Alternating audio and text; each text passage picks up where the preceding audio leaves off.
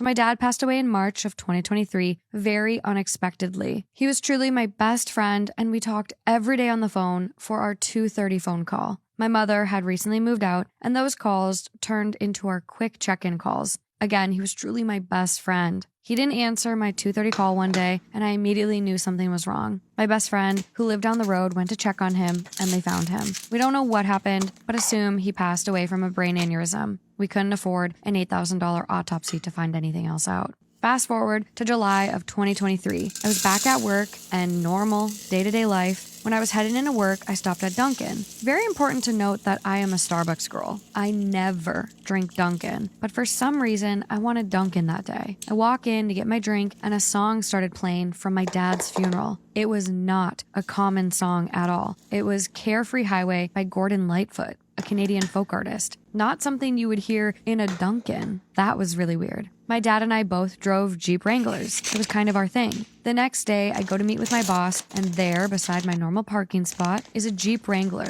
the exact year and color of my dad's. His Jeep is a very unique color, and I had never seen another Jeep that color. It's not common. Later that day, I was driving home from work, and I was telling my best friend how all of this weird stuff was happening, and out of nowhere, this duck starts lighting up on my dash. I got me and my dad these ducks with fun hats for our Jeeps. I had never seen it light up before. The light had been broken the whole time I had it, but while I was telling my friend this story, it starts lighting up. At this point, I am so perplexed and tell my then boyfriend that it feels like my dad is trying to tell me something. Fast forward to that Saturday, I'm with my friend walking around downtown. She got a text message asking to pick something up from her job, so we started heading that way. I was talking to my mom on the way to my friend's work, telling my mom all of the weird stuff that happened that week, and she is also saying my dad was trying to tell me something. We get to my friend's work, and she tells me she wants to show me around her work. She worked at a stunning venue overlooking the mountains. We start walking around, and boom, my then boyfriend was proposing. We had been together for 8 years at that point, and he was also very close to my dad. Of course, I say yes, and we do the whole engagement thing. We get in the car to head home, and my now husband, fiance at the time, tells me that he showed my dad the ring 2 weeks before he passed. When he showed my dad the ring, he said my dad teared up. My dad was one of the only people who knew my husband was going to propose. There is not a doubt in my mind that my dad wanted me to know that he was there and celebrating with me. I've had a few dreams of my dad that feel so lifelike, where he was talking to me, but nothing that complex has happened since. My husband and I got married 9/21/24, and I know my dad was with us. If you've lost someone close to you, I truly believe they are there with you, or at least watching over you.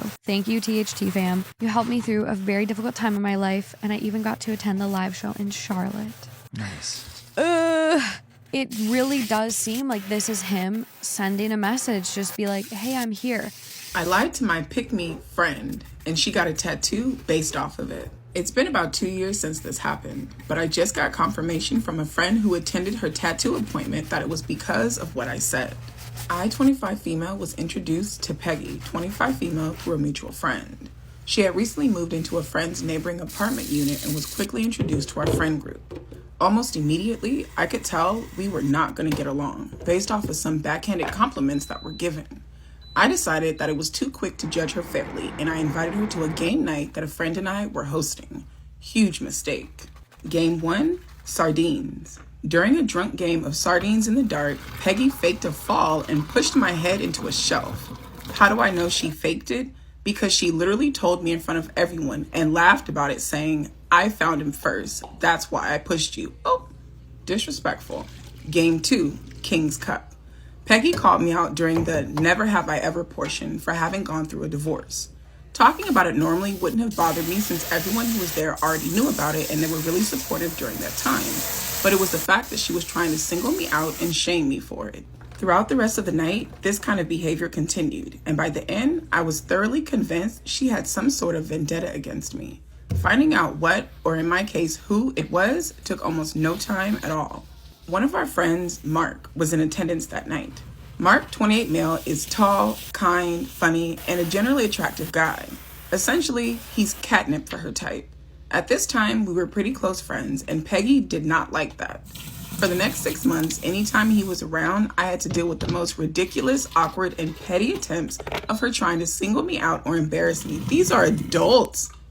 Peggy is 25 fucking years old. Really? Oh my God, that shit is fucking exhausting. The way I would have called her ass out a long time before this, as soon as this bitch pushed my head into a fucking shelf, immediately would have had some words for her. Now here's where the tattoo comes into play.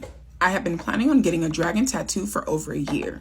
I'm fully aware that dragons are a common and trending tattoo, but I wanted it anyways because it was special to me and my mom.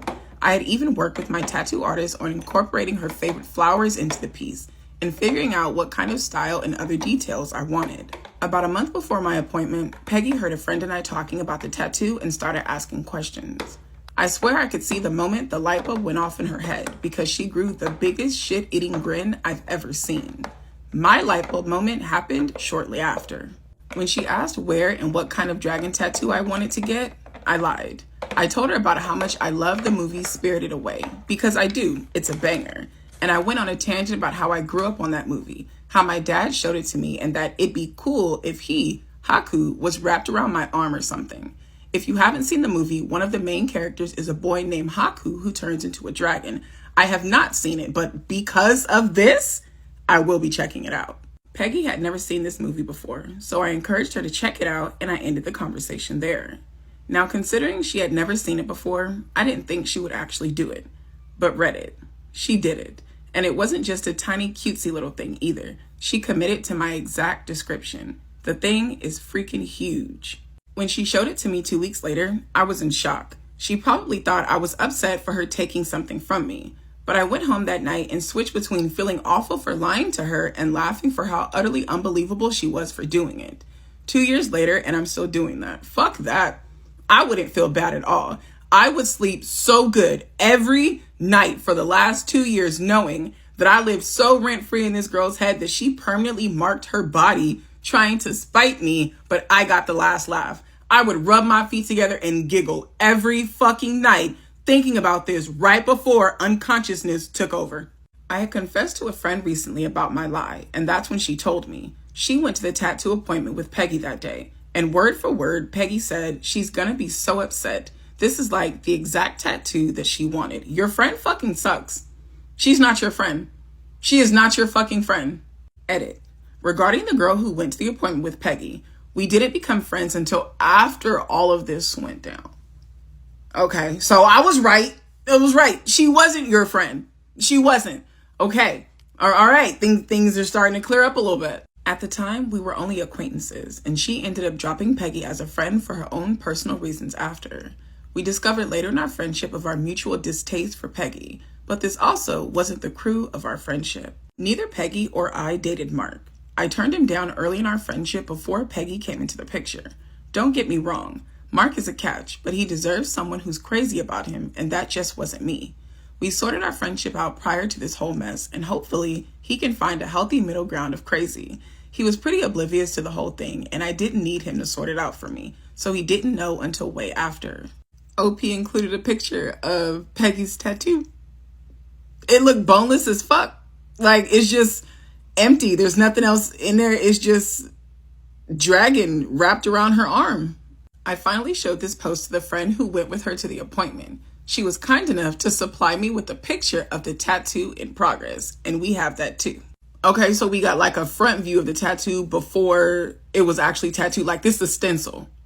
I think this is fucking insane. This girl actually went and got this tattoo trying to spite somebody simply because she disliked them because the guy she liked them.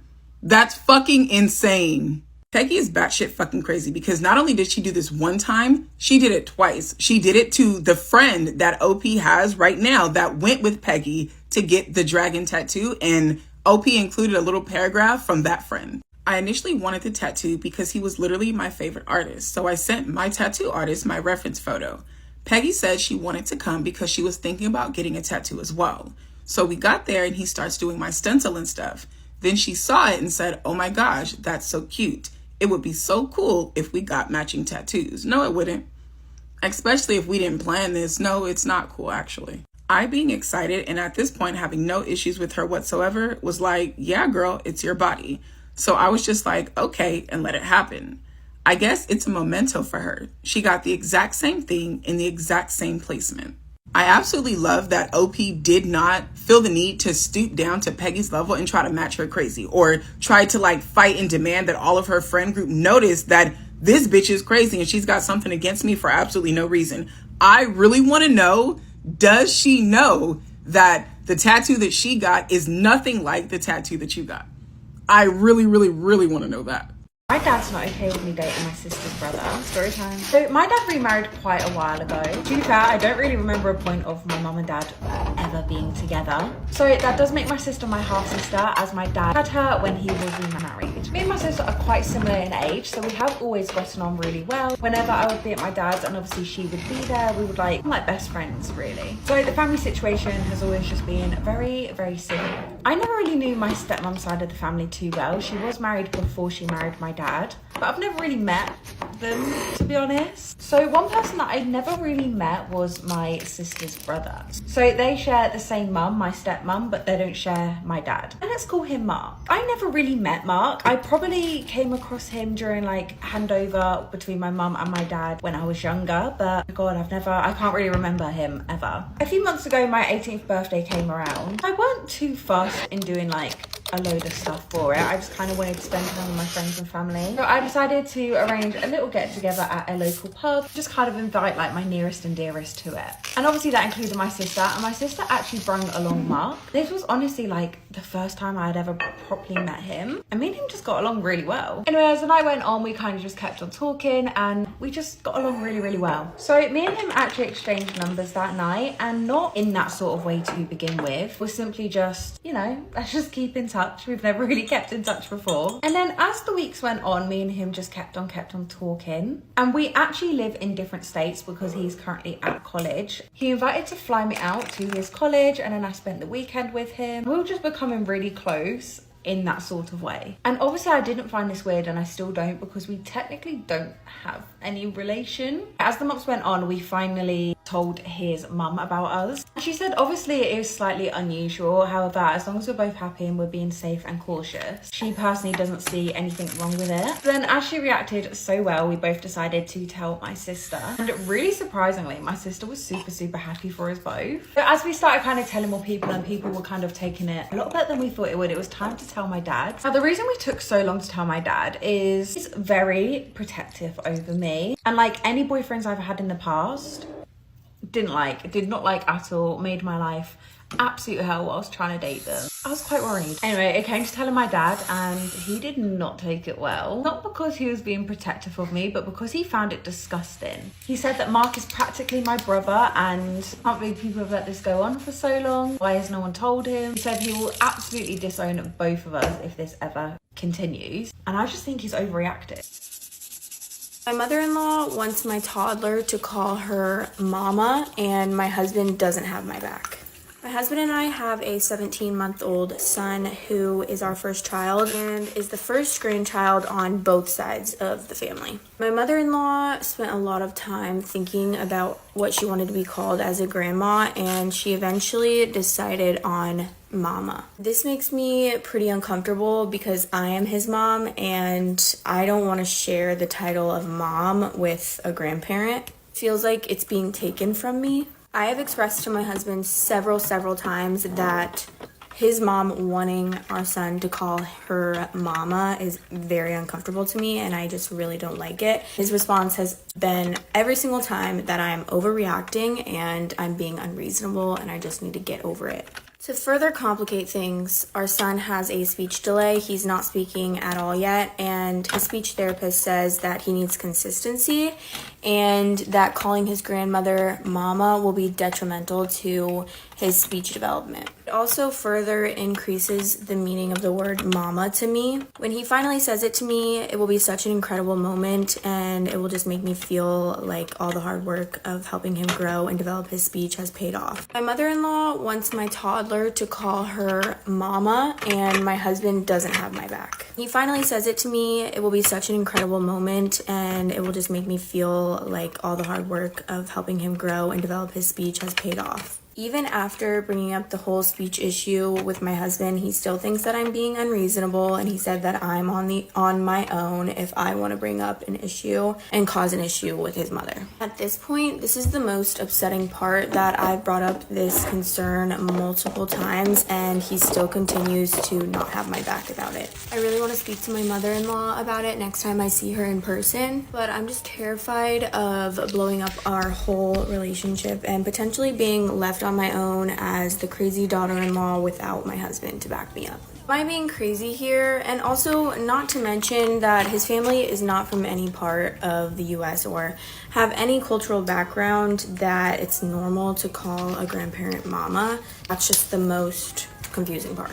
He did call one of his grandparents mama, but it must not have bothered my mother-in-law, and that's great for her, but we are different people and I just have different feelings on the matter. Also, just a little detail, I am in therapy for my people-pleasing tendencies, and we also have couple sessions as well, but I just really would love any outside takes or opinions on this. Today I fucked up by pranking my son and scarring him for life. I feel like I'm a pretty cool dad. I wouldn't say I'm anything special, but I'm super easygoing, supportive, and encouraging towards my teen boys. For the last few years, Josh, my youngest son, now 14, has been playing pranks and jokes on me and editing the videos and my responses to show his friends. He's even put some on YouTube, but they've never really taken off to the extent that he had hoped. Everything has been fairly harmless, and I've never had an issue being the brunt of his pranks. I have, though, been secretly plotting my revenge. About 6 months ago, I contacted a TV network in my home country, which put me in touch with the producers of a popular prank show aimed at kids. After much back and forth and a few telephone calls, the producers agreed that they would help me take my revenge on Josh in an elaborate to-be-broadcasted prank that would see him finally as the protagonist. My eldest boy, Blake, 15, was in on the prank and was to play a part alongside some actors that the show was going to provide. 2 days ago, one day before the intended prank, while Josh was staying at a friend's house, the TV producers and crew came to my house to set up all of their equipment, hidden cameras, and props for what was to be a home haunting special for their Halloween broadcast. The episode will never be broadcast. Both Josh and his friend, who was also not in on the intended prank, came home none the wiser and spent the early afternoon on the Xbox in his room. As prank time approached, I made the excuse of having to go and pick up some takeaway, and it was during the time that the haunting was due to take place. I drove my car to the next street, pulled up, and was invited into the makeshift producer's gallery in a temporary building on a neighbor's property. Immediately, the crew sprang into action, rolling their cameras and coordinating their actors, my other son Blake, and their crew on the radios. I was paying attention to the presenter, who was being filmed alongside me, observing the prank that was about to unfold, when all of a sudden I heard the words "terminate, terminate, terminate" scream from the seat beside me. I thought this was part of the show and giggled with delight as I took my attention off the presenter and faced the camera monitors next to me to watch the prank begin. To my absolute shock, the hidden cameras at home were showing my son and his friend engaged in oral sex. I froze up for a moment and processed what was going on and ran back to the house, where I was forced to intervene and tell Josh everything that was happening.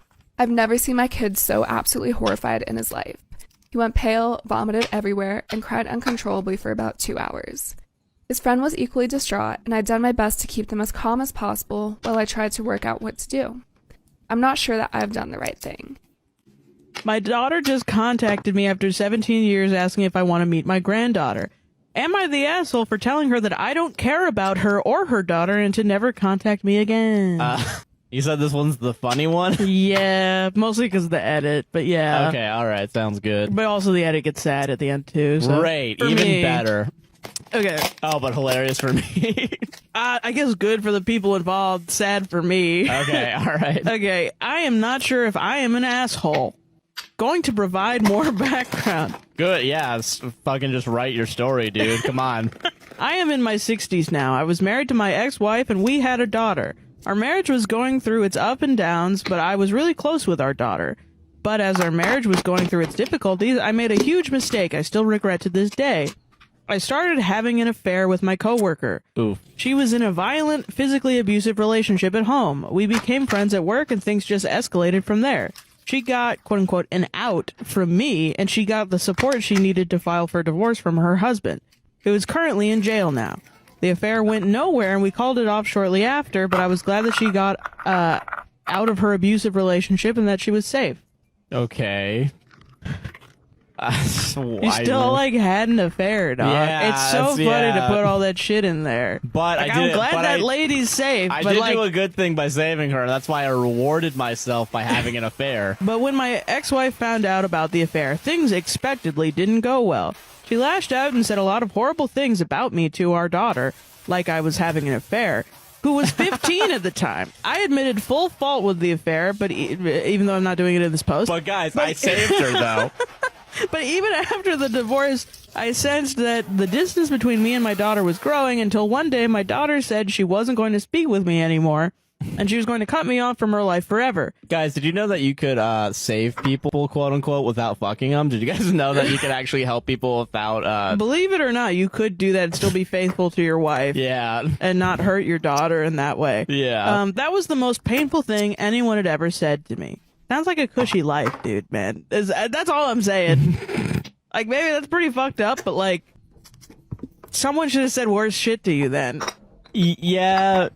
That's my opinion. I begged her to please reconsider. I still remember that day. But time passed on, my daughter kept her word, and after trying to connect with her for the first year, I gave up. 1 year. Yeah. And then he gave up. Calling it.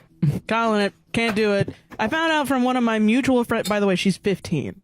She cut him off when she was 15. And he tried for 1 year and then he gave up and left. Yeah, it's like a... Okay. Good. Really You're tried. good. You're such a good dude. I gave up. I found out from one of my mutual friends that my ex-wife married a great guy. I was happy because I was hoping that would remove the hatred from my ex-wife, and my ex-wife would advise her daughter to at least rekindle a relationship with me. But that never happened. I moved states a year later. Okay. So 1 year after she's 15, she's like, I don't want to talk to you. 1 year later, you're like, fucking, I stopped trying to contact her, right? She's 15. 16, you move away to a different state. Whole different state.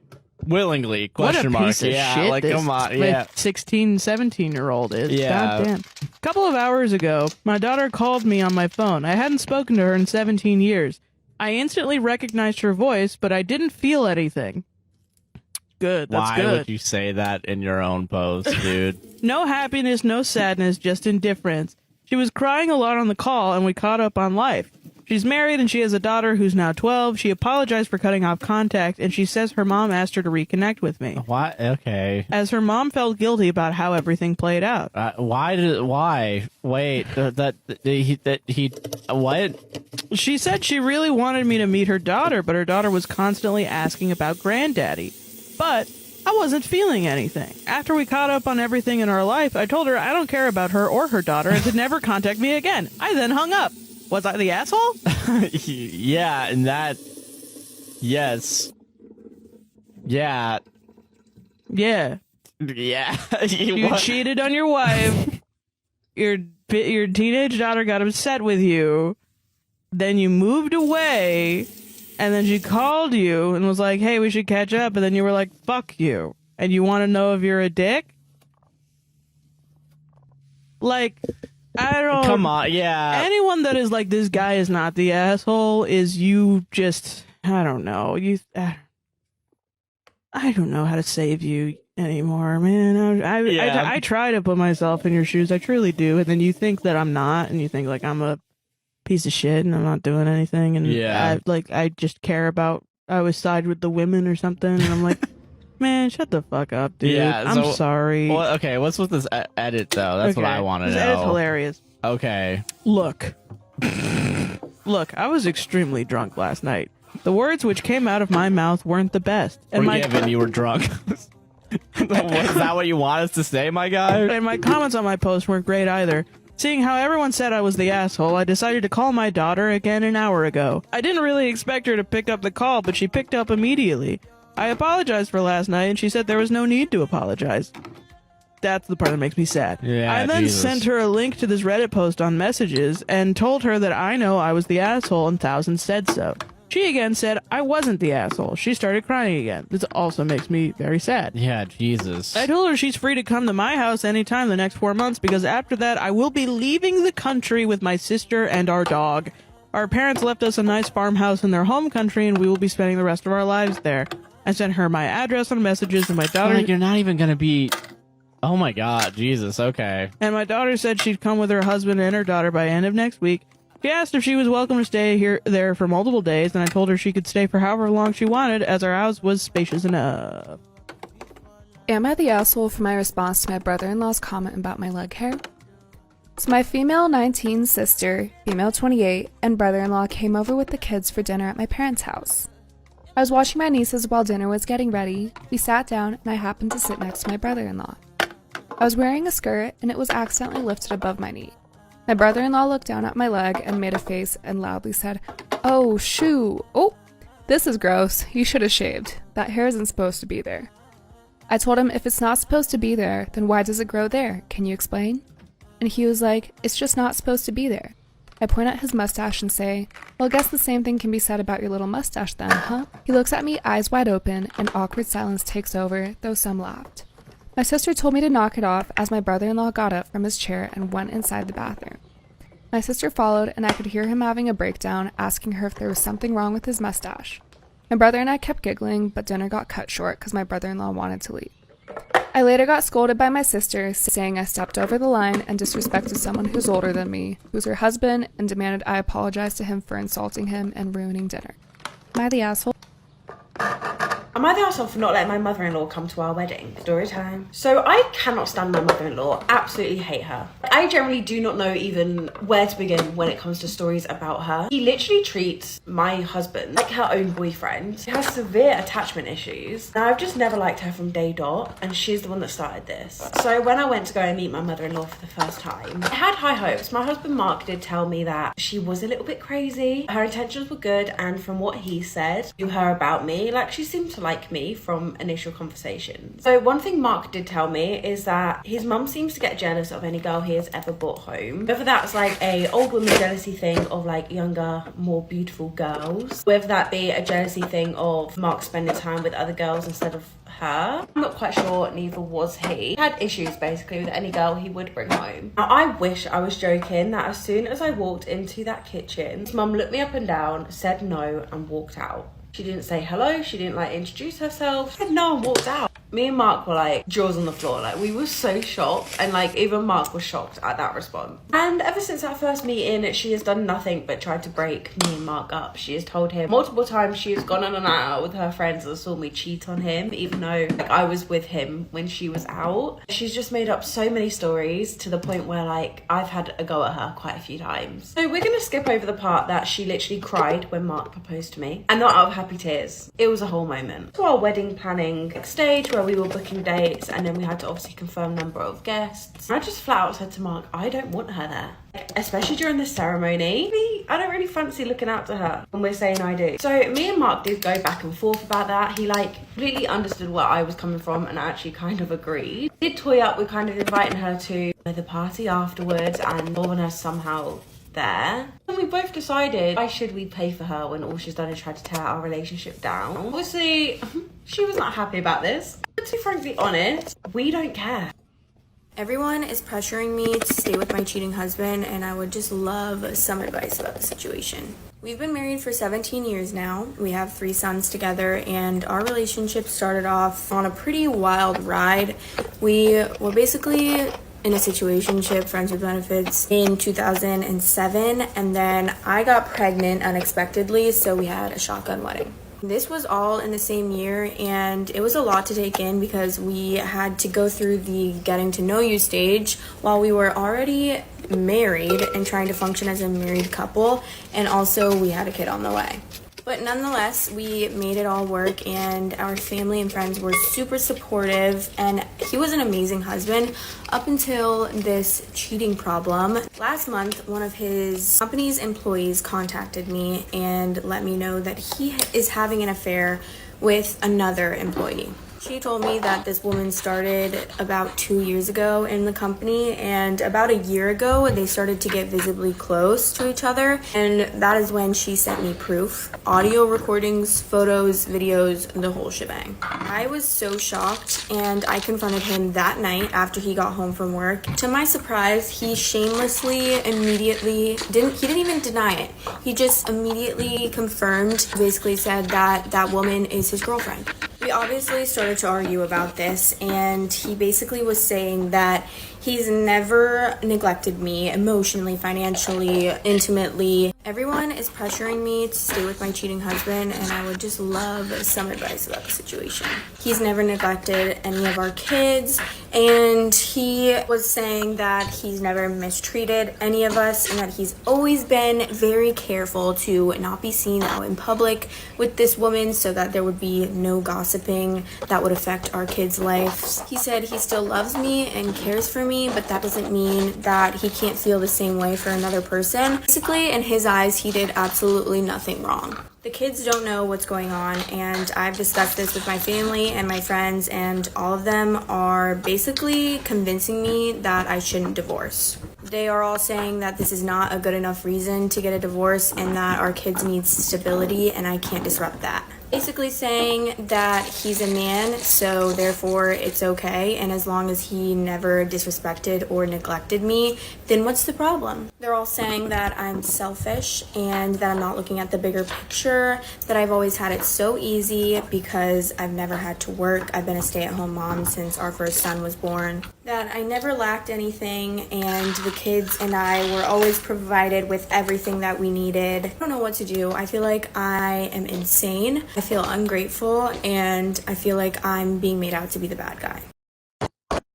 I've just fallen in love with my foster dad. Story time. Okay, so for you to actually understand this, I need to give you a little bit of an explanation. So I was extremely young when I lost both of my parents, and I got put straight in a foster home. And the amount of foster families I was in and out of, I generally felt like Tracy Beaker.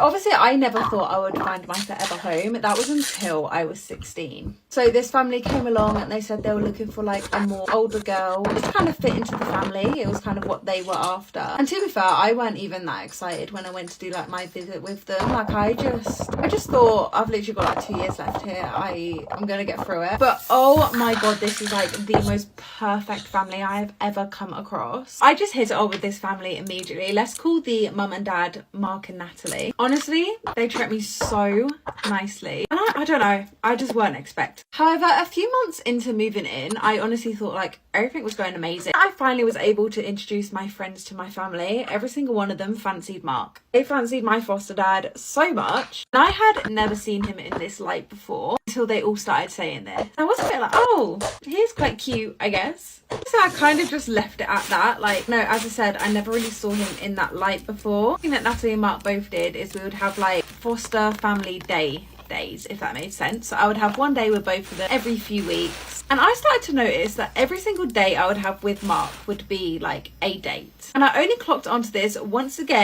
my friends kind of pointed it out. They were like, he's always taking you to restaurants, you're always doing like date activities. With this information, I decided to bring it up to Mark. And that's when he admitted that he does fancy me. He said he doesn't want it to be weird, he doesn't want to come across as a creep. And I said to him, oh my god, no, don't ever say that. I thought, god, you're cute. And obviously he said we need to keep this as a secret because we cannot let Natalie find this out. So from then on out, we took our foster day dates as actual dates together. Now that was 2 years ago. Me and Mark have gone on so many dates and really gotten close. And on my 18th birthday, we were finally able to take it to the next level together. It's safe to say I am well and truly in love with this man. I just feel like the luckiest girl in the world. Oh, so you do pick up after yourself and I'm just exaggerating? Let's give every man for himself a try then. Years ago when I just moved in with my then boyfriend, now fiance, he was terrible at picking up after himself. He was a self-admitted mama's boy and went directly from his parents' house to our shared home. Barely 3 weeks in, I was fed up. So when I told him that I was tired of picking up after him and acting as his maid, he hit me with, "That's not true, we both clean up equally." After a bit of back and forth, he said, "Well, if you don't believe me, then let's split the house. You take care of your half and I take care of mine." I took that literally. Got painter's tape, divided every single room in half, including the kitchen counter, the inside of the fridge, the bathroom counter. And he was cocky and suggested 2 months. I shortened it to 1. Not even a week in, his half looked like a pigsty, and he had no more food because I stopped grocery shopping and cooking for him. The only exception I made was cleaning the toilet and shower because I was not able to use a filthy bathroom to make a point. He bought me flowers and chocolate, apologized for his behavior, and started learning how to be an adult. We are 8 years into this relationship, and he is an amazing man. We are about to get married. My boyfriend got my best friend pregnant. A little bit of background, me and my partner Toby have been together for 4 years, and so far everything has been so amazing. He's been so amazing. He's the love of my life. This man would steal the moon for me if I asked him to. But we have had some issues with him cheating on me in the past, but we've worked through all of that. Early last year, my best friend Lucy went through a super rough patch with her toxic ex, and long story short, he kicked her out. She doesn't have any family here, so I offered her to come stay with us in the meantime because we have a 3-bedroom, and I had no issue with her staying here because I really trusted her and I just really wanted to be there for her during this. That was my first mistake. A bit of background with my best friend. We've been best friends ever since I was a hairdresser and we were working at the salon together. She moved in and everything was going great. Earlier that year, I had gotten my dream job as a flight attendant and I was doing pretty well, so I didn't ask her to pay any rent. I also covered the cooking and covered the food and also covered the cleaning as well. Well, here's where it got weird. So obviously being a flight attendant, I am not home for days at a time or long periods at a time. So her and my partner were home alone a lot together. I got home one night and we were just kind of gossiping about random stuff together, and then she randomly out of the blue goes, "Hey, Toby made a comment to me on Saturday about how I looked really good in my dress." I didn't really think much of it and kind of just let the comment be. My boyfriend got my best friend pregnant. But I must add that at this time, Lucy was having like casual flings over, so I kind of just thought that the baby must be one of theirs until the baby arrived. And when I tell you, this baby might as well have been a spitting image of my partner. When I first saw the baby, I literally made a joke and said, "Look, babe, it looks just like you," just thinking nothing of it at the time. I was just harmlessly joking around, and Toby laughed, and then Lucy was just kind of looking at the baby. I honestly don't even feel the need to get a paternity test because the baby looks so much like my partner, you cannot even deny that the baby is his. When I eventually asked Toby if it was his, he said, "That's so ridiculous. I can guarantee you that baby is not mine." I just don't know how to feel right now, and not to mention that we did recently get engaged in Italy a little bit before this whole situation. I asked him again about it last night because I just can't stop thinking about how much they look alike. Am I delusional? He has now gone to stay with his parents, and I haven't even thought about confronting Lucy about it because I just don't even know where to start with her. While I was flying, they were always home alone together, so I just can't help but let my mind wander. I don't know what to do, but I need some advice. Am I the asshole for not reminding my husband about a huge event in my life? I'm currently a PhD student and also work. Hence, I'm busy. I made some changes to my project right before my confirmation seminar, which I'm only mentioning because my husband was well aware of my increased workload and pending deadline. I told him confirmation was rapidly approaching and he asked if he could come to the presentation. I told him I wasn't sure but would ask. Then the university sent out my presentation details email with a Zoom link. I forwarded it straight to him. A few days go by and I realized he hadn't mentioned it. I asked if he read the email and he said no. I asked him to read it. A few more days go by, I asked him again to please read it. So you did remind him twice? Yes. Okay. At this stage, I realized that not only had he not read the email, but he hadn't bothered to inquire about the presentation. Unfortunately, this is fairly normal for him. He doesn't often inquire about much about me, ask me many questions about my day, etc., and I admit I'm tired of being ignored. I could have, quote, reminded him to the day of the presentation. This is her husband? Yes. Of how long? No dates given. Okay. What? That's crazy. Yeah. I could have, quote, reminded him the day of the presentation, but to be honest, I didn't want to. I wanted him to care enough to either ask or read the email. This is where I might be the asshole. Presentation day comes and I present and pass. He has no idea and still doesn't ask. After a couple of days, I decided to finally mention it to him. He thinks I'm the asshole for not reminding him. I think he's the asshole for not caring enough to ask. Am I the asshole? Edited to add, for those asking, I never email him, so this is not a case of constant emails that could be overlooked. I forwarded him the email from the university that was entitled something like, quote, confirmation presentation. That email would stand out like crazy from any other emails he receives. I forwarded it as I was at work. When it came in, and my job isn't one where I can then also text and call to tell him it was there. I'm in Australia, so confirmation occurs 1 year into our work as students and is partially open attendance. I'm leaving my boyfriend after he drunkenly confessed something to me last night. My boyfriend and I, both 29, have been together for 2 years now. Before that, we were both married and got cheated on by our spouses. We were introduced to each other through mutual friends and thought we would get along since we have been going through the same thing. I've told everyone that us meeting that night was the greatest blessing because he came into my life in a very dark point.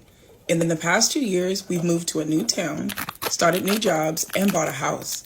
I travel for work and he works 90 hours a week, so we both have no desire to have kids. I have a brother, 31 male, who's been with a woman since 2020.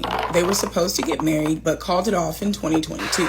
Since then, they've been on and off together and really don't have a great relationship. That was until November when his girlfriend found out she was pregnant and they decided to get serious. They bought a house and they've been going to couples therapy. Their relationship seems to be working out now since they've had their baby. They decided to host a 4th of July party at their house. I attended with my boyfriend. I spent most of the night helping with cooking and helping my brother's girlfriend set up and watching my niece. Like every 4th of July party, there's people who get way too drunk and start acting up. Once mostly everyone had left, my boyfriend, me, my brother, and his girlfriend, as well as a couple friends, were sitting by the fire and having a few drinks. My boyfriend had a few too many and was starting to act drunk. He started telling random stories, and after a few random stories, he says, my brother's girlfriend's name. Remember when we used to hook up last year? Ooh. Ooh. Ooh. My brother's girlfriend looks at him in shock and then starts apologizing. Bitch, don't apologize now because you're only apologizing that you got caught, not that you actually fucking did it. Like, you guys have been together for 2 years. For 2 years. They hooked up last year. Bitch, don't apologize because you're caught. Nah, hell nah. I just sat there in silence before leaving immediately after. I got texts from his girlfriend, my boyfriend, and brother. Your brother knew too? All trying to fix things, saying he didn't mean to tell me. That doesn't make it better. He didn't mean to tell you. Calm down.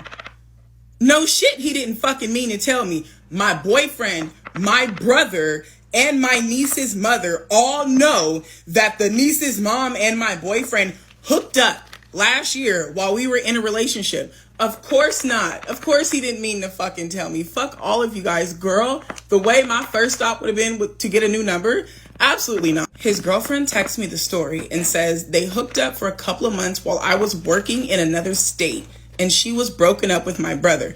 Bitch, that don't make it better. I haven't replied to anybody's messages. I just spent the morning packing all of my stuff from the house and leaving with my car and the truck that I bought for him. I already feel so much happier knowing what he did to me. And now that he's gone, I'm almost positive that the fact that her brother knew and didn't tell her has got to be what hurts the most. Even if that hurt hasn't sunk in yet, that's going to be the part that's like the jab that takes it all. Because you really thought I didn't need to know that my boyfriend, who I was in a relationship with, cheated on me while I was out of state working with the mother of your child. Okay, girl. All right, look, this is what we're gonna do. We're gonna go wherever we're going. Before we get there, we're gonna stop and we're gonna get the biggest tub of ice cream that we can and 4 or 5 cases of our favorite, adult beverage. And you're gonna sit and you're gonna drink and you're gonna cry. Cry it out. Cause it's gonna set in and it's gonna hurt like hell. Feel it. Feel every single bit of the pain. Feel it. Cry it out. Cry until you have no more tears left. And then get up and don't cry for that reason anymore. Never cry for that reason again. Go on vacation, start your life over by yourself and learn to love yourself again because, babe, I want to cry for you because I am so hurt for you. This is terrible. Take a second to reset. You deserve it. Random thought. OP said that her and her now ex met because their mutual friends decided to introduce them because they both had been cheated on by their spouses when they were married. I feel like the ex was the spouse that cheated. That's just me making assumptions. May not be any weight to what I'm saying, but I feel like he was the one that cheated in his marriage. Am I wrong for telling my sister she was being very obvious when trying to hide her pregnancy? My sister Amber is currently 3 months pregnant with twins. She's already begun to develop a bump. Right now, she's only told myself, our parents, and our brothers, as well as giving myself and our brother permission to tell our spouses. We've all agreed to keep it a secret until she's ready. The issue is she's become very obvious about it, to the point where she's doing nearly comical things to hide it when we're around family. Picture the stuff people do in sitcoms when the characters aren't pregnant but the actor is. Covering her stomach with her purse, holding her older daughter in front of the bump, wearing much baggier clothes when she's typically the type to wear things that show off her figure. Amber has always been pretty fit as she's a gym rat. The bump itself doesn't even look extra fat or anything, just a very pronounced baby bump. If she ever has to move something from her stomach, she's very quick to hide it. So obviously, many have caught on, but for the most part, we're good sports. No one ever directly asked, but would make hints. I never entertained them. We all gathered on Sunday for a family dinner. Amber was holding her 2-year-old for a bit when the little ones wanted to go play. Amber then tried to cover herself with a blanket. My cousin 30 said, "All right, Amber, cut the dramatics. We all know." A few instantly reprimanded my cousin. Amber turned bright red. She refused to say anything in the moment, though later quietly confirmed to our aunt, telling her to spread it around. Amber is now very upset. I agree our cousin was obnoxious and shouldn't have said anything. I've tried to be supportive and comforting. However, Amber kept saying, "I don't know how they figured it out." I finally said, "Sweetie, you really weren't trying hard. I respect why you wanted to wait, but by this point it was quite obvious." She got mad and tried to insist it wasn't obvious. I said it absolutely was, and she didn't help matters by acting like she was in a sitcom. I stressed that our cousin was wrong, but she wasn't as stealthy as she thought. Now she's mad at me saying that I'm victim blaming. I said I'm absolutely not. No one should have said anything, but she was just being obvious and she couldn't pretend otherwise. Am I the asshole? Am I in the wrong for ruining my best friend's wedding?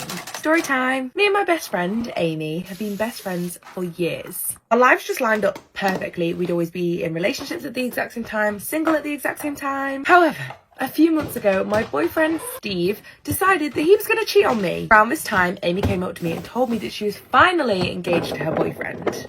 And I was buzzing. She even asked me to be her maid of honour. I've never done that before, and let me tell you what a stress that is. Especially because she wanted such a quick turnaround. Amy wanted to be married within the next 4 or 5 months. This is not the right shape, but we're going to try and make it work. But I got the job done. Let me tell you, I did a great job. I found this incredible field with this gorgeous big oak tree for them to get married in front of. So fast forward, it is now the day before Amy's wedding. I am in said field setting up. I'm hanging fairy lights. I'm hanging little chiffon sheets from the big oak tree. And that was when one of Amy's bridesmaids came up to me. Need a lighter shade of concealer. She says to me, "I just wanted to let you know that I am so proud of you for going through with all of this." She's like, "You've been so supportive despite everything that happened." Sorry? I was like, "Sorry, have I missed something here?" Okay, I feel like this is better. This is better. We're getting there. She then went on to say, "Oh, with Amy hooking up with Steve. So when Steve cheated on me, he was actually cheating on me with Amy." Where's my bronzer? So I was very, very shocked by this information. And I let this random bridesmaid know. I said, "Girlie, I had no idea about that. Sorry." So not only did my long-term boyfriend cheat on me with my best friend, I'm now her maid of honour, stood in the middle of a field, setting up her wedding. What is my life? Losing my mind. I see Amy's husband-to-be come walking up the field. So naturally, I say, "Listen, Dave, were you aware of this?" Ladies and gentlemen, Dave was not aware of this. Just brilliant. I left it with Dave. I said, "You do with this information whatever you please." I decided to speak to her on the day of her wedding. How can I make this about me? And I just needed to get out my sister before she was saying her "I do." She breaks down crying. "I'm so sorry I didn't tell you." She says she has the gall, the gumption and the nerve to say, "Please don't tell my fiance." Already did.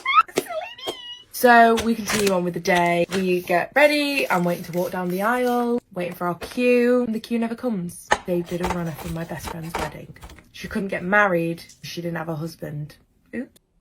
Will I be the asshole if I tell my friend that his online bully is his girlfriend? I know a couple, and let's just call them Blair and Ben for the sake of this story. I've known them both separately before they started dating. They were in love with each other pretty fast, and we always thought that they were the perfect couple, the perfect match. They were both attractive, funny, and they were really great friends to all of our friend group. And an important note to this story is that we are all from different countries living in a country together. After a while, Ben had some family issues that required him to fly back to his home country. This would be temporary. Blair has always been great. She's been super supportive towards Ben and all of his decisions, and Ben would always go around talking about how proud he was of their relationship and just being with Blair. Recently, I met Blair for a little girls' outing, and at this point, it had been 5 to 6 months since Ben had left the country to go back to deal with his family issues.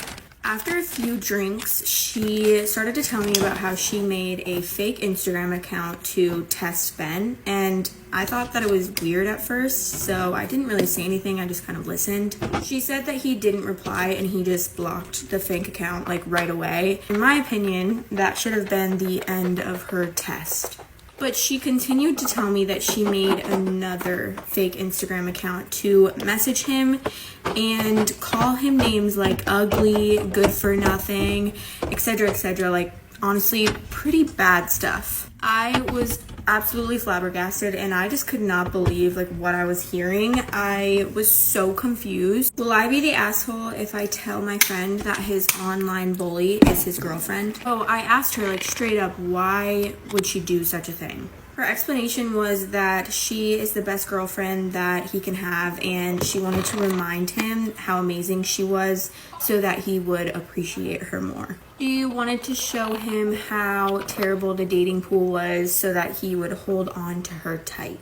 I told her that this was absolutely insane and she needed to stop, and she said, no, it's nothing harmful, blah, blah, blah. Ben had earlier told me that there was like some fake account messaging him, all this horrible stuff, but at the time I didn't know that it was her. Ben just kind of assumed that it was his ex who had proved to be a stalker weirdo, and now I know that it actually isn't his ex, it's his loving girlfriend. I told Blair that she needs to stop immediately and that I would love to help her work through the issues that make her act like this. Tried to explain to her that eventually this is gonna ruin their whole relationship and it's definitely gonna ruin Ben's self-confidence. But she isn't listening, so I told her that if she doesn't stop, then I will tell Ben myself that all of this is going on. I have screenshots of us discussing this matter over text and how she's not willing to stop. Would I be the asshole if I told Ben everything? My boyfriend says that I need to tell Ben because no one deserves to be treated this way, and I completely agree with him. Some of my friends from back home keep telling me that I shouldn't tell him myself and I should just convince her to come clean,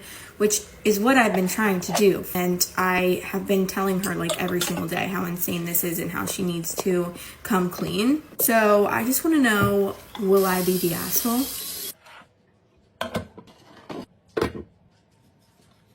My husband of 5 years asked me for a threesome with my best friend and she agreed. I, 26 female, met my husband, 35 male, 7 years ago, and we have been married for 5 of those years. I love my husband and all that he's done for me, but I fear that my marriage and my relationship with my best friend is now over. Not to mention, I just found out that I'm pregnant, and this only started happening after I told my husband. He was very much on board with having a child with me, and we've been trying for around 6 months. For context, my best friend, 28 female, Mia, knew my husband before me and they were incredibly close before I even knew him. When I first met my husband, I suspected there was something going on between them, but they always denied it. However, they admitted while they were drunk that they were indeed sleeping together before I got with my husband. Even though it's not important now, it still plays on my mind, you know?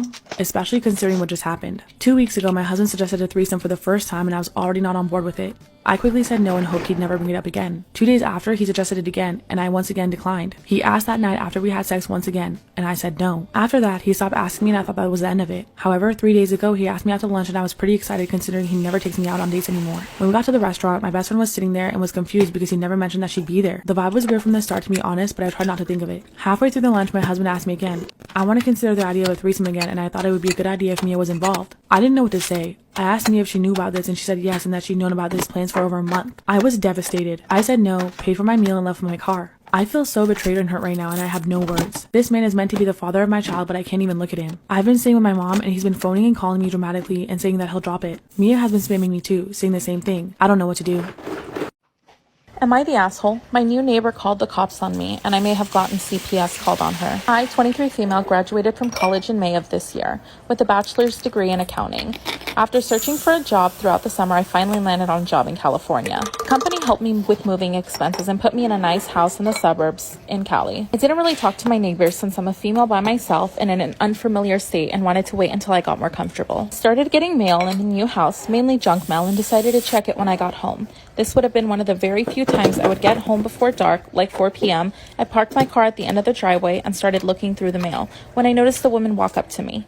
I was on the sidewalk in front of the mailbox, so I just moved over thinking she was just walking by. As you may have guessed, she stopped right beside me and asked what I'm doing. Like I said before, I didn't speak to my neighbors and the question took me off guard, since I didn't know this lady. Part 2. Am I the asshole? My new neighbor called the cops on me and I may have gotten CPS called on her. So I just stayed silent and stared for a few seconds. She asked me again, and this time I waved the letters in my hand before saying, checking my mail. She didn't believe I lived at my house because she knew the people who lived there and had never seen me before. I told her I moved there recently for my job and tried to end it there because while I understand neighborly concerns, I feel like she should have tried calling those neighbors if she really knew them. She ended up threatening to call the police since this is a nice neighborhood unless I proved to her I lived there, and I told her to call them and try to go inside, but she grabbed my arm and stopped me. She immediately let go and I still went into my house by unlocking the door. The police arrived and she told him what happened. He spoke to me and I obviously proved I lived here, from the keys to the mail with my name on it. He went back to her and she became belligerent and told him that she didn't believe I lived here. By now, this lady has been outside of my house for about an hour and a half. She mentioned she saw me go through my neighbor's mail and had to put her baby down to investigate because it was only her and her baby and she was nervous. I said to her, so you left your baby in your house for almost 2 hours alone? As a mandatory reporter, the officer had to take note. She looked at me and said it'd be my fault if CPS got.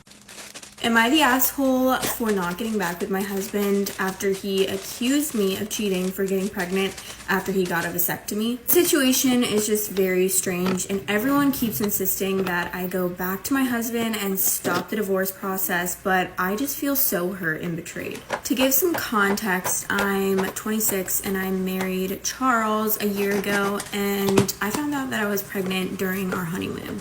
I was just as shocked as everyone else because a month before me and Charles got married, he went and got a vasectomy and I hadn't been unfaithful to him. When I told Charles this, everything turned into an absolute disaster. Charles immediately told his family and my family, and everyone took his side, and no matter how much I begged and cried and tried to tell everyone that I did not cheat on him, I was so humiliated. I even got on my hands and knees and begged Charles. He just would not listen to me and he refused to believe me. Only my brother-in-law, Charles' brother John, supported me and believed me, and we had always been cordial, but we were never really that close. John was my only support when I was pregnant. My family completely excluded me, and I also shared all my friends with Charles, so I was rejected from the friend group as well. Charles kicked me out of our house. My family wanted nothing to do with me for bringing shame to them, and my friends stopped being my friends and stopped talking to me completely, and they took Charles' side. Am I the asshole for not getting back with my husband after he accused me of cheating for getting pregnant after he got a vasectomy? I lived with John until my baby was born, and he suggested a DNA test, so we did one, and it came back that he was probably a close relative, indicating that he was the baby's uncle. When Charles heard about the DNA test, he immediately came to see me. We got a DNA test, and sure enough, the DNA test results came back and the baby was his. And now everyone is apologizing to me, saying that I should not go through with the divorce and that it's understandable how upset Charles was because the chance of the vasectomy failing was so small. Everyone's saying that I shouldn't destroy our long-term relationship just because of a mistake. I just can't get over the fact that Charles left me during such a vulnerable time. I just don't trust Charles, and I don't think I'll ever forgive him, especially because during the time that we were apart, he got a girlfriend until the paternity test results came back and he realized that the baby was actually his. I also don't want to go to marriage counseling because I have to focus on my job after maternity leave, and I really just kind of want to focus on my baby right now. And to be honest with you, I just don't think that there is a marriage to save. So am I the asshole for not wanting to get back with my husband?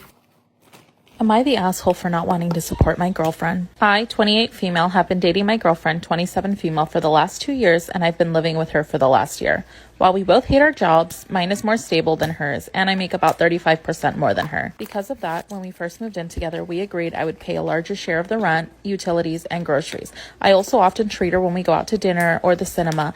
It's an arrangement we're both happy in, and I was glad to help her out. Yesterday, she told me she was seriously considering quitting her job. I told her that it wasn't the best time for such a move, but that if she really hated her job so much, of course I would be happy to support her while she found a new job. It turns out that's not what she meant. She wants to quit working entirely and become a full-time homemaker. I told her that I wouldn't be comfortable with that. If we had only one salary, we'd go from living comfortably to having to make a major change in our lifestyles. I'd have to worry about how to pay bills, which used to really stress me out. Part 2. Am I the asshole for not wanting to support my girlfriend? She got very upset. She said she felt I wasn't taking her feelings seriously. I know she hates her job, but I also hate mine. She see me crying in bed after a bad day or losing sleep over whether I'll be fired.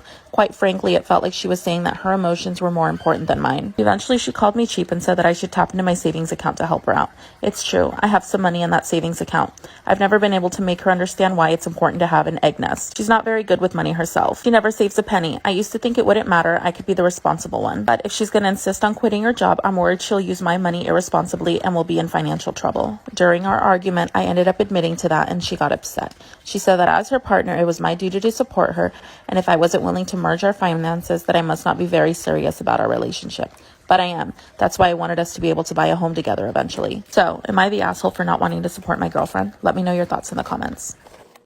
My husband didn't defend me and it's making me want to leave him. A few weeks ago, we were in a road rage incident where we cut someone off in traffic and it pissed the other driver off. The left lane was merging into us and the car that was meant to give way to us wasn't slowing down, so we had no choice but to cut off the person to our right or we would have collided with the person merging to our left. That car followed us and tailgated us, beeping its horn, and my husband kept trying to give the car room to go around us, but the car would slow down with us and speed up with us, and it followed us almost close to our house. I'm 7 months pregnant, and with this car following us, I didn't want a mysterious driver knowing where we live, so we pulled into the gas station instead. I got out and the man got out of the car that was following us, and my husband stayed in the car. I told the man what happened and why we needed to cut him off, but he wouldn't calm down and instead was shouting and swearing, telling me I should learn to drive. When I told him it wasn't me driving but my husband, he called my husband a coward and a bitch. So I said it really was all we could do and apologized, but he slapped me and started to yell louder. A man had pulled up to a pump during all this and came over to help me and told the guy to piss off or we would call the police. I was stunned because I'd just been slapped by a stranger and I was in hysterics. My husband just sat in the car during this whole ordeal. He didn't get out even when the man had gone. I got back in the car and went home and I didn't say a word. My husband just looked guilty, but he didn't say anything. Now I don't even want to look at him. He can't even back me up in an argument. I'm pregnant with his child and he can't help me? What a prick. Am I the asshole for refusing to allow my sister and her daughter over to my house for Christmas as planned because my sister cheated with my soon-to-be ex-husband? My sister is a single mom to a 5-year-old daughter. In April of this year, I found out that my sister and my husband have been sleeping together for at least 3 months. I ended my marriage with him and am in the process of getting a divorce. I also stopped helping out my sister, which I had done since she had her daughter. I told her I never wanted to see her again and to not ask me for help. Our parents are both disabled and live together in a nursing home. They were upset when they heard what happened, but they told me that they would not cut off one daughter for the other. I told them I understood and I would never ask them, but they needed to understand I will not be there for my sister anymore. I don't care how bad her life gets or whether she needs some life-saving blood or a kidney from me one day. They told me that they understand, but now that Christmas is approaching, there is a big deal being made out of the fact that I am not welcoming her or her daughter for Christmas like I normally do. I always brought my niece gifts and gave them some place to go for Christmas.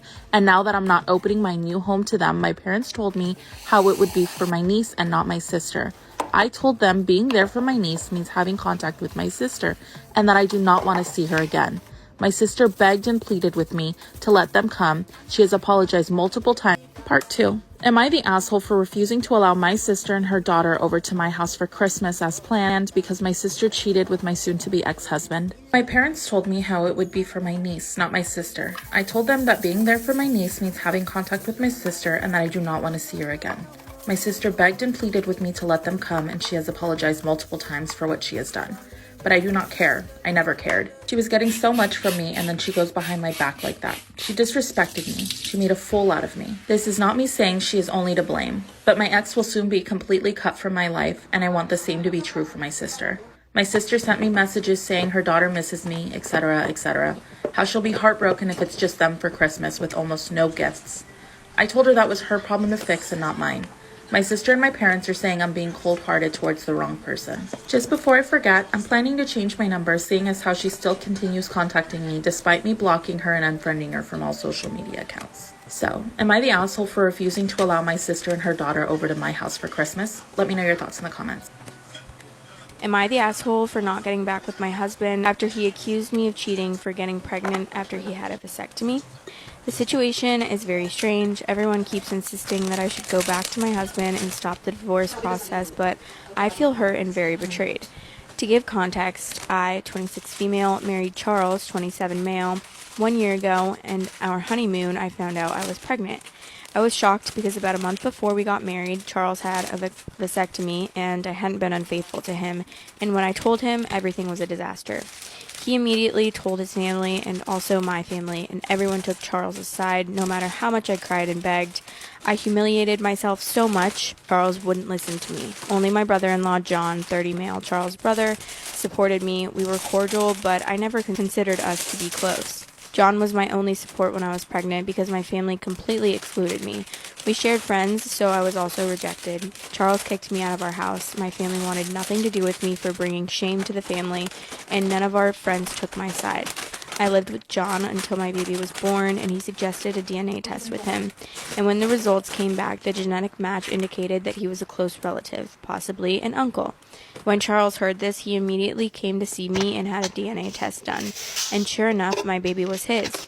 Now everyone is apologizing to me and asking me not to go through with the divorce, that it was understandable that my husband thought I cheated on him because the chance of the vasectomy failing is very small, that I shouldn't destroy our long-standing relationship over a mistake, but I can't get over the fact that he left me alone at such a vulnerable time. I don't trust Charles, and I don't think I'll ever forgive him, especially since in the time we were apart, he got a girlfriend, and they were together until the results of the paternity test came out. I'm also not willing to go to marriage counseling because I have to focus on my job after my maternity leave, and I just want to take care of my baby, and honestly, I don't think there's a marriage to save. So am I the asshole for not wanting to get back with my husband? Am I the asshole for calling off the wedding because my fiance won't sign a prenup? Disclaimer, this is not my story, this is an anonymous submission. I, 28 female, and my fiance Dean, 35 male, got engaged about 6 months ago, but we've been together for about 5 years. Since the beginning of our relationship, Dean has been the one who brought in the majority of the income. He works in tech, and his salary was definitely more than 5 times what I made as a waitress. We definitely had a bit of a whirlwind way of getting together. We were living together by 6 months of dating, and that's when reality set in. His mother hated me. She always assumed I was a gold digger because of the vast difference in our bank accounts. But when we met, I was still in school and my occupation was temporary. Before my fiancé proposed, we sat down and had a serious discussion about our finances. He wanted me to sign a prenup and a formal acknowledgement that I would not be getting my name on the title of his house, and that if we were to get a house together, I would need to be able to pay for half of everything. I agreed to his terms because I didn't want his mom to be able to use this against me to further push her agenda that I was a gold digger. Even throughout our entire time living together, we were splitting the $5,000 a month mortgage payment in half. So even though I made significantly less, we were still splitting the bills in half. About a year before our engagement, I was finally done with school and was able to land a great job in my field with an amazing starting salary. So prenup talks went away after that. After our engagement, things took a turn dramatically financially for Dean. He lost his high-paying job, as well as he had made some poor financial investments that didn't pan out, so he was left struggling. So I was the one that ended up paying for our living expenses, as well as our other... Part 2. Am I the asshole for calling off the wedding because my fiancé won't sign a prenup? Disclaimer, this is not my story, this is an anonymous submission. So I was the one that ended up paying for our living expenses, as well as all expenses for the wedding.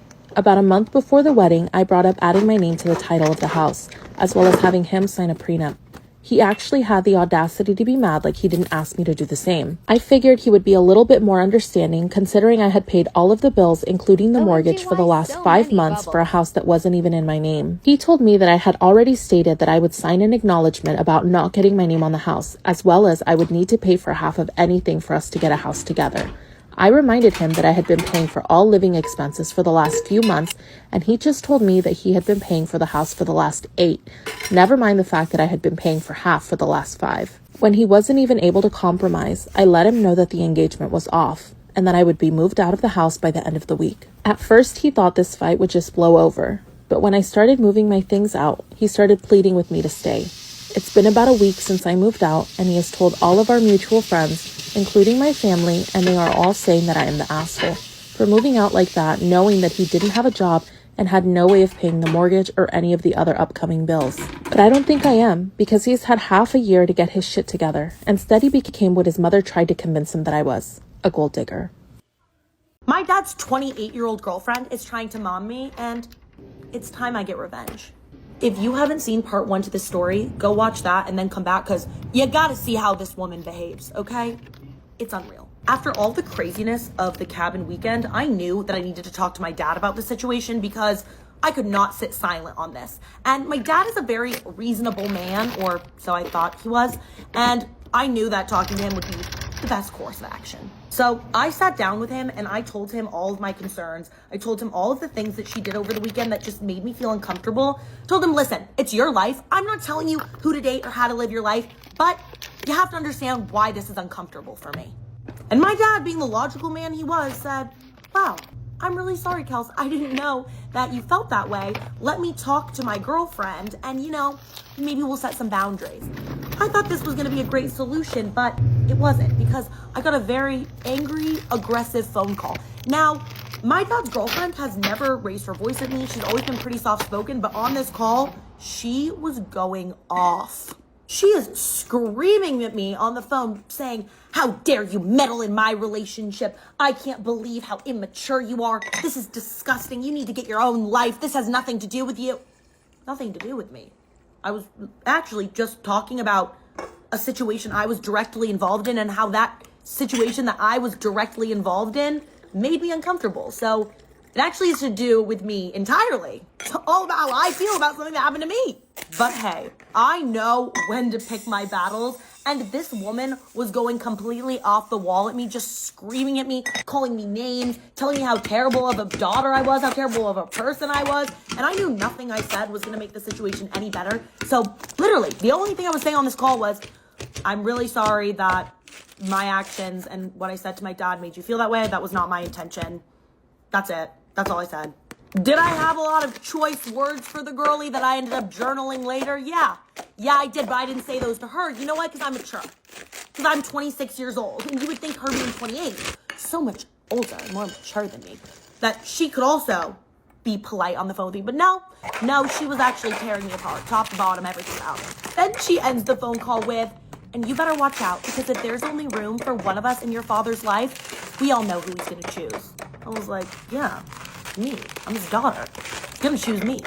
And the last thing she says to me on the phone is, you better watch out, because this is not a fight that you're going to be able to win. And then just hangs up. Okay, no goodbye. No, have a nice week. Hope to see you soon. Oh, that didn't happen. I think after that, it's over. I don't have to deal with her until the next time I see her. But tell me why. Not 10 minutes after I get off the phone with her, I get a call from my dad, who's furious with me. My dad has never yelled at me, and my dad was on the phone screaming. He tells me, why did my girlfriend just call me sobbing, saying that you called her, attacking her, saying these horrible things about her, just yelling at her on the phone for over an hour. What? Tell me, who did that? Because it sounds like she's reversing the roles. I just sat there silently while she tore me apart. And guess what? I wasn't even going to say anything to my dad about it because I didn't want the drama. But she's lying. She's lying. She said that I told her on the phone that I'm going to do everything in my power to break up their relationship and ruin her life. Like, girl, what script are you getting this out of? Also, I do not have enough time to do that. Like, I'm busy. I told my dad, listen, I did not say anything remotely similar to that. Actually, she was screaming at me for almost an hour while I sat silently. So you're getting the wrong story. And my dad says, Kels, why would she lie to me? And without thinking, I just say, I don't know, probably because she's unstable.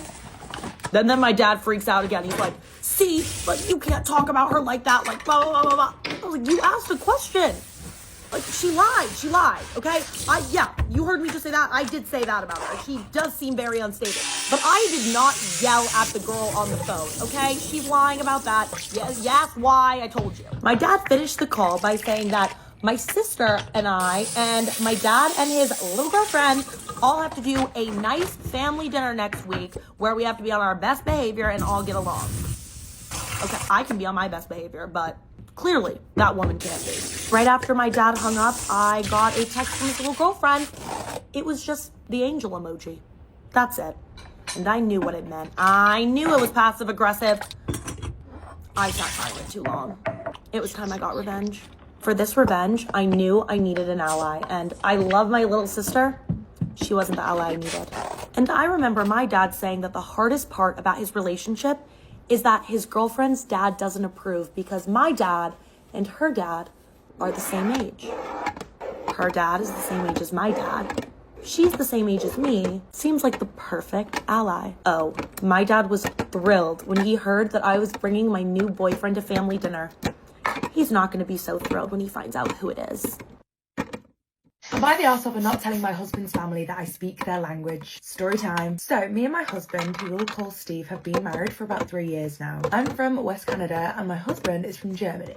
We lived in Canada for the majority of our relationship, but recently we decided to make the move back to Germany so that we could be closer to my husband's family. So the day after our flight landed, we all went to see Steve's family. I gotta wet my sponge. This is only the second time I've seen them. The first time was on our wedding day. They greeted us, they brought us inside their house, we had dinner and then shortly left the house. For the next few months, we would go and visit Steve's family every few days. Now, I began to realise that the rest of the family would start to speak about me specifically in German. They would make really rude comments about my hair and makeup, saying that my fashion was very questionable. The thing that really got me is that they would make horrific comments about my pregnant belly. Now, I spoke to Steve about this and I told him that I didn't like the way that they were talking about me and that every single thing I did was being judged. Steve told me he would talk to his family about it.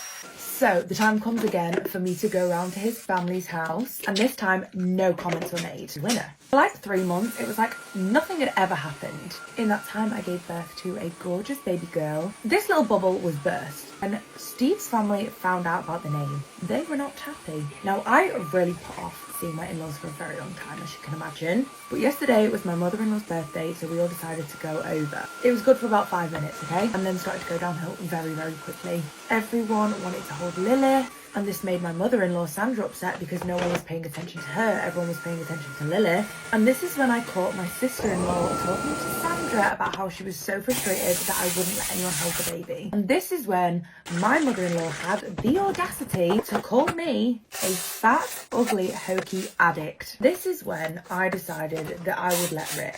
I turned to my mother-in-law and sister-in-law and replied to them in German, saying I have been understanding what you have been saying about me this whole time, that calling me these names was the absolute last straw. I told them that I had known German my whole life. When I tell you, this table instantly blew up. People are yelling at me though, telling me that this is my fault. And this is when I grabbed Steve, grabbed the kids and walked out. And we have not seen his family since. Am I the asshole here?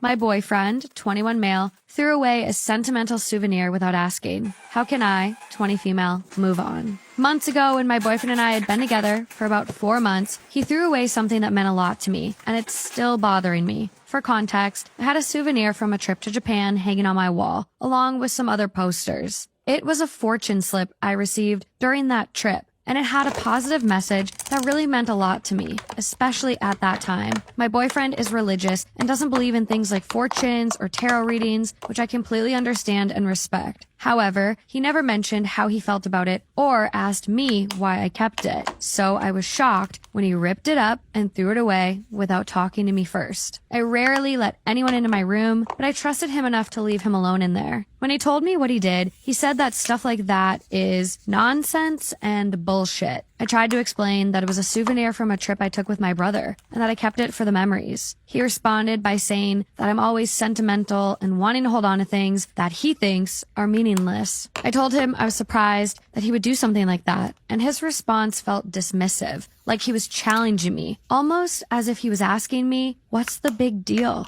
I don't want to make it into a bigger issue, so I just said whatever and moved on. But even now, I still feel hurt because I trusted him enough to have him in my room, and he didn't respect that. I understand his perspective, and I respect his beliefs, but I can't help feeling surprised and disappointed. Grocery shopping with me. But from time to time, I still think about it. How can I address these lingering feelings, and what would be the best way to discuss it with him?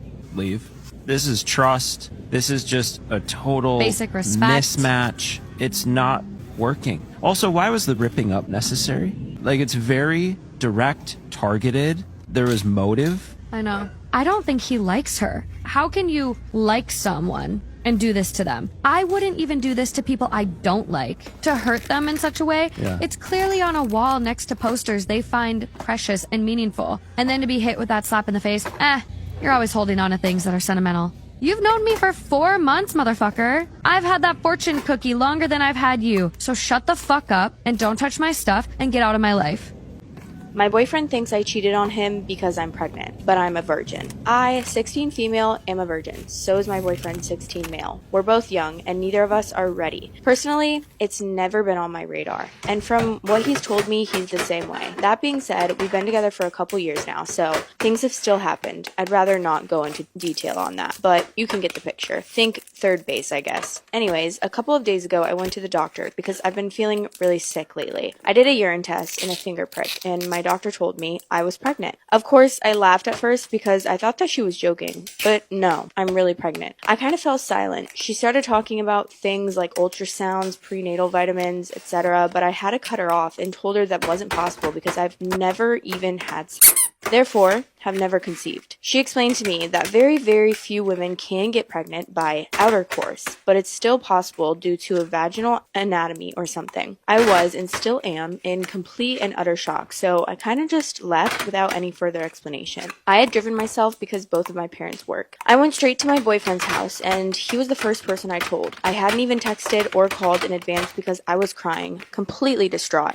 I don't know why, but it didn't even cross my mind that he would think that I cheated. I would never do something like that. I explained everything to him, how we'd never technically slept together, but we got close, and stuff can happen. He seemed pretty lost until I eventually told him I was pregnant, which is when he rightfully got pissed at me because how the F does that even happen without us sleeping together? I tried so hard to explain myself and assure him that I would never do that, ever. I told him that I'd take a DNA test or something to prove that, but he didn't believe a word and made me go home. The last thing he told me was, I really trusted you. He looked like he was about to cry. Now I'm blocked on everything, so I can't text or call explaining myself. I'll respect his decision if he wants to break up, but I need him to know I was never with anyone else. It's been killing me, knowing how hurt he must feel. Luckily, he hasn't told anyone that I'm pregnant, because I haven't even told my own parents yet, but he has told people that I cheated on him, and I'm now losing friends, and everything has gone to shit. This was already the worst, lowest point of my life, and it seems to be getting worse. I basically locked myself in my room. I feel so depressed. I just need him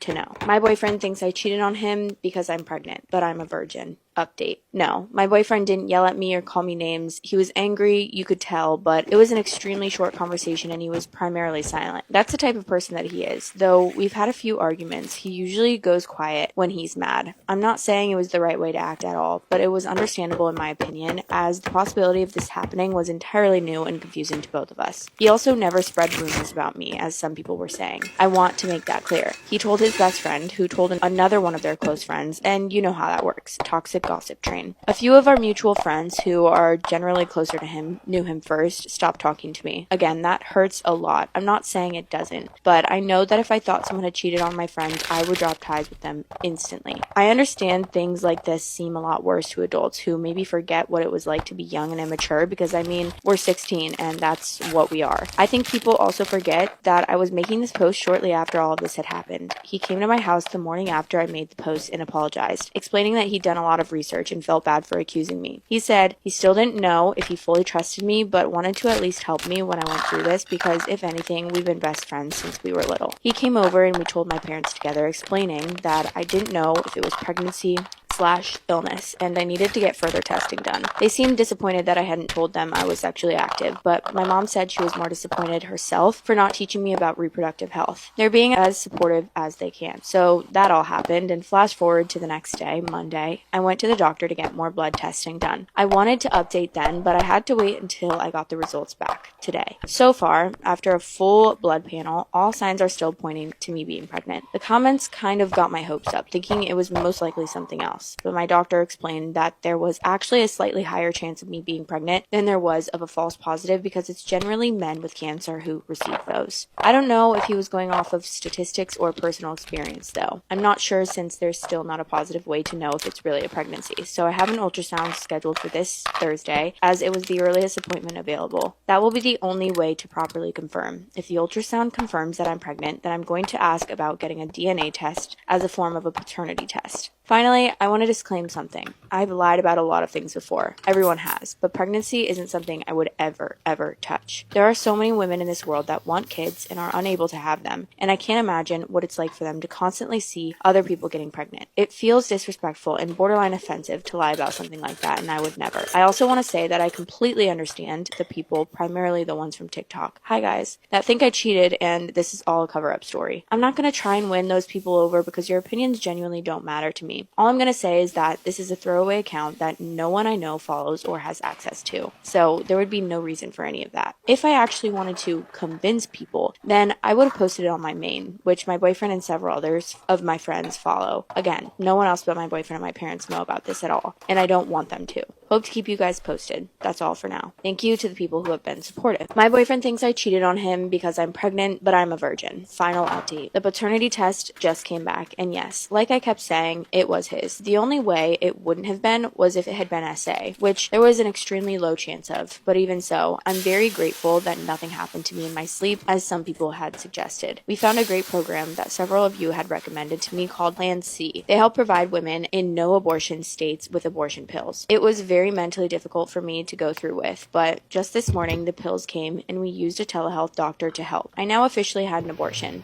Woohoo! I was very on the fence about it, and honestly, I'm not doing too well now, but I know that it was the right choice. Now to answer some questions. No, I'm not a bot. I'm also not old. I write well because I want to be an author. Writing has interested me since I was in elementary school, and it's something I worked very hard at. I took AP language last year and am taking AP Lit this upcoming year, so I'm very well educated in that subject. Obviously not so well educated in sex ed. LOL. I think some of you are wildly underestimating how articulate teens can be. We're not entirely clueless. Also, I got the paternity test because I could. Some people said it was strange to get one, even though I was most likely getting an abortion, but I don't think so. Personally, I believe it was very necessary, and honestly, it wasn't as expensive as I thought it would be. My parents covered it. No, my boyfriend's parents never found out about any of this, and we don't ever want them to. They're not very good / stable people, and my boyfriend plans on going no contact pretty much as soon as he turns 18. Also, we're both 17 now. Anyways, thank you all for the support on this journey. It's been rough, but I know this all helped so much. Even now, I'm still getting DMs of people offering to help both financially and mentally, and genuinely, that's amazing. I'll still be responding to comments if there are any, but when it comes to posting, goodbye.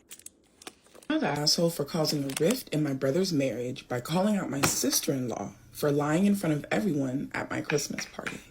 Basically, I, 26 female, hosted a Christmas party at my house last weekend, and what was supposed to be a fun evening spent celebrating as family turned into a bit of a shit show, all because of my sister-in-law, Hannah, 31 female. Now, for some context, my wife, Jess, 28 female, and I got married this past September. We wanted to keep the wedding small and intimate, so the decision was made that the wedding would essentially be child-free, with the exception of my half-sister, 16 female. She's an older kid, and I also asked her to be one of my bridesmaids. When my brother Alex, 30 male, and his wife Hannah RSVP'd for the wedding, I made sure to call and remind them that sadly, their baby couldn't come because it was child-free. I also wanted to mention here that I told them about this back when we first visited my brother and his family during the summer. So not only did you tell them on the invitation, you called them after they RSVP'd, and you informed them before the invitations even fucking went out. Got it. Anyways, while on the phone, they said they hadn't forgotten and they had already planned for Hannah's mom to babysit. However, when the day of the wedding came, Alex and Hannah showed up with, you guessed it, my then 8-month-old nephew. I'll be honest and admit that I'm kind of a pushover, so I didn't want to make a scene for my wife and I on our special day. I regrettably just let it go. That's what you shouldn't have done. You should have called her the fuck out right then and there. Hey, I'm so glad to see you guys. And look at the little baby here at the child-free wedding. What happened? Did her mom cancel? That sucks. So which one of you guys is going home? That's how you handle that. It doesn't have to be a scene. It doesn't have to be anything fucking dramatic. You walk up, ask a question, get the answer, Fast forward to the Christmas party. Bro, I forgot the whole reason we're here is because of what happened at the Christmas party. I'm so mad about the goddamn wedding. I forgot that there was a Christmas party.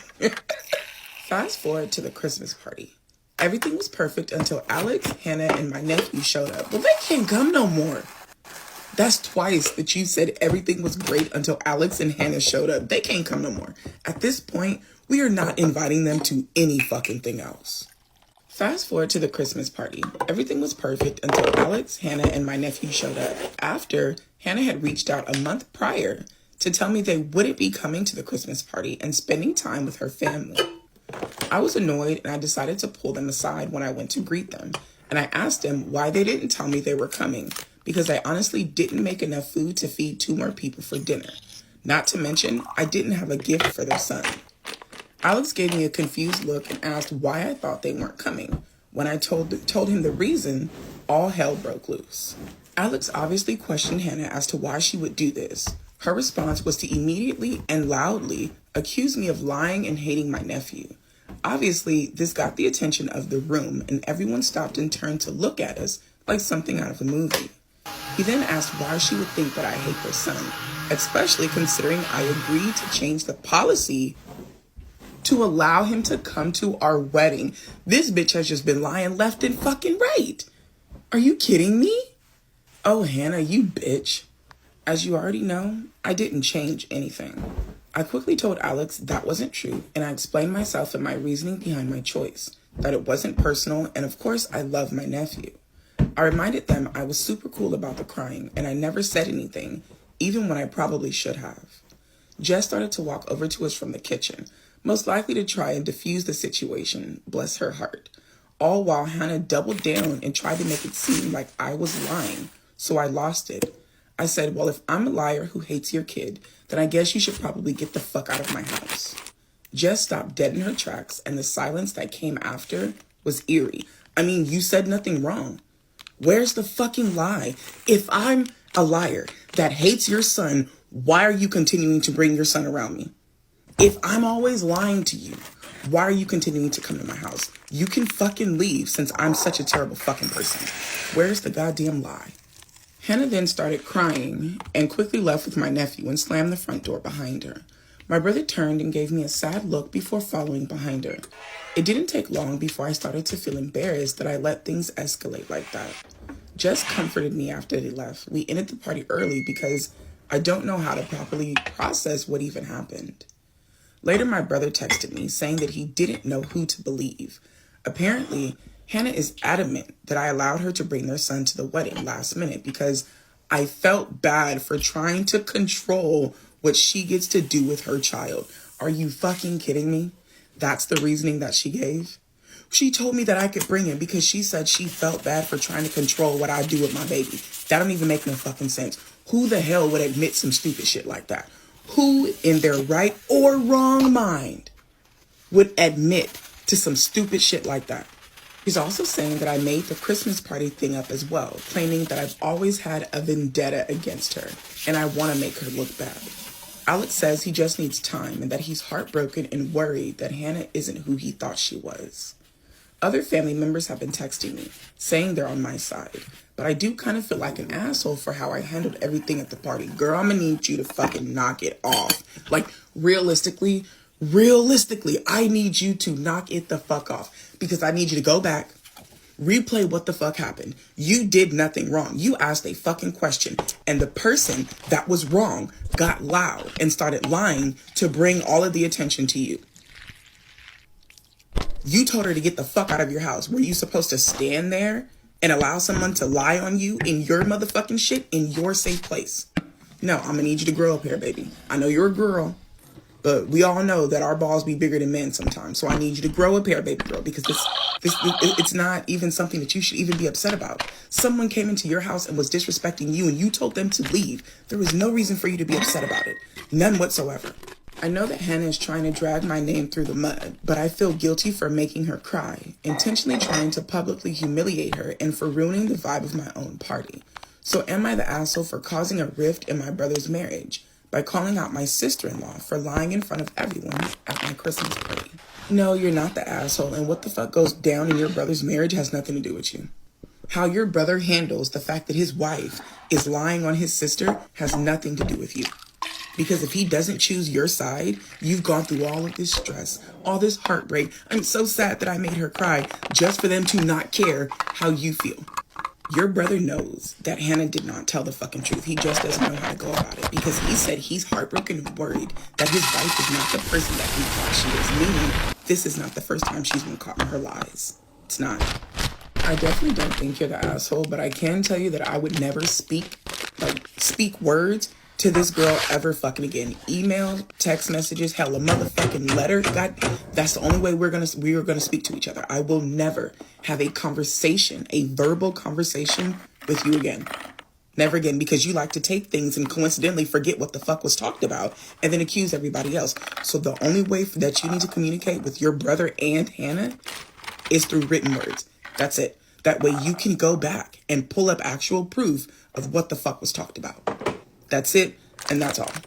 Honestly, I take that back. Fuck all of that. I wouldn't speak to this person at all anymore. You only get 2 times to lie on me. And at this point, I can't trust you. You are a habitual liar. You thrive on fucking drama. You're intentionally lying on me to get your fucking way and dragging my name through the mud. I'd never speak to this girl again. I would never speak to this girl again. Now it's time to go no contact with Hannah and low contact with your brother if he cannot respect it.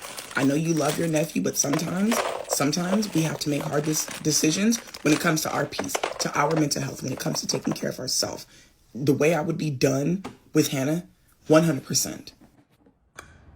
Hey guys, I just bought my first metal detector and I went in my backyard to try it out. It beeped after 5 minutes of detecting and I dug up this ring, around 6 inches deep. I couldn't believe it. I can't tell if it's real gold or just a fake ring, but I am super happy either way. I'm just afraid that this is the first and last cool thing I will find. Haha. So the comment that's at the top of this one, it looks like my dad's wedding ring. Married in 1950, US, 14 karat gold. I bet it's real. Congratulations. OP responds, even though I would absolutely be fine with it if it's fake, I have my hopes up for it being real. It would just make it a lot cooler. I'm going to get it checked out tomorrow and will post as soon as I get home. Someone goes, update me. OP responds, I've been to the jeweler today to get the ring checked out and you were right. It is indeed real gold. It's worth around 200 pounds, but I'm not going to sell it. Since I found it in my backyard, there's a fair chance that my landlord lost it there years ago. I'm going to contact her and ask if she lost it. I hope it's hers. I bet she'd be happy to get it back. So, update. I tried calling my landlord several times, but they didn't answer right away because they had been on vacation. After 20 long days and waiting for them to return, they finally called me today and I asked them to come over.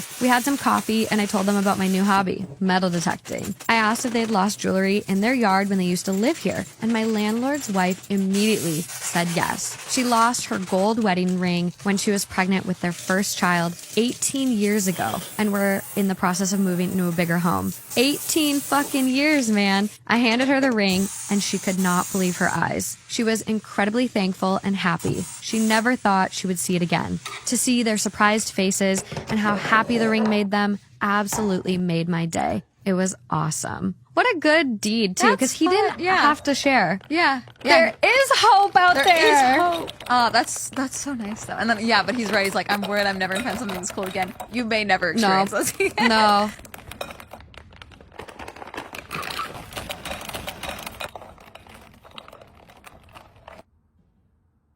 Am I wrong for telling my son that his brother is just better at life than him? Oh god, some parents, man. Why? I, 50 mil, have 2 sons, Daniel, 22, and Jackson, 20. We have our fair share of problems, but I love both of them with all of my heart no matter what. Doesn't sound like it from the title, but no. Even as a child, Daniel always had a superiority complex. He always felt the need to excel at everything, except for sports due to asthma. He started law school this year, and I'm very proud of him. Jackson, on the other hand, is just a natural. There's no other way to put it. He doesn't need to put much effort into anything, yet he still comes out on top. After graduating from high school, he started working for me at my business, which is flourishing thanks in large part to Jack. A year ago, Jackson met his now fiancé, and we're preparing for the wedding this summer. Everyone in our family is happy for them, except for Daniel. Daniel and Jack get along rather well. There's no feud between them, but I could always tell that Daniel had always been jealous of Jack. So I went on a business trip last weekend to where Daniel goes to school, and of course I met up with him. He was quite cold to me the whole time, not like he usually is. After a while, I asked him what was wrong, and he told me that he hasn't taken it lightly that my wife and I are going to pay for Jack's wedding and that we are going to help them out with buying their house as well. I was taken aback. I told him that his mother and I will do the same thing for him as well when it's time to get married. Daniel told me that it is disgusting that we're paying for the wedding but not for his tuition. I told him that it was his decision to go to an Ivy League school and an even more expensive law school, not ours. He accused me of favoring Jack, but I was having none of it. I told Daniel that he should get past that Jack is naturally more apt to life than he is, and frankly, he should be thinking about settling down as he keeps jumping from relationship to relationship. He's 24! 22, what? Daniel had a lot of girlfriends, but none of them lasted longer than half a year. He said that I've just admitted to preferring his brother. I couldn't take it anymore. I told my son to calm down. Think about how silly he's behaving, and I'll pay for his ticket if he wants to come down south for dinner on the weekend, and left. It was hard, but he needs to start accepting reality. He's becoming rather self-centered. I don't want to lose him, but I feel like he keeps pushing us away from him. It's not healthy. I told my sister about it. She's also Daniel's godmother, and she thinks I'm an asshole for talking to Daniel like that. Honestly, the only thing that might have made me the asshole is that I told him Jack is simply a natural, which he might have taken the wrong way, but he needed to hear that. So, am I the asshole? A natural at what? He didn't get into Harvard. He's in law school. He's working at your business that you own. Foot in the door already. Bam, like... Am I the asshole for being mad at the best man's girlfriend for making him choose between a dog and our wedding? My fiance, male 29, and I, female 26, got engaged last October after 6 years together and plan to marry this October. We both have a very complicated family, so we thought a lot about our wedding and decided that we just want peace and don't want to worry about all the family drama. So we plan to get married in Italy with only our best man and maid of honor. It's only a 4-hour drive to a small city we once discovered on a road trip. We invited my maid of honor / his best man to the wedding, call him Mike, male 29, and told them that they could bring their significant others also. The trip would be fully paid for, and Mike and my fiance have been best friends since kindergarten. Mike's girlfriend, let's call her Courtney, female 28, and him have been together for 3 years. We were very welcoming towards her, and I befriended her also. We did a lot of things together, helped them move and build their home, etc. Mike and Courtney are getting a dog, hopefully in September. So Mike told us he needed a different hotel because the one we chose is not dog friendly. And at the time of our wedding, October, they would probably have the dog. We apologized and looked for another hotel. Then he texted that Courtney thinks the dog wouldn't make the long drive, which we understood. We said that there are probably a lot of friends and family who could take the dog, but Courtney doesn't want that. Mike told us that Courtney would probably stay home with the dog and he would travel alone. Here comes the drama. The following day, Mike wrote us that he will not come to our wedding because Courtney doesn't want to be alone with the dog for the weekend, and she also would like to attend the wedding. Courtney wrote to me that we could change our wedding month or the place, maybe just a wedding in our hometown, so that they could come. I said no.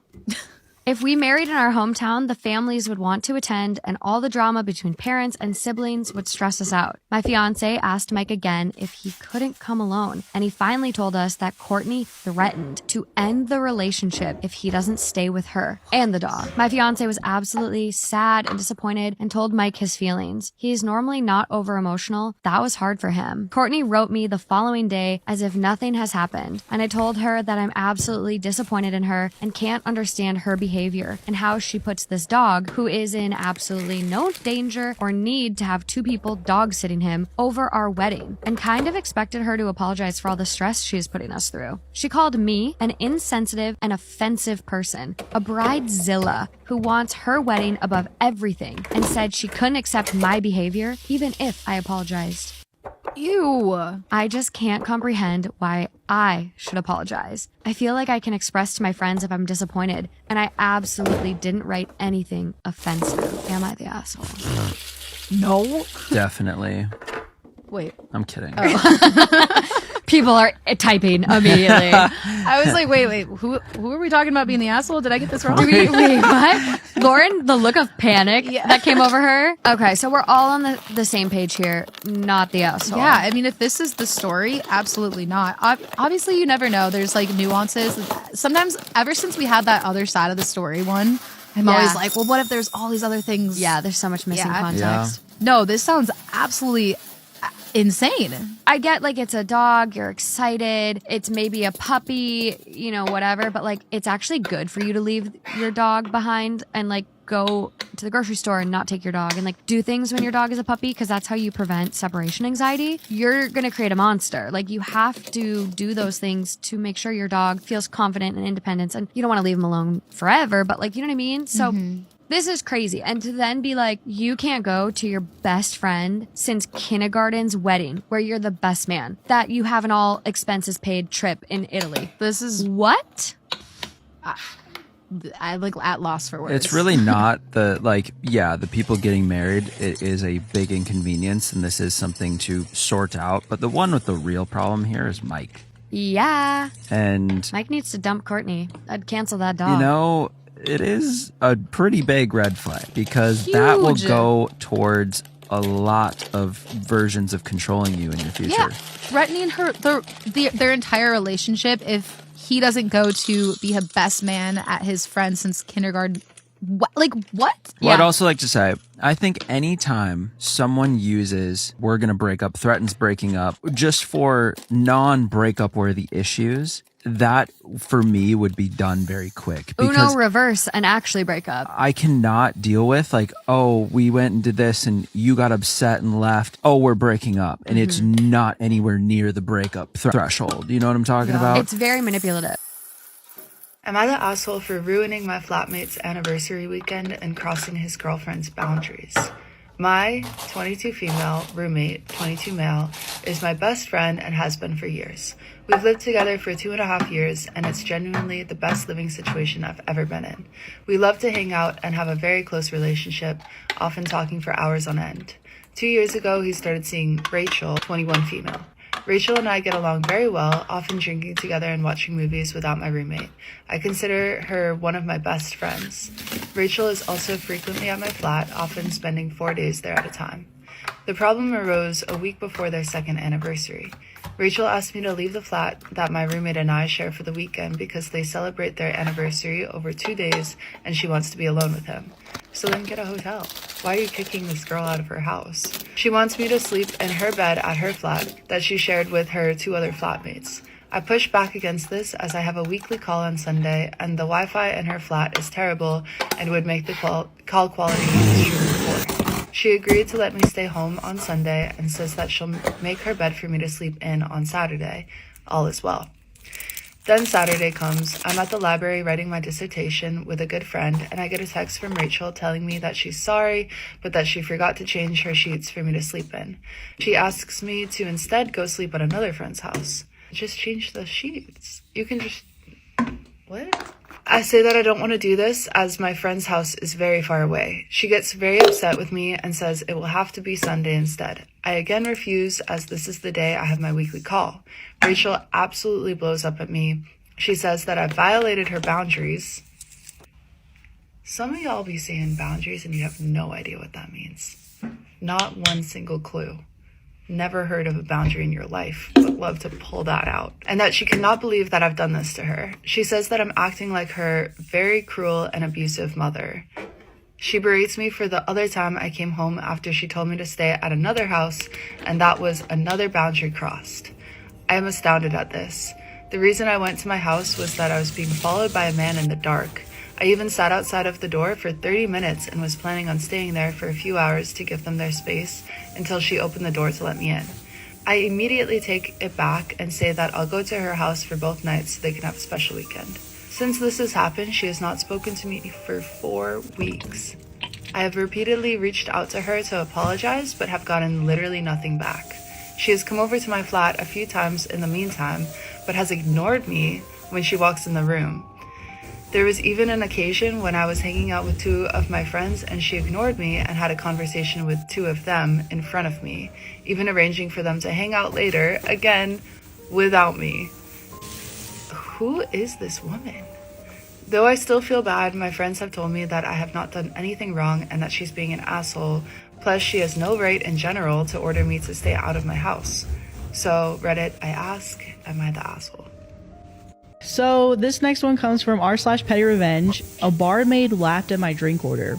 I was on holiday with my son, 14, and we were watching football in the bar in the evening. I don't really drink, but I do enjoy a cocktail while on holiday. Shoot, everybody does. The server came by and asked if we wanted drinks. I asked for a pina colada, and she snickered at my little order and kind of laughed and said, okay, and then walked off to make it. Okay. This annoyed me a little. I'm just a grown man wanting to drink a tasty cocktail. What's wrong with that? When she brought the drink back, I got my petty revenge. As she was placing the drink on the table, I said, thanks. My mom loves these. God rest her. I always have one on the anniversary of her death to remember her. She looked horrified and tried to shovel off quickly. So I asked her for a cocktail stir, so she had to come back again. And when she came back, I took a sip from the straw, kissed my hand, and pointed to the sky. Trying to look sad. She was so visibly uncomfortable, I had to stifle my own laughs. She noticeably avoided our table multiple times after that. Am I the asshole for calling my husband a dick for thinking our new home is more his than it is mine? My 35 female husband, 37 male, and I have recently moved into a new home, a bigger home, where we're hoping on raising our kids. 5 female, 3 female, 2 male. Well, I do not currently work. I have a degree to get a job that will pay me well, but my husband and I both decided that I should stop working for a bit to help with the kids. My husband makes a lot, in my opinion, and in general, and it's mostly his money paying for the house. And because of this fact, he has taken a liking to calling our house, quote, his house, instead of our house. This has annoyed me a bit, but I've just been going along with it. And every time I bring it up, he goes, yeah, right. I reached my breaking point about 2 days ago when my husband had his friends over and he made a remark saying, quote, my money did this. I was very, very upset at the remark, but I waited until his friends left. Then I kind of flipped him off, to which I eventually called him a huge dick for continuing to say his after I told him that I don't like the phrase. He's been sleeping in the guest room since, and we haven't really been talking. I'm asking here to see if I'm the ass for what I said. No. No, I don't think so. The hell? No. That's crazy. I would be so annoyed because we all know like stay-at-home moms and the cost, like if you total up like each job a stay-at-home mom does, like a cook, a cleaner, like it surmounts to over 6 figures. And she Especially nowadays. Yeah, oh my God. I also think it's just like lonely to think that way. Like, this is my house. I'm like, that's sad. That's sad you're not sharing this space. Like, you're not part of a team that all is together here. I don't know. I just think it's like isolating yourself. When you know, because there's that element of like, oh, he's putting himself above her, but it's still kind of making yourself alone. Yeah. In that way. I'm not surprised. Come across these types of stories so much, but it's sad. I don't know what you do. I mean, she's not the asshole in this situation, but it's just like, where else is this type of behavior showing up? You know, is this the one thing where he's super selfish and shitty, or is this a microcosm of a bigger thing? Yeah, it would be interesting to see if he's like that in other areas, because it does kind of beg the question then, does he respect her sacrifice of staying home Clearly not. and taking on 3 kids and saving them childcare and all of those things? And she has the ability to go work. She could easily do that and contribute to the house. She's making a sacrifice, and I would say arguably has the harder job than he does of just going to work every day and getting able to check out from kids for 8 hours a day. Like, I don't understand. I don't understand how so many dudes think this way, because if you've been around kids of almost any age, under the age of 10 for like an hour, you know, of just like that's the hardest job. I could not do that. Love them, but I think kids are awesome. You know, I have nieces and a nephew and stuff, but after a day of hanging out with them, I'm like, this is brutal. Yeah. This is so tough. I think I would love being a parent, but I acknowledge that I'm like,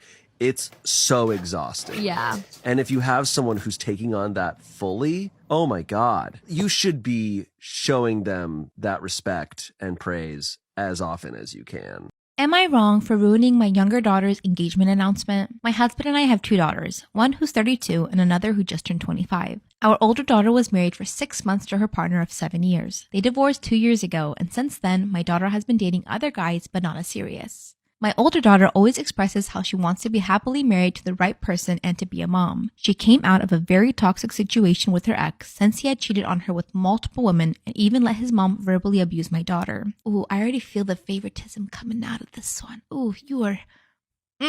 She has expressed how she feels she deserves better, and I want the best for her as well, and it saddens me to know she does not live the life she wants to. My younger daughter has been with her current boyfriend, now fiancé, for 5 years. 1 week ago, he proposed to her, and she came home to show us the ring and announce it. My husband and I told her congratulations, and I said, well, now let's hope your sister finally finds her happiness too. My younger daughter didn't reply at this, but gave me a side eye. We were then calling relatives to announce the engagement. All of them were happy for my younger girl, but for all of us, it was bittersweet how my older daughter still hasn't found the happiness she wishes for. My younger got pissed about how every one of us turned her engagement into a pity party for my older girl, and she told me she can't even have this one special occasion to herself, and how she can't even be engaged and announce it without everyone making it about her sister. My husband and I told her not to act jealous and how she would...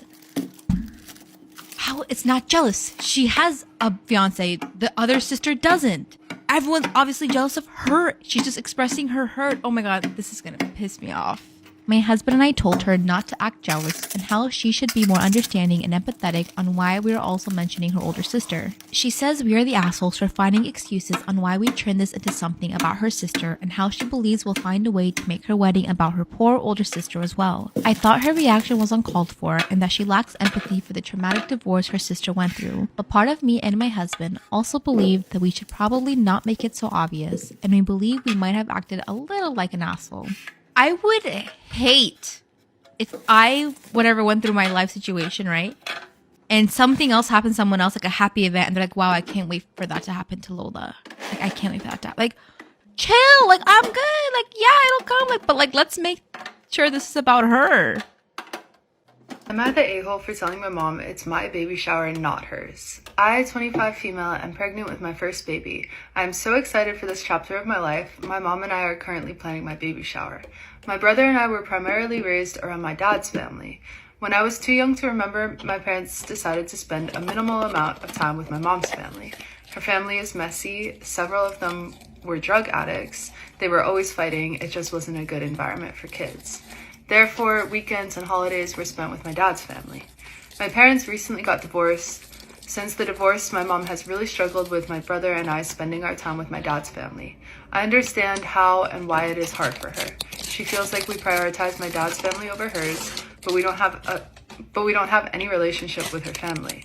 My dad's family reaches out on birthdays, holidays, for milestones, etc. I didn't hear from anyone on my mom's side of the family when I got engaged or married, which is fine. It's just a testament to the lack of relationship I have with them.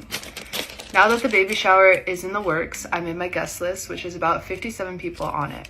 I asked my mom who from her family she wanted to invite. She had me invite 17 people, 7 of which are friends she's had for less than 2 years. The rest are her family, whom I don't really know. I added all of them, no questions asked.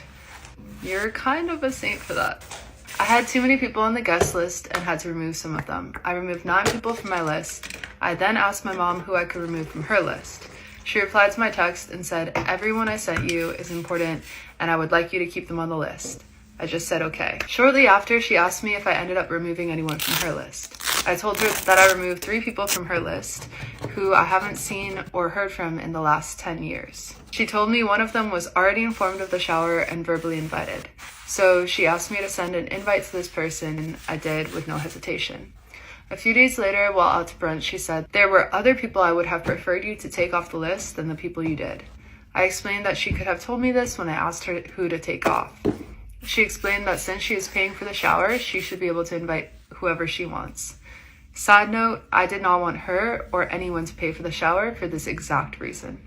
I totally get that, like not wanting people to be able to use money over you. I said that the people I took off of her list are people I haven't heard from in a decade. She said my milestones are her milestones, therefore she should be able to celebrate with whoever she wants. Then throw your own baby shower. Grandma shower. Maybe we should start doing that. People can have grandparent showers, and then the grandparents can invite all of their friends for their grandbaby. Needless to say, we never came to an understanding. She just accused me of being inconsiderate of her, and I left the restaurant crying. It's hard to trust my emotions right now because of all of the pregnancy hormones. I see where she is coming from, but I only removed 2 of her people. So, am I the a-hole? Am I the arsehole for not listening to my mother-in-law's speech at my wedding? So I just hate speeches. I've never really seen the appeal for them, and I just think they're really boring. So when it was my turn to get married, I requested no speeches at all. We told everybody that we loved them and that we knew that they loved us, so if they wanted to say anything to us, they could say it to us in private. So our whole wedding celebration lasted a weekend, and we only had our loved ones there. My husband is super into games, so our wedding planner planned like a Taskmaster style game, and everybody loved it. So dinner came, and then my mother-in-law stands up. So she starts by saying, I know we've all been banned from doing speeches by the bride, but there's only one day my son's going to get married, so I'll do what I want. I'm not going to lie, I didn't hear the rest because I stopped listening because I started to see red. My sisters and bridesmaids were all in absolute shock. I just pretended like she wasn't talking and carried on the conversation with me and my girls. And I mean, safe to say my mother-in-law was furious. My sister-in-laws were furious, my husband was furious. He was literally that mad that he would not talk to us for the rest of the night. And it was our wedding day. He went as far as to not even look at me for the rest of the night. And for the rest of the night, my husband just sat side-sulking in his seat. I wanted to make sure that my night wasn't ruined and the rest of my family's night wasn't ruined, so I had a blast. And then the next day, I spent the day with my family and friends. Me and my husband spoke the day after that, and he said that it was so wrong what I had done to his mum on our wedding day. He also said that he kind of knew she'd do it because there was nothing we could say, no matter how many times, that would shut her up. Now's probably a good time to add that we know that his mother-in-law just loves making speeches. Like, they can be 15 to 20 minutes long sometimes. My husband just kept saying that I had humiliated his mum. He said I'd been a bad wife for disrespecting his mum in front of all of our families. So what do you think? Am I wrong for locking my girlfriend inside for her own good? So my 22 male girlfriend, 21 female, has a bit of wanderlust. I'm almost positive she has some form of ADHD because she's incredibly forgetful and at times careless. She'll do things like leave her purse, books, phone, and at times keys in the car. Or she'll boil an egg on the stove and only remembers once the water has completely evaporated and it's burning. She always talks about how she'll get around to getting diagnosed and medicated but never does, and apparently she's been like this her whole life. Anyways, we recently moved in together to a house that belonged to my grandmother, but we both pay utilities, tax, and bills. It's been really great, honestly, except for these little problems. The major issue right now is that at times she will leave through the back door in the middle of the night on walks, and she'll be gone for hours. We've had disagreements about this multiple times in the past where I told her it's dangerous and unsafe. Am I wrong for locking my girlfriend inside for her own good? So my girlfriend will leave the house in the middle of the night on walks and be gone for hours. She will leave around 1 to 2 a.m. to walk around our rural neighborhood for hours at a time. Sometimes even when her phone is on low battery, and I have no idea why she does it. She told me it's exercise and that she enjoys the solitude, but it makes me uncomfortable. I just worry about what could happen in the middle of the night with no one around and she doesn't appreciate me coming with her too much. Worse yet, she'll leave the back door unlocked because she still hasn't gotten her own set of keys. So it's up to me to readmit my wayward girlfriend every few nights. So I've decided to draw my line and refuse to unlock the back door and had it locked from both ends so she's forced to use the front door for her trips. But now she's incredibly frustrated and she's calling me controlling. I don't think I'm wrong when she refuses to behave like a literal sensible adult. Am I? Would I be the asshole for kicking my mother-in-law out of the delivery room? Disclaimer, this is not my story. I will list the source in the caption of this video. My husband, 33 male, and I, 30 female, are expecting our first baby. After weighing all of our options, my husband and I decided on a natural birth at the birthing center. This is something I felt strongly about, and although my husband was at first nervous, he has agreed and has grown to feel more comfortable about the idea as my pregnancy has progressed. My entire pregnancy, my mother-in-law has questioned this decision, and she has never failed to gently warn me of the risk of this decision. I continue to tell her that this is what feels right to me, and I try to educate her on the subject, but she has held strong that she disagrees with my choice. She has always been respectful about it, but I have grown rather irritated over the last 9 months that she will not let it go. I've asked my husband to talk to her about it, and he said he's tried, but because she's doing it out of concern, she doesn't see that the constant conversation over my birth plan is exhausting. I have decided that I want only my husband in the room with me when I give birth. But I also want to have my mom there for some time while I'm laboring and be in the waiting area to meet baby when she is born. I would love to have my mother-in-law do the same.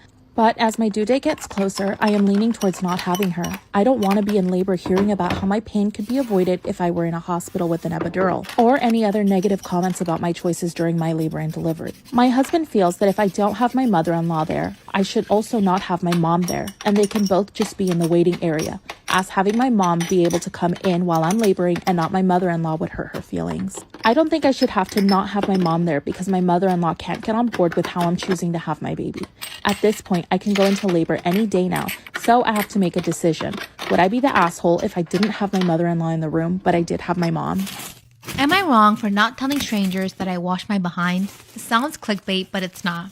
I, 30 female, come from a country where it is customary to wash your bottom after you go number 2. It is a standard practice like in many other countries, and every household has bathrooms with bidets. I currently live in a European country where it is not that common, but you can still find a few houses that do have a bidet. And some people here wash and others wipe, but neither choice is strange to the other group. I happen to live in a house with 2 bathrooms, a small one with a toilet and a sink, and a large one that also has a bathtub and a bidet. When I have guests, I usually point them to the smaller bathroom, but only because it is closer to the area we usually hang out. Last weekend, my wife, 40 female, and I had a bunch of friends over for a barbecue since the weather is nice and we have a terrace. One of my friends brought Kelly, 30, who is from the US and I've never met before.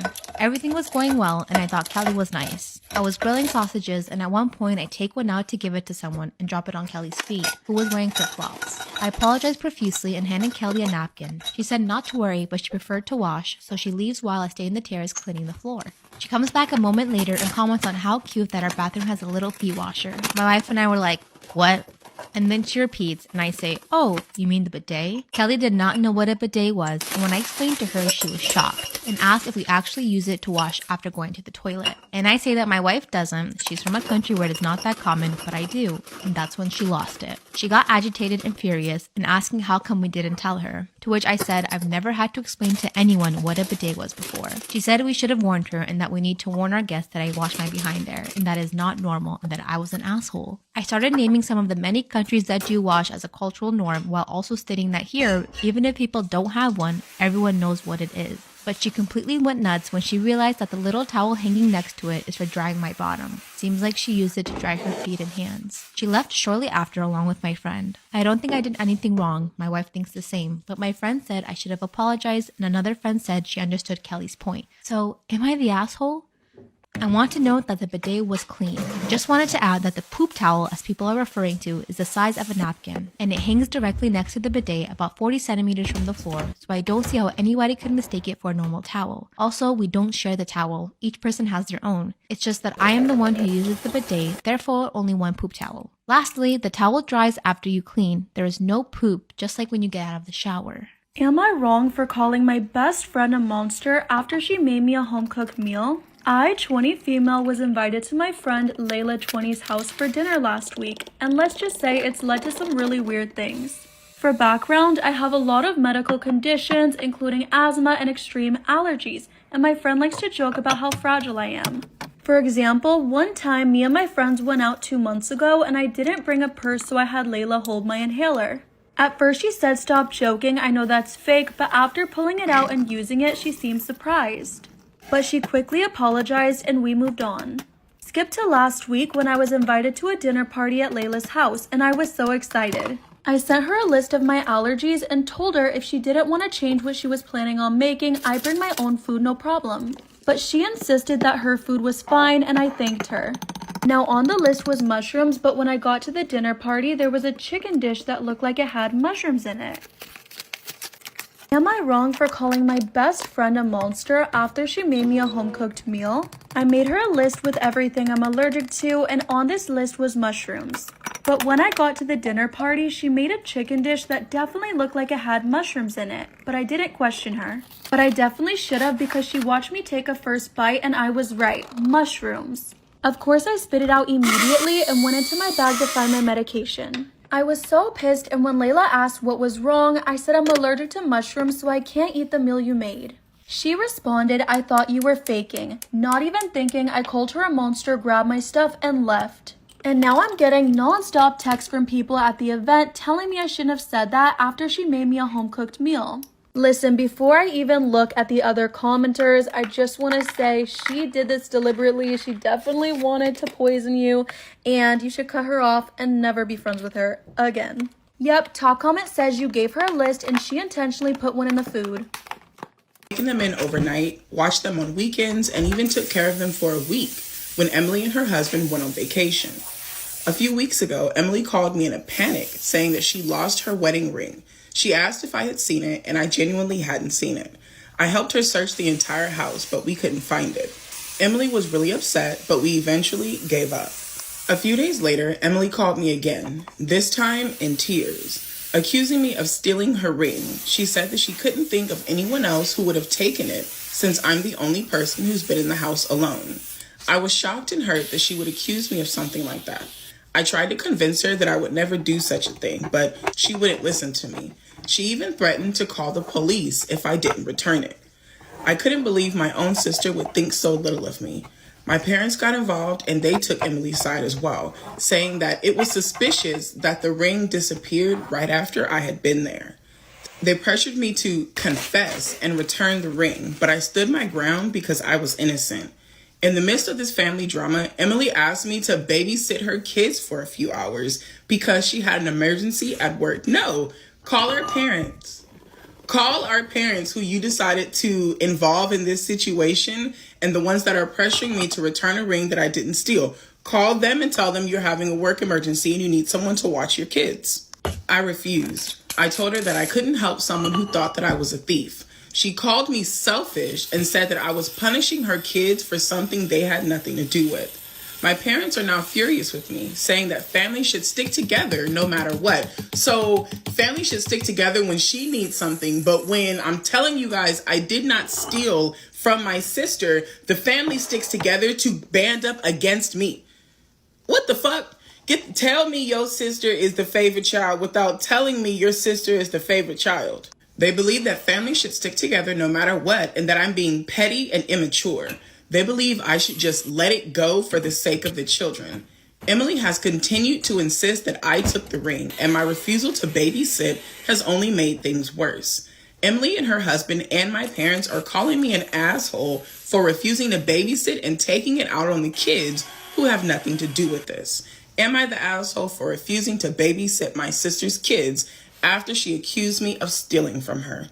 I think it's fucking insane that there are so many people to band together against you to tell you that you're wrong, but none of those people were available to watch these kids that don't have anything to do with this situation.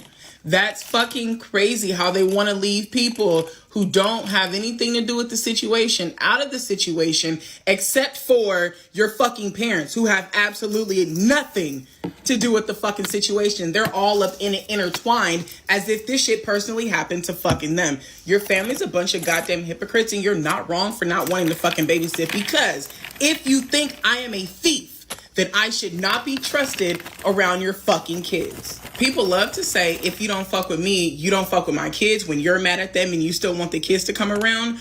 But when the roles are fucking reversed and they've done something wrong with you but still want you to watch the kids and be around the kids, it's, well, they have nothing to do with this. Nah, baby, remember, if I don't fuck with you, I don't fuck with your goddamn kids. It works both goddamn ways.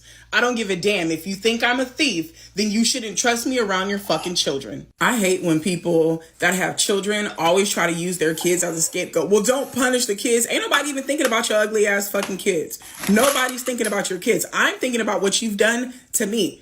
Unfortunately, your kids are not my top fucking priority. So when you do something wrong to me and I say no to doing a favor from you, I'm not thinking about punishing your fucking kids. I'm telling you, the person that's asking me for a favor, no, because I owe you fucking nothing. I owe you nothing. I hate when people who have children try to use this shit to try to get out of the issue. Well, don't punish the kids. Fuck you and them goddamn kids. I'm not watching your kids because you think I'm a thief. I'm not going to do it. Am I the asshole for, quote, hiding my mother-in-law's hurtful birthday present for my husband from him? Okay. My female 27 husband, male 28, is clearly not the favorite child of my mother-in-law, female 54. She has 3 sons and my husband is the oldest and only one not from her current husband. She separated from his father while she was pregnant and shortly after this met her current husband. After a while, they became parents to both my husband's younger brothers. They are 6 and 4 years younger than my husband. Okay. The relationship between my husband and mother-in-law is not really bad. She's not evil or trying to hurt him, but she just isn't very affectionate towards him. All three of them moved away for university, and my mother-in-law sends packages of sweets, clothing, or something like this to his younger brothers. Okay. My husband never received a package with the exception of his birthday.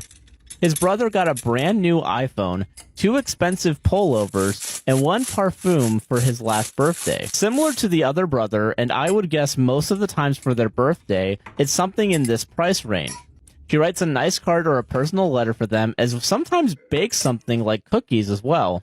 Damn. My husband is sad every year. It's not about the money, but 2 years ago he got a €40 gift card for an online shop, sent via the online shop. Oh, shit. I tried to talk to him about it, but he's so hurt that he doesn't want to talk about it. Oh. I waited a few weeks and tried to talk to him again, but he refused.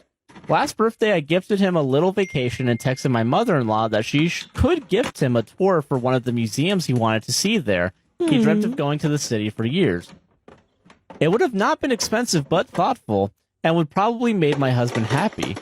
She said she already had something. It was a candle, parentheses, he's not very into candles, and a shower gel. This year, a package arrived 2 days before his birthday. It was small, and I could see that it came straight from an online shop. Jesus. Yeah, fuck this. We weren't at home, and our neighbor took it. When I came home, my neighbor told me that I'm lucky to see him because he's away for the weekend, and we would have missed the package. I just knew it would hurt my husband.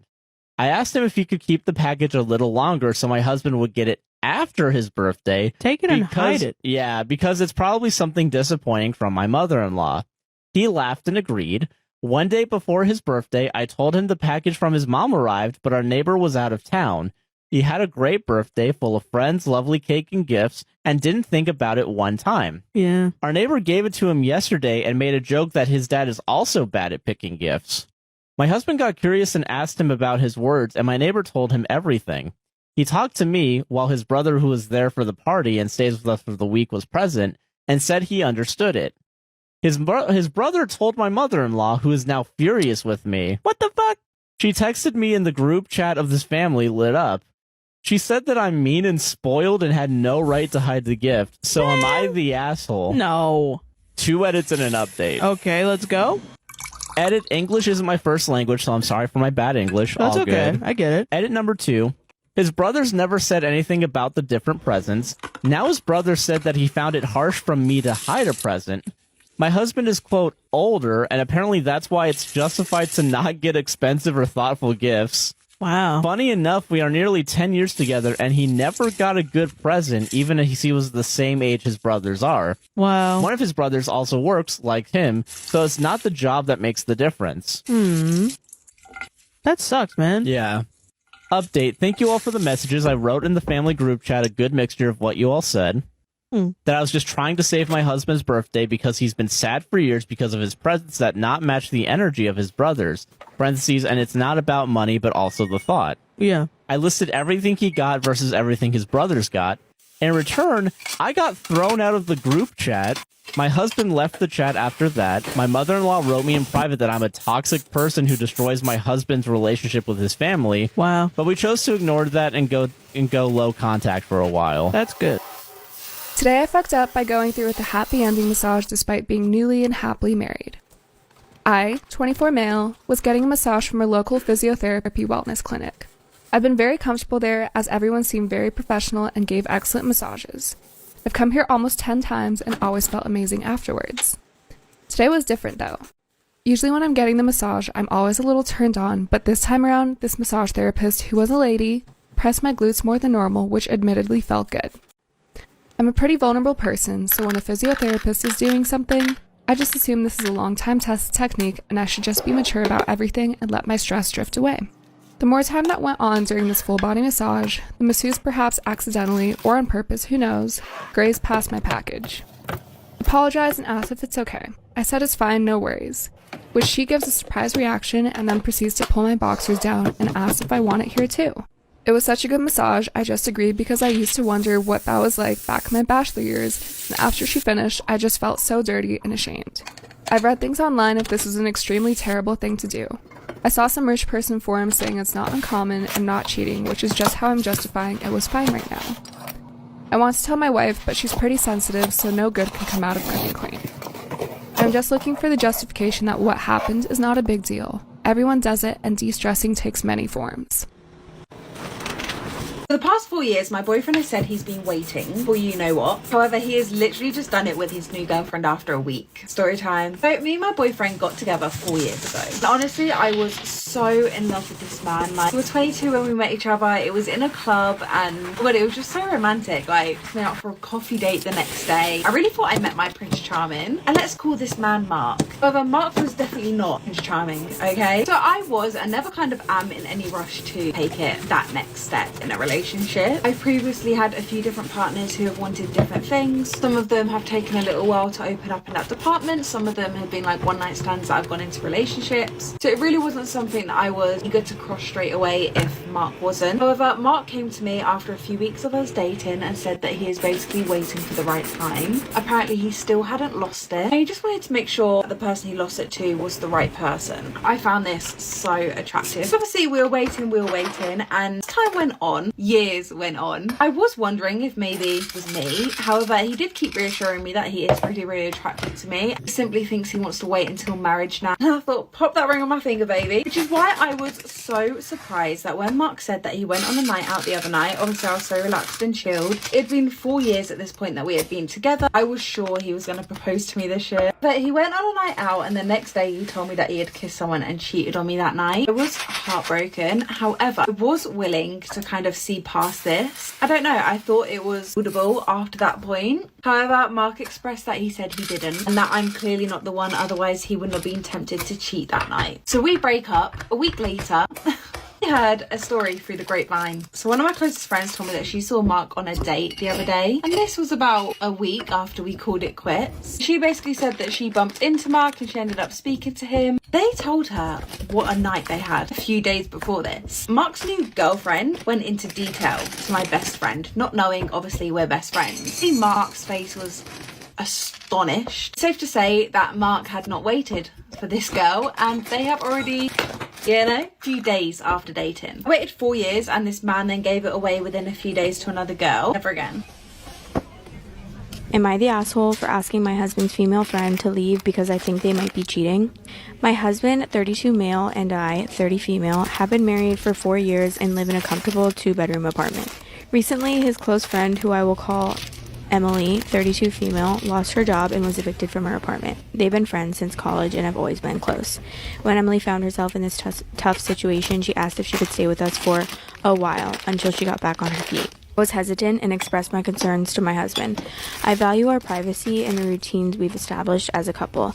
Besides, Emily has stayed with us before, and while she's polite, she tends to overstay her welcome and treat our home like a hotel. Despite my reservations, my husband insisted we let her stay, saying it was only temporary and he couldn't turn his back on his friend. I reluctantly agreed to let Emily stay with us for a week, with the understanding that she would actively look for a job and a new place to live. It's been 3 weeks now, and Emily hasn't made much progress. She spends most of her time watching TV, eating our food, and not contributing to household chores.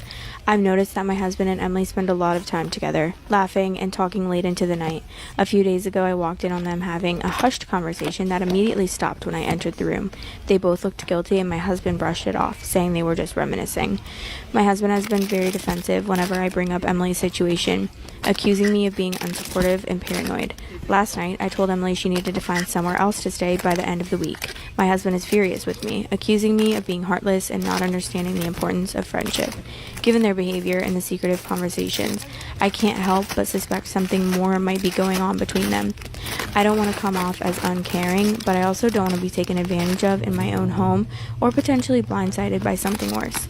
Am I the asshole for asking Emily to leave because I suspect they might be cheating? Am I the asshole for telling my sister her 4 kids are her +1? Disclaimer, this is not my story. I will list the source in the caption of this video. I, 30 male, am in the midst of planning a wedding and deciding everything regarding the guest list. We have a hard cap of people allowed given the venue's small size. We can only have 105 people. Anything after that would not be allowed due to the fire codes and venue policy. I have an older sister, Mia, whose life is a bit of a mess right now. She and her latest ex-partner and dad of one of her kids broke up in the last 6 months. She and her 4 kids have all been living at my parents' house for the time being. We opted to not have a child-free wedding after there was so much drama about it, so Mia's 4 kids between 4 and 11 will be at our wedding. She recently got her invite that stated her name and her 4 kids' names. She then called me and said, I assume as an adult I also get a +1. I told her no, and that she's not in a serious relationship and her kids are already about 5% of our total guest list. Our caterer also doesn't charge less for kids, so we're paying about $400 for those 4 kids to be there, and we don't want to pay an additional $100 for someone random that she brings. We told her she has 4 kids there and that should be more than enough instead of having a +1. My dad is on my side and is tired of her taking up their house. My mom is a little more sympathetic and is saying I should allow her to have a +1 because that's what you do for adults. Spending $600 on just my sister, her kids, and a date when she's not seeing anyone seriously just seems ridiculous to me. So, am I the asshole? Let me know your thoughts in the comments. My own friend convinced my husband that I cheated on him, he kicked me out of our house, and now she finally said she lied. I, 25 female, don't even know where to start because I'm devastated. She, 25 female, and I were best friends for over 10 years before this all happened. She was my sister, my friend, the person I trusted the most, but to her I was never anything. Because if I had meant something to her, she wouldn't have stabbed me in the back just because I married the man she wanted. And this is important because she did all this for that very reason. 8 years ago, we met my husband, 29 male, in college. We were in our first year, and he was the assistant to one of our professors. The 3 of us became very good friends until he and I started dating. At that time, she never told me that she had feelings for him, so I never questioned my relationship with him. During all these years, I trusted her with very important things about my husband and myself. The last thing was the most important that I ever told her, and that was that I'm pregnant. I even told her before I told my husband because I took the pregnancy test while I was with her because I trusted her with my whole life. When the test came back positive, we both cried because it was a planned baby. She seemed so happy that my chest hurts knowing that was all fake. 6 months have passed since that day, and my husband started acting weird. He was always mad at me for absolutely no reason until I had enough and confronted him. He told me he's mad at me because he knows the truth. I asked him what he was talking about, and he showed me all the infidelity evidence he has. They were chats from a dating app between a man and me, and I use quotes because I never created that account. Someone else did and used my photos that I had never posted and that I only have on my phone. So it is impossible that someone has stolen them from my social media. In those chats, I told this man that I was pregnant and that I didn't know if it was his or my husband's. In those chats, I even talked to that man about recent sexual encounters while I was pregnant and things that no husband or wife wants to read about their partner. I told my husband that everything was fake and that I wanted to know where he got those screenshots, and he told me that they were screenshots off my old phone, a phone that I supposedly used to talk to other men. He told me that my best friend told him everything because she couldn't look at him in the eye without knowing the truth. Apparently she knew about my infidelities and told him to look for evidence on my old phone, and he did, and that's why he was acting weird the last few weeks. Of course, I told him that my friend is lying, and she probably used my phone without me knowing to do that I never created my account, and that I never slept with another man other than him in my whole life. But he didn't believe me. We had a fight, and we called her to confront her, but all she said was that she was sorry, but that she no longer wanted to keep lying to one friend to save the other's ass. We had a horrible fight, but she was as calm as a fucking psycho, insisting that I'm a cheater. I couldn't convince my husband that it's all a lie because the evidence indicates that I'm guilty. So he was furious and told me to pack my stuff and get out, that he wanted a divorce and a paternity test. I found hidden camera footage of another girl on my boyfriend's phone. Should I tell her? A couple of nights ago, I went through my boyfriend's phone. Last weekend, we had been fighting a lot, and we haven't been intimate for a while, so I guess I thought something was wrong, and I was suspicious, so I decided to go through his phone. I basically found a hidden folder in his phone of a bunch of screenshots and pictures of his girlfriends from high school that were all their social media pictures. The most jarring thing that I found was a video from a hidden camera that he had placed in his bathroom when he knew that this girl was house sitting while we were gone on vacation. In the video, she was getting ready to shower and you could see everything. I confronted him about it and he panicked, of course, but he told me that he admits he has a problem and he wants to get help for it, and he said that he deleted everything, but I'm just not sure. I found hidden camera footage of another girl on my boyfriend's phone. Should I tell her? Still need to go to his house and remove the camera from his bathroom, but he's basically begging me not to tell her and says that there's other ways that he can reconcile this, meaning he can go to therapy. But my question is, do I tell her? Because she considers him a friend and we've both hung out with her in a group setting before. If I do end up telling her, he will most likely lose a lot of his friends in his friend group because she is friends with all of his friends, which I know that would be his fault ultimately. Obviously, I am breaking up with him, but the decision that I'm trying to make right now is if I should tell her, because I just don't know if it's the right thing to do or not. I don't know if it will actually help or if it will just cause more pain. I haven't been able to talk to anybody about this situation, and obviously other than my ex-boyfriend, and I just really need some outside clarity on the whole situation. So any advice would be greatly appreciated. 3 years ago, I had an affair with my cousin. We recently got in contact again and now I'm starting to feel guilty. Storytime. So about 10 years ago, me and my husband got married, and obviously I love him so much. However, me and my cousin Mark have always had a spark, let's call it. We are literally a few months apart. We are so close in age. And I don't need to think it's weird because we are barely cousins. I would never ever date my real cousin, that's weird. So basically, my auntie got remarried, however, my uncle still stay in touch with him. We're such a close family. My uncle also remarried, so this is where it gets a bit confusing. His new wife came with children already, so Mark has no relation to me whatsoever. However, I guess technically he is my cousin. Anyway, about 4 years ago, me and Mark got super drunk and we ended up kissing. We've always wanted to do this, okay? And at the age of 35, I thought it was about time we explored it. For about a year, nothing like happened in between this. Hello? However, a year later, I could not stop thinking about him. A few conversations happened, a few dates happened, and then we ended up sleeping together and starting to see each other. So obviously this meant I was having an affair with him. I hadn't yet told my husband this. So this carried on for about a year. And then we both decided it was slightly a bit weird, especially when we went to family gatherings, like proper family gatherings. We decided to go no contact with each other because I couldn't just be his friend, that's weird. I decided not to tell my husband just because I just felt like he didn't need to know. I didn't think it was ever going to happen again. However, I just couldn't stop thinking about Mark. Like, I generally couldn't, and I truly believe he's the love of my life and not my husband. So a few weeks back, me and Mark actually got back in touch. One of our family members died and we were planning like a family group project to support a family member. Me and him got talking again and we actually ended up rekindling what we had a few years ago. Again, I am now continuing to have an affair on my husband and I don't feel bad about it. The thing I'm concerned about is I don't know how to tell him. It's gonna absolutely break his heart and I don't want to do that because as much as I love Mark and believe he is my soulmate, I also love my husband and I have so much respect and admiration for him. What is the best scenario in this situation? Because I don't know. Am I the asshole for telling my friend her boyfriend is not allowed at my wedding? I'm supposed to be getting married early October 2022. It's not going to be a big wedding or anything, but me and my fiance both have friends that we don't want to leave out. I have this friend, Amanda. We've known each other since high school and we aren't incredibly close by any means, but we are still somewhat good friends and hang out regularly and I would like her to be there. My problem is, I just recently found out she is now dating and she wants to bring him as her plus one. My sister Lily and her ex Steve broke up almost 10 months ago because she found out he was cheating. She was heartbroken and I know along with that she still has a lot of resentment for him and doesn't even like hearing his name. He was a shit boyfriend, so my family has no problem with him no longer being in our lives. 8 months ago, Amanda told me she started talking to someone and she really liked him and everything. She wouldn't tell me who, not even his name, because she said she didn't want to share anything about him till it got more serious.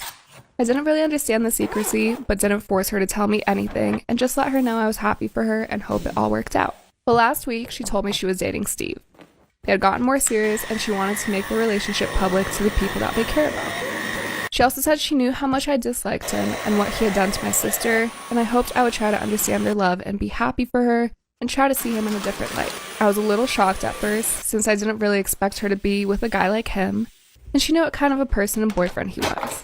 But it isn't my place, and I told her that I'm happy she's happy, and that was that.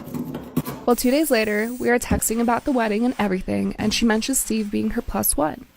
I did not want him there. Not only because I know my sister, who's my maid of honor, doesn't want him there, but also because I don't like him and neither does my fiance. I immediately told her that Steve was not invited to the wedding. She was confused and I explained to her that I was sorry and I'm happy for her, but I didn't want him there. At first she thought it was just because my sister would be there and kept saying that they wouldn't even be near each other and it would be fine. But then I explained that with everything that happened, we didn't want him there. I said sorry again, but she kept saying how I don't want her to be happy, how I just want her to live in the past, how I want to punish her for finding love, stuff like that. None of that is true, and I tried to tell her that, but she stopped responding. So now I'm left feeling like a complete asshole, and I don't know if I should just let Steve come or not. Am I the asshole for suggesting that my sister-in-law is a hypocrite for ordering a highly caloric meal for my brother who's currently on a diet? This could go either way. Yeah. Either she is sabotaging him or this person is like, so every tortellini is 80 calories. Yeah, you know right. what Yeah, I mean? like something. You're putting every tortellini into one of those things that fire it up. Yeah. I have 3 brothers, and my oldest brother, Andrew, is currently dating this girl, Angelina. She is decent but quite antithetical in a lot of ways. Our family always gets together at weekends for dinner and stuff, and now my sister-in-law gets to tag along. Andrew had a health scare in the past and is trying a completely new diet. I had a friend over last Sunday who's a professional chef and he made Indian food, but Andrew didn't want to eat it as he thought it was too spicy.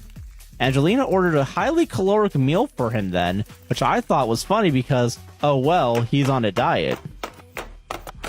I don't know why we're flourishing. Yeah. Oh, what? well. Yeah, he's on a diet. Yeah, what? Okay. I mentioned this and my brother replied that the doctor has given him carte blanche to eat what he wants on the weekends. Oh. I said, oh, well, that's funny because that's not how it works. And I mentioned the expensive treadmill that they just bought for exercise, asking what's the point? How do you so you know how it works more than the fucking doctor? The doctor? And also, do you know that you're not allowed to eat anything that isn't healthy if you own a highly expensive treadmill? No, you only can eat rice and unseasoned chicken and broccoli. You can only meal prep once you buy a fucking, what are they called? Peloton? Yeah. Angelina is also encouraging my brother to adopt a more active lifestyle. They run every morning and go on hikes together. Well, that's nice. I also mentioned this and said it's quite hypocritical of her to force him to exercise while ordering death on a plate for him. Force death? What the fuck is going on in your brain, man? Andrew got mad and told me it's none of my business. It isn't. Told me to respect Angelina. Yeah. And they both left dinner. Okay. My youngest brother agreed and told me I was just being nasty because I didn't have someone to take care of me. Am I the asshole here? My mother-in-law is horribly persistent at feeding us spoiled food every time we visit. What can I do? So my mother-in-law is roughly 62. She's the type of person that'll always know better, so it's best to not discuss anything we do because she'll give us crappy advice and tell us we're doing everything wrong, which is incredibly frustrating. But that's not exactly the main issue in today's post. It's really just one of the reasons for why I think it happens. It's also important to add that we're struggling with being assertive and want to avoid conflict at all costs. My mother-in-law is very devoted to saving every penny. I can respect that, but she goes beyond respectable. She will always buy tons of food that are on sale because they'll be going bad in a day. Later, she refuses to throw it out. She'll always try to mix spoiled food in whatever she cooks, so her food is always disgusting, and it hardly ever happens that it can be called edible. Often it'll give us stomach problems and make us nauseous. That's how disgusting it is. If she sees mold on something, she'll cut off the visible part and put the rest in whatever food she makes. She refuses to dispose of anything that goes bad, and as a last resort, she gives it to her dogs. But before that, she'll try to force every family member to eat it. And I do mean force. She won't just politely offer. She'll emotionally bully you into eating it. Throwback to a week ago, we visited her on Sunday because she was complaining for weeks that we don't spend time with her. Normally, for the sake of my mental health, my boyfriend will make excuses for why we can't come, but sometimes he'll just give in to get it over with. So now we let her know the day before that we have tons of leftovers at home and ask her not to cook. When we arrive, she's standing in the kitchen making soup. First thing she does is ask us if we want to eat. Yeah, like she cares if we actually want to. To which we respond that no, we don't. We just have eaten sandwiches and have leftover lasagna at home. She becomes agitated and asks us, "Why are you doing this to me? I told you I want to cook for you. Are you doing this on purpose?" We politely tell her that we just have too much at home and it'll go bad if we don't eat it. Of course, that doesn't seem to be a problem to her. She said that we could eat it in a couple of days because at worst, it'll grow a little bit of mold that we can easily cut off. Am I wrong for refusing to give up my seat to a pregnant woman on a 12-hour flight? So I recently took a flight from New York to Hawaii, and this flight is 12 hours. I paid months in advance for a comfort seat with extra room, and this cost me about $200 extra plus points. Anyways, before takeoff, a pregnant woman was walking up and down the aisles. Her and the flight attendant look around for a moment. They talk a bit, and then the flight attendant approaches me. She asked me if I would be willing to switch seats with her due to her condition. I politely declined and explained to her that I had booked this seat because I'm extra long. I'm 6'4" and I needed the extra comfort and space. The flight attendant seemed to understand, and she actually went around to other passengers and asked them the same question. But no one volunteered, and honestly, it looked like I was the only one that was really giving her more attention. The pregnant lady then told me I wouldn't understand what it's like to be pregnant in this heat. She got upset and eventually had to return to her seat in the back of the plane. Throughout the flight, I felt awkward walking past her anytime I had to go to the restroom. When I landed, I couldn't help but feel guilty. I'm young, I don't have any children, and honestly, I could have sacrificed a bit. And I'm wondering if I'm wrong to have prioritized my own comfort over hers. So was I? Bye.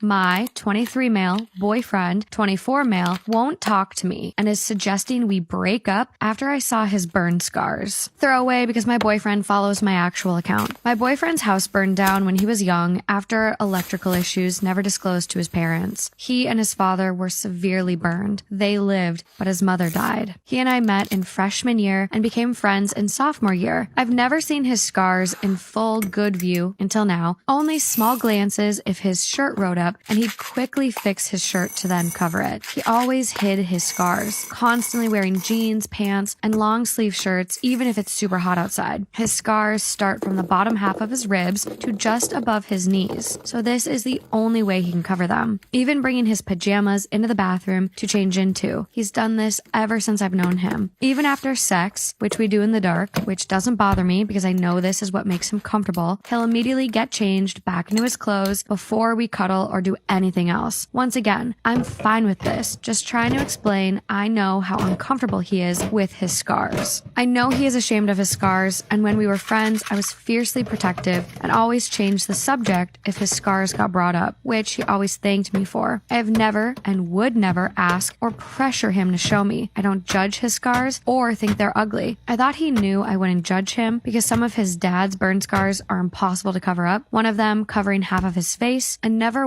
once have I judged or even thought his dad's scars were disturbing. He's a very handsome man. They both are, which is why I'm so confused by his reaction and accusations of this. I work weird hours. I'm a nurse. So sometimes I can come home at 9 a.m., sometimes 5 p.m., sometimes the ass crack of dawn. I went to immediately take a shower. I was in airplane mode and was completely exhausted. I opened the bathroom door and he was getting changed. I saw his scars. I'll admit, I stared. Not because I thought they were gross, but because I was having an oh shit moment knowing that I had fucked up. He and I have been dating for almost a year. I had to move into his place a while ago after my parents went no contact and cut me off after I came out and told them I was dating boyfriend. Long story short, toxic Bible thumping parents. So I'm not used to sharing an apartment with someone. He blew up at me, yelling at me to, quote, get out. Note, he has never yelled at me before this. Sure, we got in spats and small fights where he raised his voice, but never has he full on yelled. I shut the door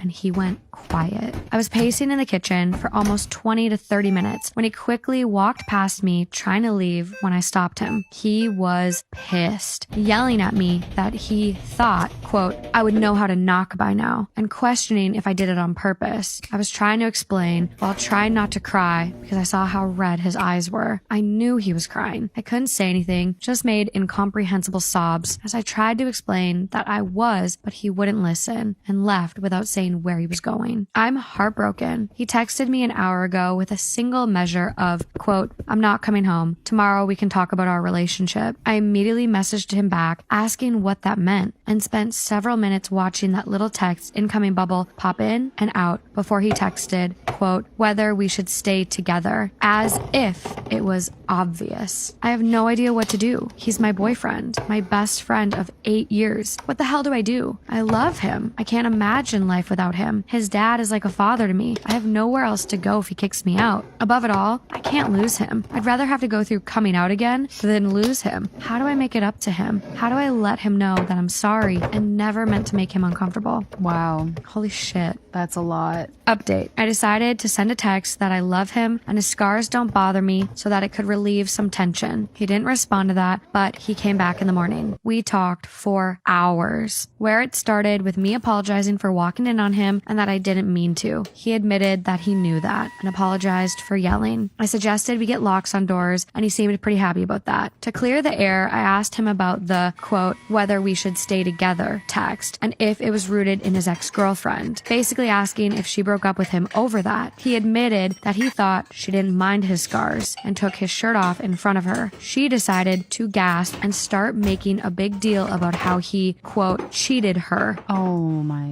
God. And that he made it seem like the scars, quote, weren't that bad and broke up with him. OP goes on to say, I have a newfound hatred for her now. He said he knew it wasn't an excuse, but his brain immediately went to that and he freaked out. I asked if he wanted to break up and he was just trying to find an excuse and he quickly said no. Specifically that he was just trying to give me an out if I wanted it. When I tell you I was relieved, he asked if I wasn't disgusted. Why did I then stare? And I said that I had an oh shit moment of panic knowing I fucked up. He felt awful and apologized for making me feel so uncomfortable in our home. Every time he says our home, I have a serotonin high. And that he would try to work on being more comfortable with his scars. That is when I suggested therapy. He instantly got defensive, saying that he already had therapy and it didn't work very well. I pointed out that the way he wants us to live isn't healthy, that we can have locks and a knock before entering policy, but him expecting me to never see him naked was unfair to both of us, that it was his insecurities getting worse and me enabling it. He was dismissive of these points, saying how it wouldn't change things. It didn't work the first time. Why would it work now? I pointed out how he almost threw out a 9-year-old relationship over me accidentally walking in on him. He tried to say that locks would help stop that from happening again. Me walking in on him, not throwing out the relationship. And I said, quote, it might, but I don't want you walking on eggshells either. I want you comfortable with me. I want you to trust me. He begrudgingly agreed to talk to his dad about what therapist he went to and going to see them. I'm going to text his dad just to make sure he does in a few days. I also repeated a suggestion that other people suggested about getting tattoos or going to couples counseling, and he just stared. He asked something along the lines of, quote, why do you care about seeing my scars so much? You didn't care before. Not mean or aggressive, just genuine confusion. I kind of laughed awkwardly and said, quote, I thought that you would show me on your own when you were ready, but I don't know about that anymore. Baby, I love you, but I don't want you to feel like you have to hide your scars from me, nor do I want you to worry about me breaking up with you over seeing your scars. I love all of you, including your scars.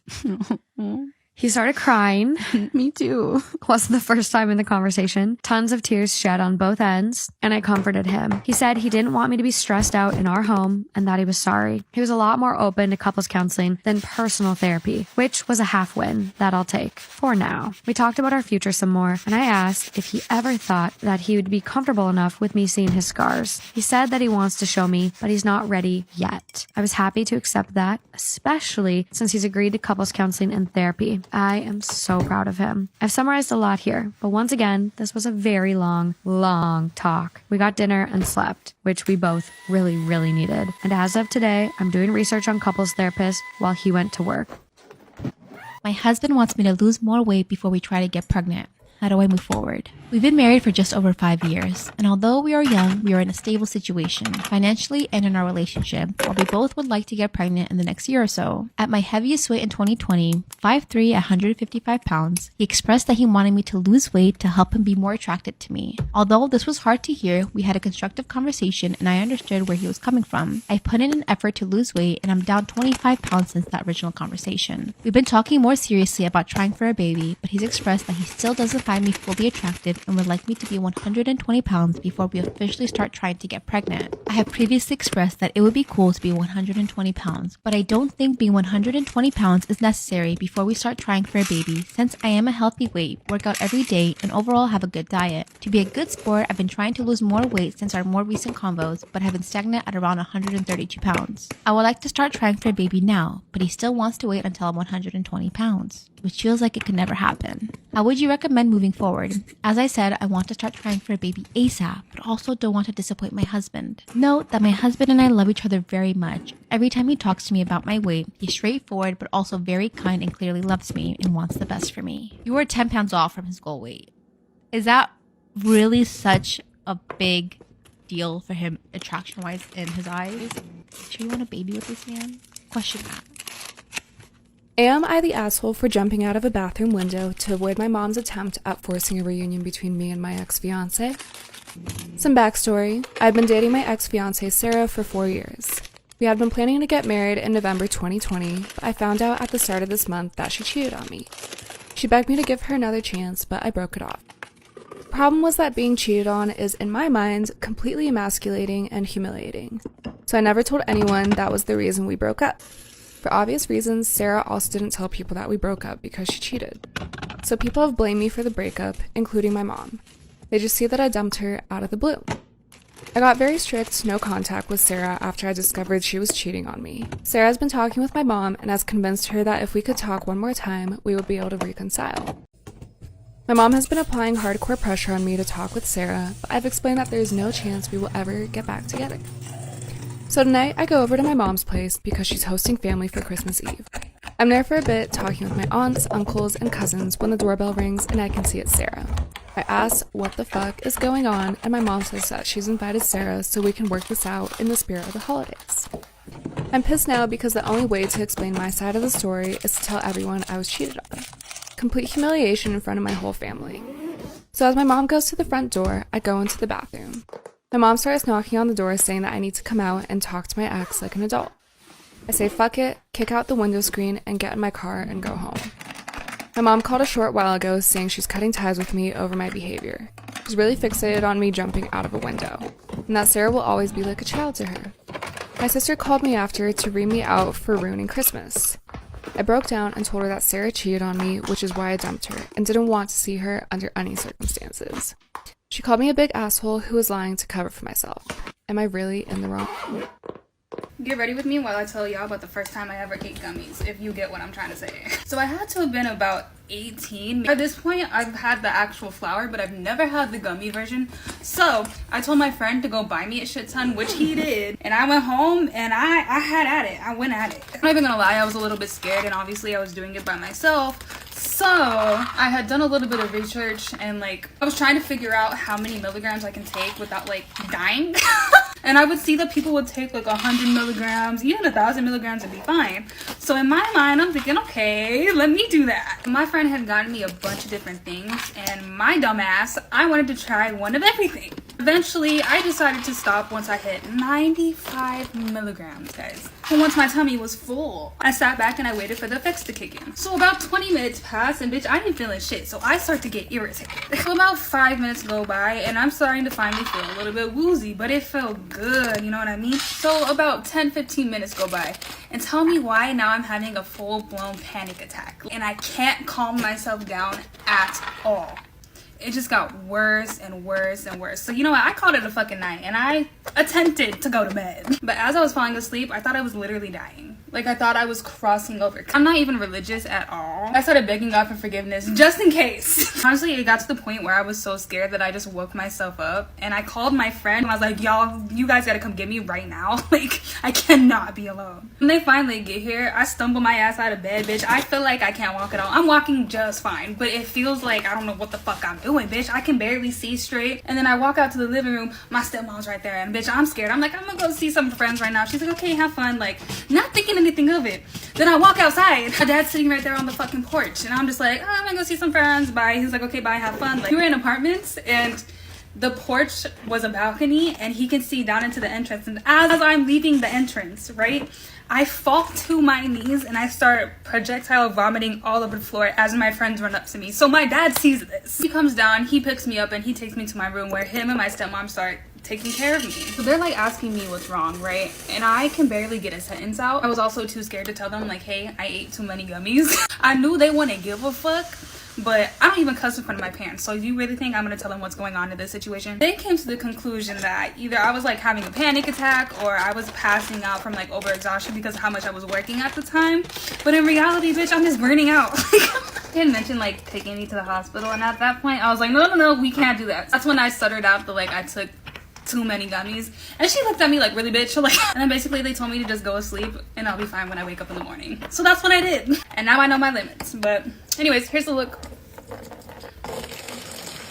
My mother-in-law just stole my wedding and walked down the aisle instead of me. Story time. I met my mother-in-law about a year after dating my husband, Mark. And to glaze over a little bit, we got on quite well, to be fair. I think I definitely don't agree with her parenting style at all. There was a reason Mark was in therapy. But as our relationship went, she never kind of got involved with me and Mark, which is a win-win for some stories I hear online. So my mother-in-law is actually divorced. Mark's parents have not been together since he was about 3 or 4 years old. But my mother-in-law has definitely played the field. Mark said she would bring home different guys all the time. He was really confused because she would keep a guy around for a few months and then dump him. Ever since me and Mark kind of got started in planning our wedding, let's give my mother-in-law a name. Let's call her Natalie. She became very obsessed all of a sudden with marrying her current fella. To be fair to her, they had been together for 1.5 years, which for her is a record. Every single time me and Mark would try to start planning our wedding and maybe having conversations about it, he would start bringing up how she wants to propose and get married and all of that sort of stuff. I don't necessarily mind this too much. Like, quite happy for you if this finally made you realise that. We kind of just learned from this situation to not wedding plan with her, basically, like to keep it to my side of the family and not hers. So because of how excited they were to kind of have their own wedding, Mark actually decided to have mum's kind of like fella as one of his best men. It was really, really nice of him. And then off the back of that, I also decided to have my mother-in-law as one of my bridesmaids. I thought, why not? I know it's not very traditional, but I was so excited on my wedding day, obviously. I was so happy this day had finally come. Everything was just running too smoothly. I received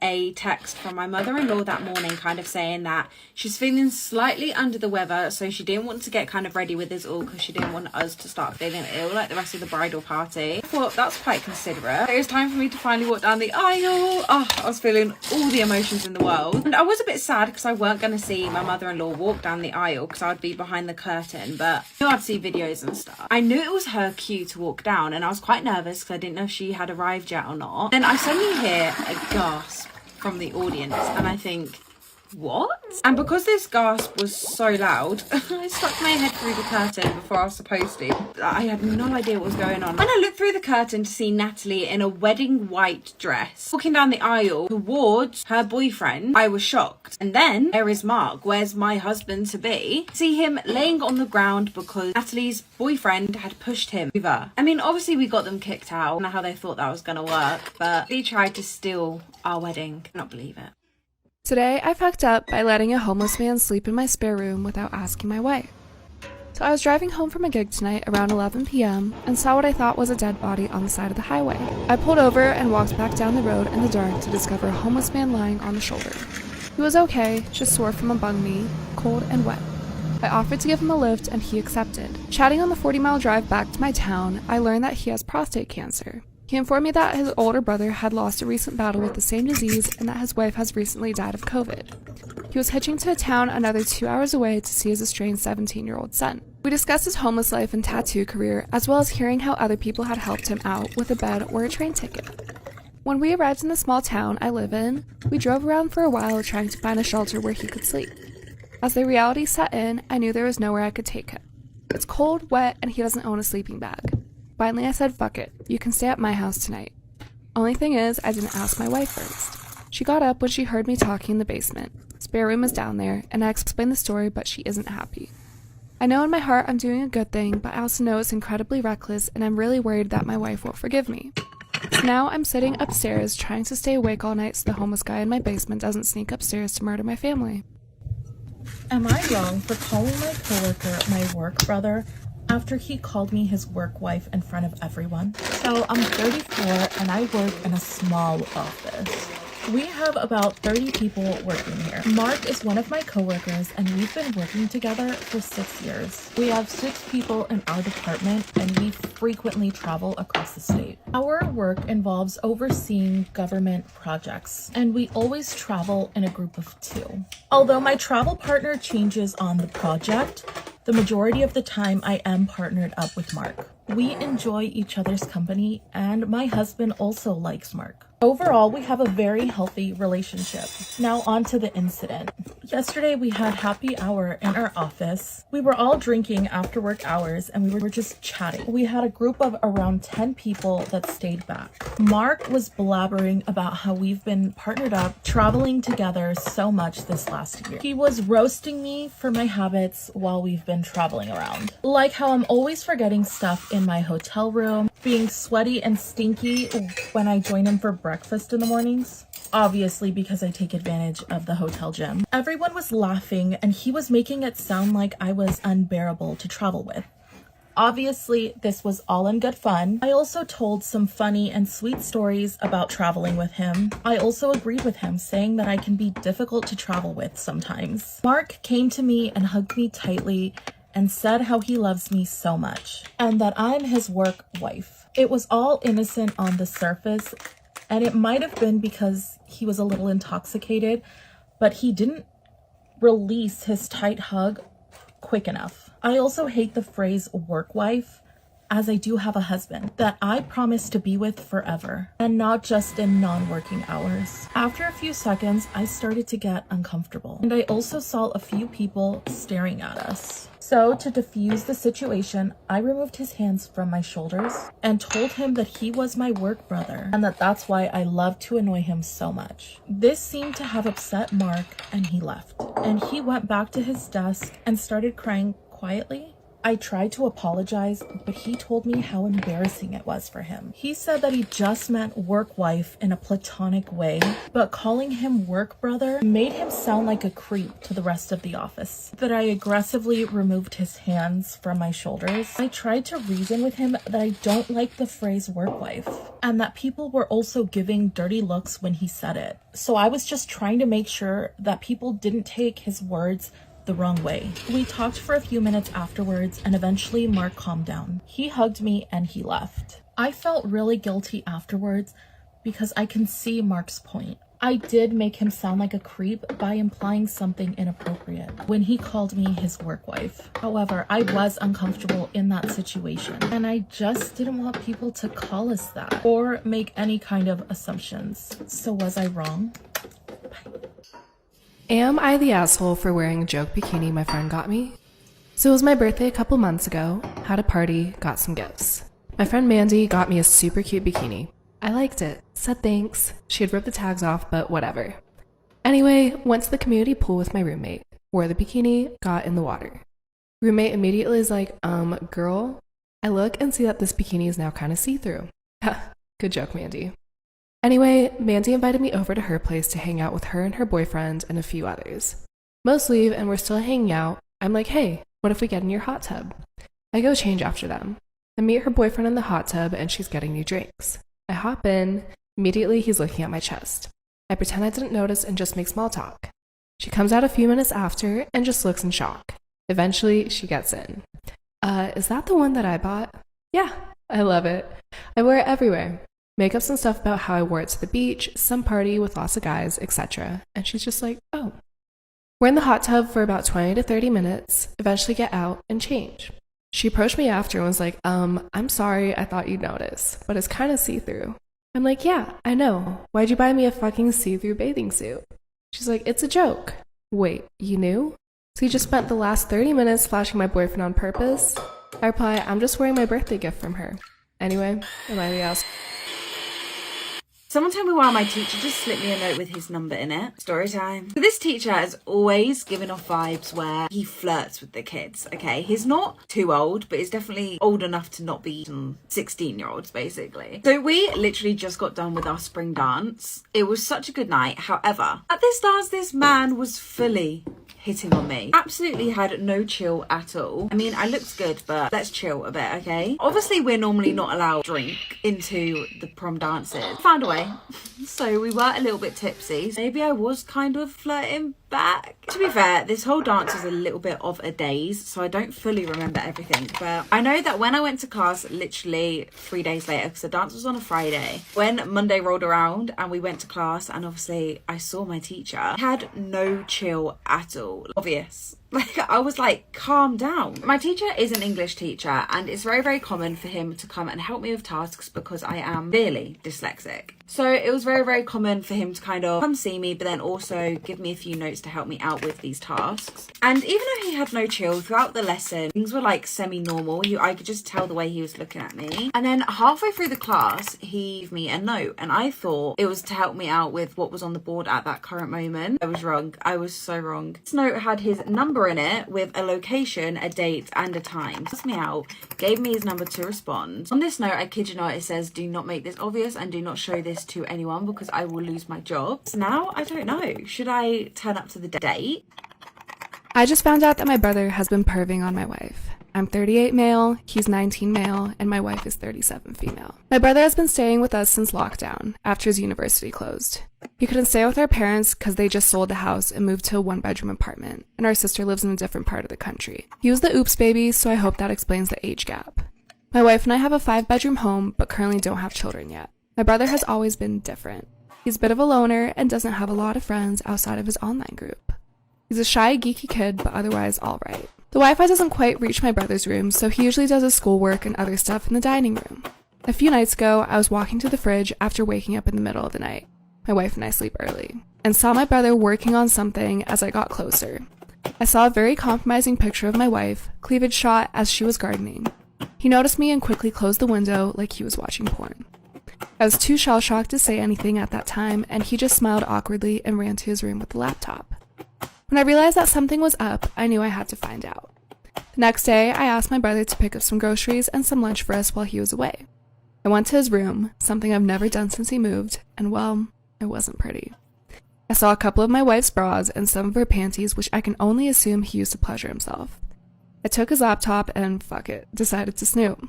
I knew his password because I borrowed his Crunchyroll account to watch this anime my friend recommended. I usually don't watch it. There I saw some of the most sickening entries I've read. There were pictures of my wife in a towel, her working out, her in compromising positions, etc. All taken without her consent by the looks of it. The creepiest part, he sometimes listens in on us while we have sex.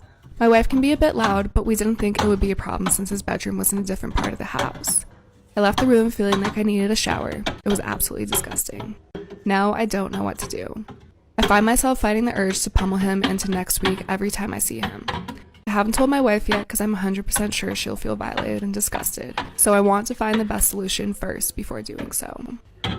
So my fiance has got my mum pregnant and I feel like I need to dish out all the tea. Story time. Let's call my fiance Mark. We've known each other since we were 5 years old. This isn't no new love story. He's been in my life. And I feel like this is going to sound a little bit sad, but he was that one person in my life that I generally could trust. This also means that my family has known Mark since he was about 5 or 6. Known each other's families. And like above everything, me and him have always been best friends. And it was kind of like a fairy tale, basically, until he decided to knock my mum up. So my mum has always been very, very fond of Mark. To be fair, my mum and my dad have always liked Mark. It was always nice that my mum did get on with him. Clearly more than I ever knew. So with them having such a close relationship and us just being together for so long, it wasn't unusual for him to head round my house without me being there, to wait for me before I got there, or stay after maybe I've gone to work a little bit earlier. Now 6 months ago, Mark proposed to me. We are currently 25 and 26 years old, so we've been together for basically 20 years.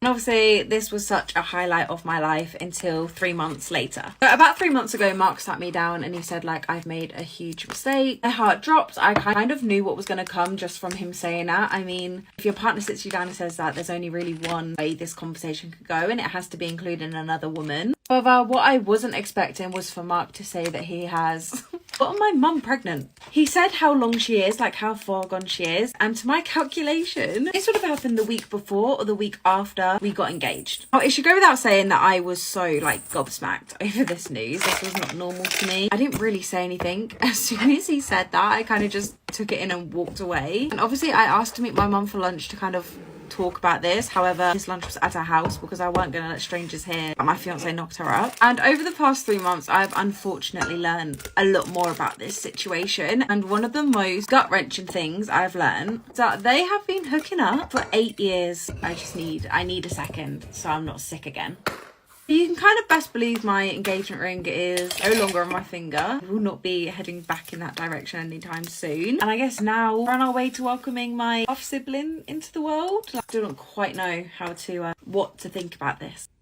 Am I wrong for telling my husband that I see him as a liability and not a partner? I'm 34 and I've been with my husband Nathan, 37, for 8 years. Ever since our 3-year-old daughter was born, I've been unable to trust Nathan with anything, no matter how small it is. Some background context. When I was 19, a semi-truck driver fell asleep at the wheel, and I have enough metal in me to light TSA up like a Christmas tree. I'm physically impaired, and I have my good days and my bad days. I used a portion of my settlement check to buy a house and retrofit it, as one day I'm going to need a wheelchair. I work in software development, as no one cares if I work from home on my bad days. My husband has not worked in 5 years, which was fine until our daughter was born. Between the settlement money, a paid off house, and my salary, I enjoyed having him there with me. He contributed by handling most of the domestics. We paid for a weekly cleaner, a monthly deep cleaner, because it gave us more time together. But ever since our daughter was born, it was like a light switch got turned off in his head. For our daughter, he would buy the wrong size diapers, not fully mix her bottles, put diapers on backwards, leave out poop-covered wipes, and forget to latch the cabinets. This past week, he's gone to the store 3 times because he kept bringing home the wrong size socks and shoes. I eventually just ordered the correct ones on Amazon. For me, he's tried helping me with my weekly pill organizer fill up, and several times has spilled the contents of new medication all over the floor, and then not seeing that he wouldn't get all of them off of the floor. He has repeatedly gotten me grapefruit juice to take my medication with, which is a huge no-no. He's forgotten that I can't have dairy and put cheese on my burgers, milk in my coffee, and he's broken so many of my things from just being careless. He shattered my laptop because it slipped from his hands when he was packing my suitcase, even though I told him I would pack all of my own electronics. We've lost so many spoons and forks to the garbage disposal. He tried to replace the head gasket in my car and over-torqued the engine bolt, which shattered inside of the block, and we took it to 2 different shops and they said they couldn't repair it. So I ended up getting a new car, because a replacement engine on that car would have cost $11,000. Then a week later, he crashed the new car into the garage because he thought he pressed the brake and not the accelerator. He wanted to do TikToks and streaming as a hobby. I supported him initially, and then I quickly realized that anything regarding our daughter or me, he was sloppy and careless with. He never whoops any of his own stuff. He would build entire sets to stream or make videos with. But when he left the garage, it's like he left his brain there. It came to a head 4 days ago. He had streamed himself building a new set 9 hours straight. Meanwhile, I worked. I clocked out early to pick up our daughter from summer camp, cooked and fed both of us, and got us both ready for bed. He came out to help put her to bed, and I let him know that I still had some work to do, and that I would be in my office. I asked him to take out the trash, and he said that he would. Well, 2 hours later, I left my office, and the house felt really warm. He'd taken out the trash, but he left our front door partially open. And he was back in the garage with his game volume really loud. I panicked since our daughter is able to get out of bed, and thankfully she was sound asleep, but she could have easily toddled right out of the house and he would have never noticed. I popped my head into the garage and let him know, hey, I need you for a minute. I informed him of the door situation, and his response was, I thought I locked it. Okay, the way I just saw that is funny because that's kind of how my dad used to like imitate us when we do stupid shit, you know? Maybe you guys don't know. We checked the camera and no, he did not. I also informed him of the stove situation. He said he was planning on making ramen, but he forgot. He pulled the still hot pot off of the burner and put it straight into the sink on top of our daughter's favorite plastic plate, which is now ruined. I'll admit, I overreacted and I scream, "What are you doing?" He realized what he'd done and pulled it straight off our daughter's plate and straight onto the countertop. I quickly grabbed it and ran it under water to cool it down. I told him I can't tonight. I can't deal with him, that I was taking my meds and I was going to bed. He takes a cup from the cupboard and sets it straight onto the burner that had been on. I hit my limit and I just started crying. He kept saying that it's fine, that things happen, and that it was just an accident. That he had a rough day from streaming and that he's just tired. He asked why I'm crying because it was just a cup. That's when the anger hit and I said, it's because I have a liability and not a partner. He asked me what the F that meant and I screamed back, it's because I can't trust him to do anything. I'm always having to watch him like a child and I always have to bear the cost of his mistakes. That every time I get careless and think I can trust him to be an adult, that I'm always the one getting fucked over. I then said, I can't see you as a partner anymore. You're just a liability in my checkbook. He immediately stormed out of the kitchen and went to bed. I called my mom and I told her what happened. She thinks it's just stress and offered to take our daughter for a week. She said it was an asshole thing to call my husband a liability.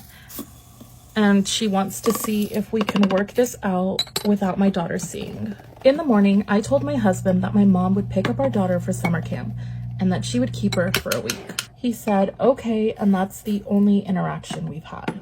He spends all day in the garage playing games with his friends, making TikToks, streaming, and for food, he orders DoorDash.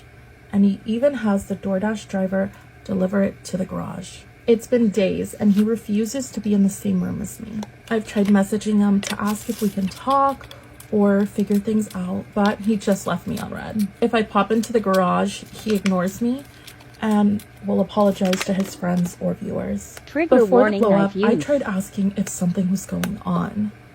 And I always tried to be gentle every time he screwed up so that our daughter wouldn't associate a mistake with anger. But he always said I was overreacting and people made mistakes. When I tried to get him to understand how concerning it was that his mistakes were getting expensive, he just waved it off and said, it's not like we can't afford it. I love him dearly.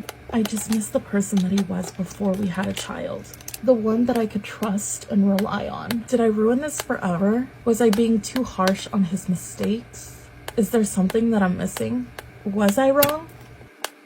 Would I be the asshole if I pressed charges on my brother's girlfriend after she called my family white trash and continues to harass me after my birthday dinner? The people in this situation of mine, aside from myself, are my husband Mark, 35 male, my brothers Owen, 29, Jack, 28, Kyle, 27, Rob, 27, and Finn, 26, along with my best friend Margot, 32, Owen's fiance Trish, 29, and Kyle's partner Ro, 28, and Finn's newly serious girlfriend Annie, 23. For additional context, I was a parent-fight sister and basically raised my brothers. I helped them learn how to cook and clean, helped them with homework, and took them to extracurriculars, helped them figure out scholarships, trade schools, college, and basically made them into the men they are today. My brothers are very aware of the situation that I was in, having to take on parental duties, and thus do not treat me like one. I am their sister, and they treat me as such, which of course means having a few crazy sibling traditions, which is where my situation stems from. I, 30 female, just had my birthday pass. Mark decided to help Owen organize a celebration dinner since everybody had something to celebrate. Owen just got engaged to Trish,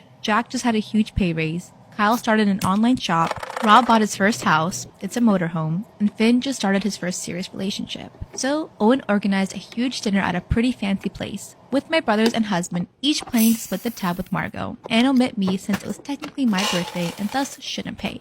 Fast forward to the dinner and we're seated in the back due to having so many people. Everybody's having a great time, laughing and sharing more information about their life, when Margot has an old video pop up on her phone memories. It's a video of a birthday dinner when I was a teen, and it showed my brothers giving me birthday bruises. You may have heard of birthday punches. Well, it's basically the same concept. However, due to my brothers being massive hulks of me and me being no more than 5'1", they opt to flick me instead. So I'll get a tiny bruise instead of looking like I was jumped. Rob decides to start with the birthday bruises tradition, and each of my brothers opting to flick me 6 times, so this way I get an even 30 flicks, with Margot and Mark each giving me 2 for good luck. Did it look strange? Probably. But we already stood out in the restaurant since we had so many people. And it's not like we made it a big show. I simply went around the table to each of my brothers. Trish and Ro were laughing, well aware of the family situation and that it was all in good fun. But I did notice Annie didn't seem to be comfortable. So when she went to the bathroom, I decided to check on her. Old habits die hard. I didn't approach her until she was washing her hands and asked her if everything was okay. She simply sneered and said we were embarrassing and low class.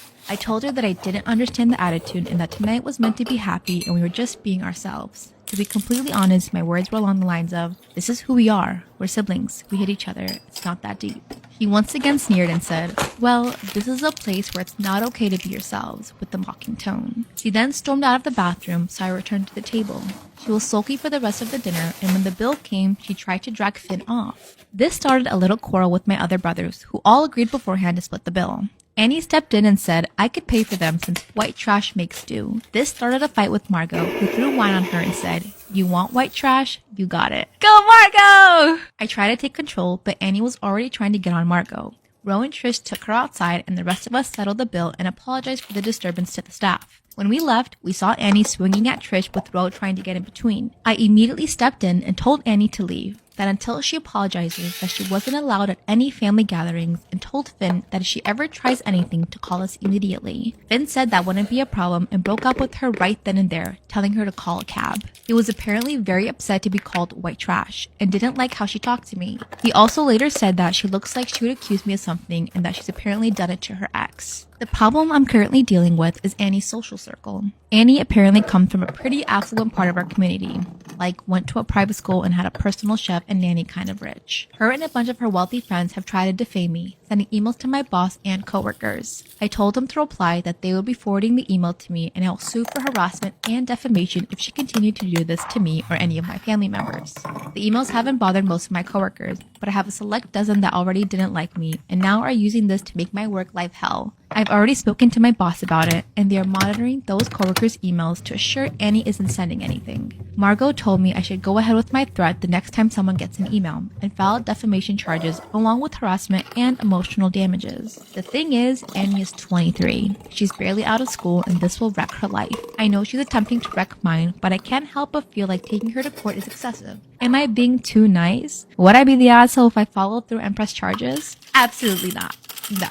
You got it. I think people have to understand the consequences of their actions. That's nice of you to be like, hey, she's 23 and she's just starting at life. But I feel like people like that who are very privileged have never been humbled and they get everything they want and they think that they can get away scot-free without any repercussions in life. Actions have consequences. That's the real world. I would only be lenient on people that like children and people that I probably was once close to. I don't know.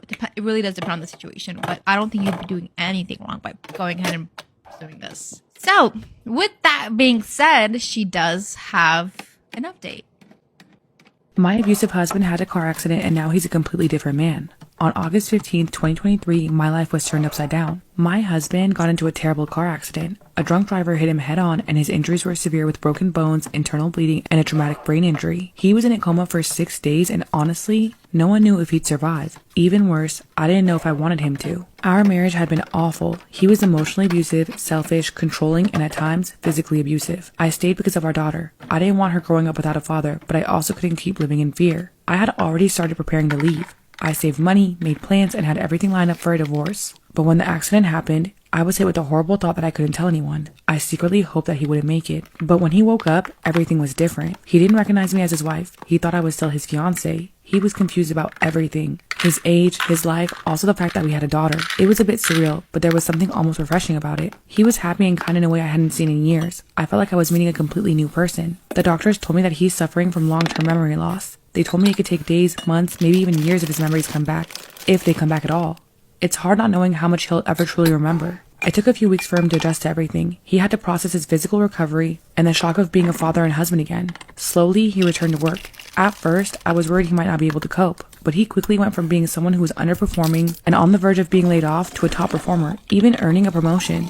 The compensation from the accident allowed us to pay off almost all of our debts. For the first time in years, we're financially stable and I felt like maybe, just maybe, things could get better. Now, he's like a different person. Or rather, he's like the person that I first fell in love with. He's become the kind of partner that I dreamed of having, the kind of father I always wanted for our child. He's constantly telling me how much he loves me, how grateful he is to have me in his life, and he dotes on our daughter. I'm not even sure he realizes she's 3 because he doesn't remember her birth. He just accepted it as a fact and adores her completely. Lately, he started to regain some of his memories. He says it's been happening in flashes. Sometimes he'll remember things about our past life, and he gets confused. He often asks me if certain things really happened, like if we really went through what we did, or if he was truly the person I described. He'll ask, did I really treat you that way? Was I really like that? And every time, I have to tell him the truth. I tell him that yes, he was abusive, and yes, he did hurt me. Each time I confirm it, he breaks down crying, apologizing profusely, telling me how sorry he is. He says over and over that he can't believe that he became that person. I know this sounds like something out of a movie, but I'm just living in this surreal reality where I'm finally getting the life that I dreamt of. He's affectionate, attentive, and goes out of his way to make me feel loved. He's an incredible dad to our daughter, and seeing them together laughing, playing, genuinely bonding brings me to tears sometimes. I've never felt so loved in my life. I still find it hard to believe sometimes, but seeing him try, seeing him work so hard, has been nothing short of amazing. I feel so conflicted. People might think that I'm awful for not telling him everything right away, or might just think that I'm a fool for staying after everything and hoping he's changed. But how do you tell someone they were once your biggest source of pain when they're now the person you love waking up to every day? How do you shatter the hope they have in this new version of themselves? Right now, we're finally safe and happy, and I want to hold on to this as long as I can. Am I wrong for that?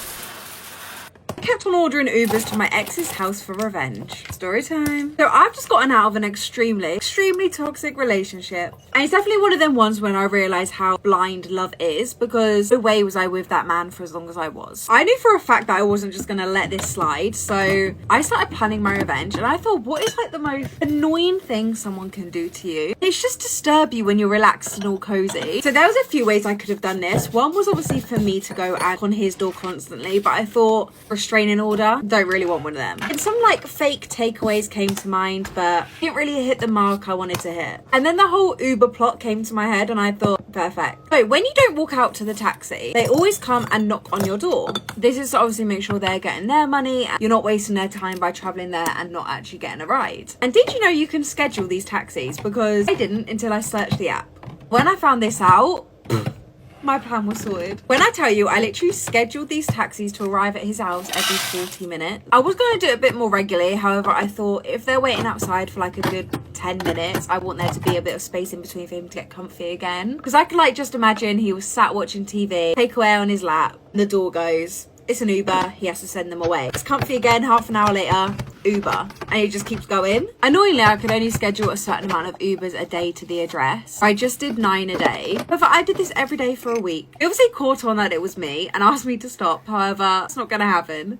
My ex-sister-in-law was a bitch, so this is what I did.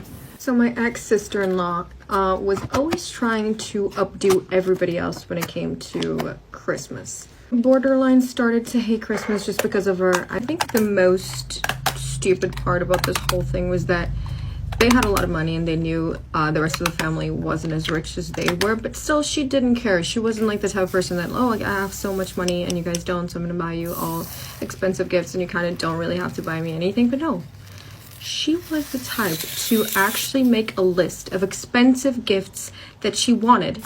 She would give it to everybody in the family, and she wouldn't accept any other gifts other than the ones that were on that list. She asked me to buy her a very expensive scarf from this local boutique.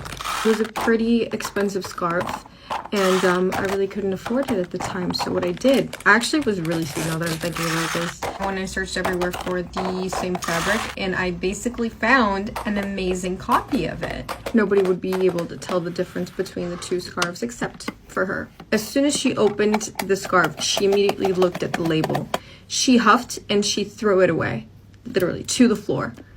No thank you, no nothing, on to the next gift. So it was pretty uncomfortable for everybody. But the next day rolls around and I go on Facebook and I see that she posted a picture of what she called a crap pile of gifts that she got for Christmas.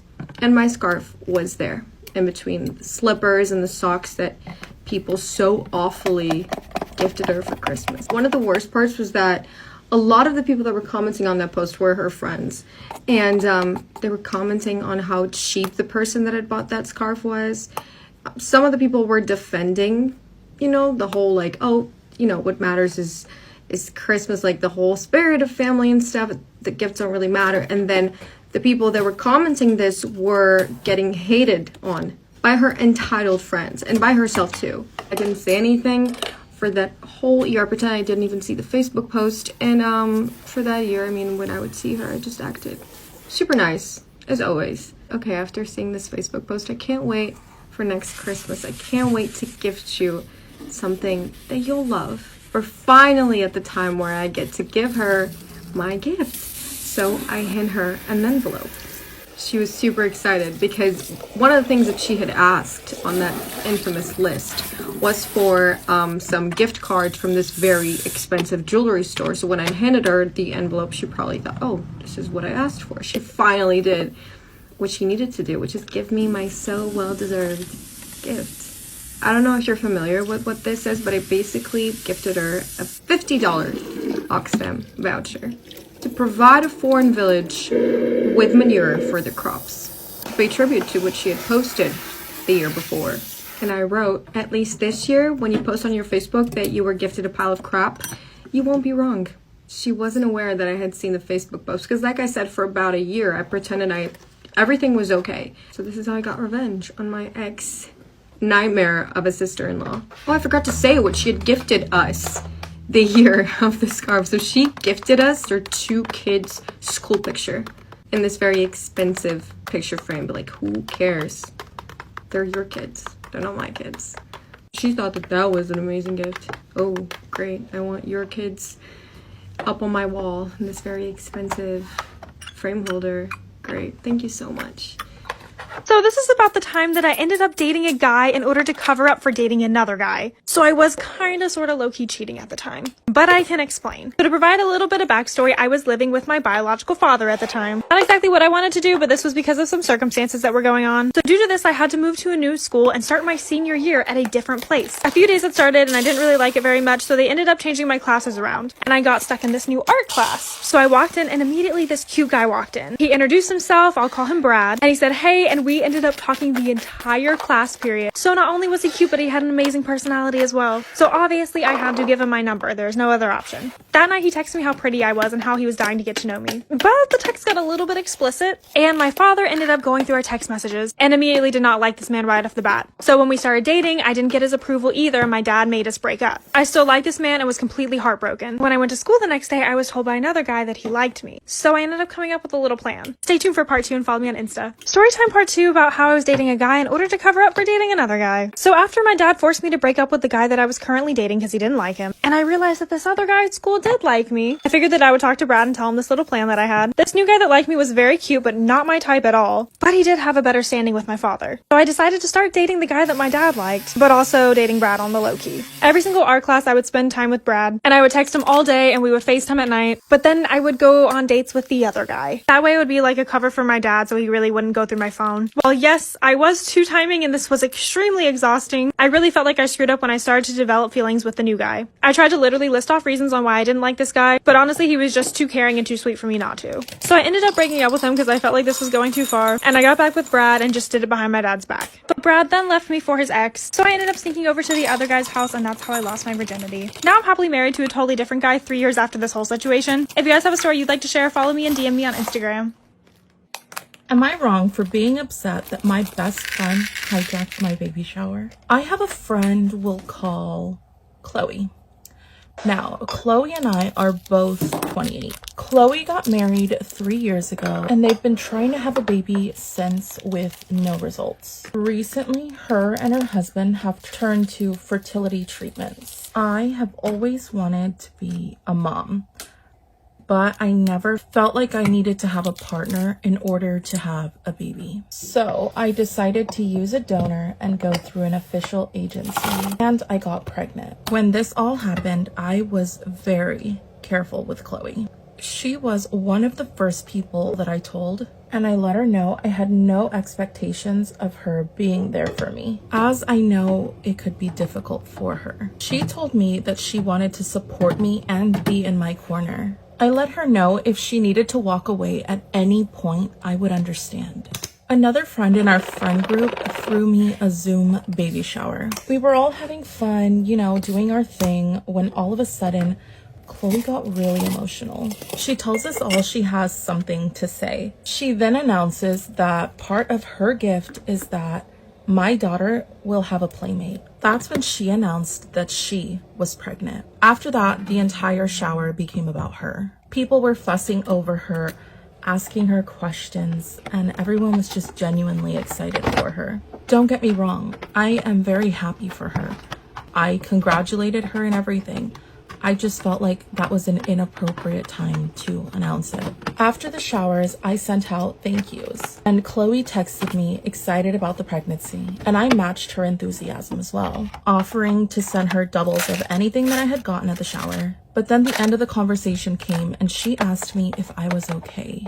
I was honest with her and let her know that I felt her announcement was inappropriate, and that it took the spotlight away from me. I told her she could have easily told us separately. Chloe thought that it was cute, but I told her I'm only ever gonna have one kid.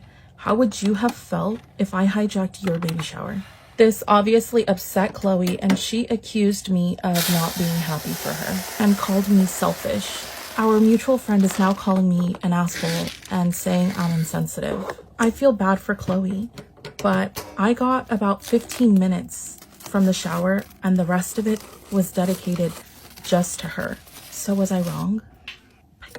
I want to destroy his life for cheating. In July, my ex-fiance announced he wanted a break to focus on himself. I was sad, but tried being understanding while he stayed at his friend's house most nights the next couple of weeks. He left a random mess next to his gym bag: clothes, papers, miscellaneous items. I started cleaning it up when I noticed a paper with handwriting on it. It was a love note from some random girl. At the end of the note said, "Heart Maddie." So I posted a picture with the note in my ex Facebook group that exposes cheaters.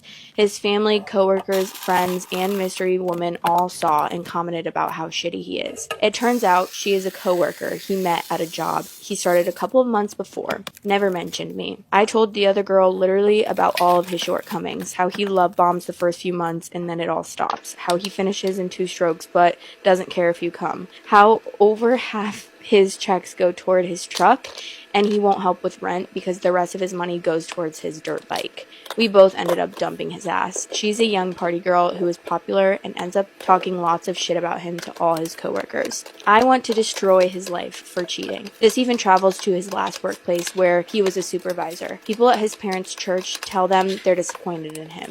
For a guy who really tries hard at looking good, this has hurt his ego, but I still feel like he deserves worse. So, we're at the end of October. I had moved out on my own and minding my own business. He texted me a sad-sounding message and mentioned filing bankruptcy, trying to get sympathy or someone to talk to. I ignored his message and had sex with someone else for the first time. I hate being mean, but I am good at it when someone hurts me. I recorded a video of me flushing the ring down the toilet. I messaged my ex back with the video, telling him I'm effing someone else and a sexy selfie. When we first broke up, I was 160 pounds. I wanted him to see my new 125-pound body and got a significant pay raise, so I'm feeling confident. He was obviously upset, but I feel like he brought it all on himself. As far as I know, he's miserable right now. He's still binge watching 7 episodes a night of the same show. He finished NCIS series from beginning to finish since I moved out, lol. I feel like I have my revenge. I hope he never cheats on someone else again with this lesson. Honestly, I was so trusting, and I feel like it doesn't compare to the pain I felt from the betrayal.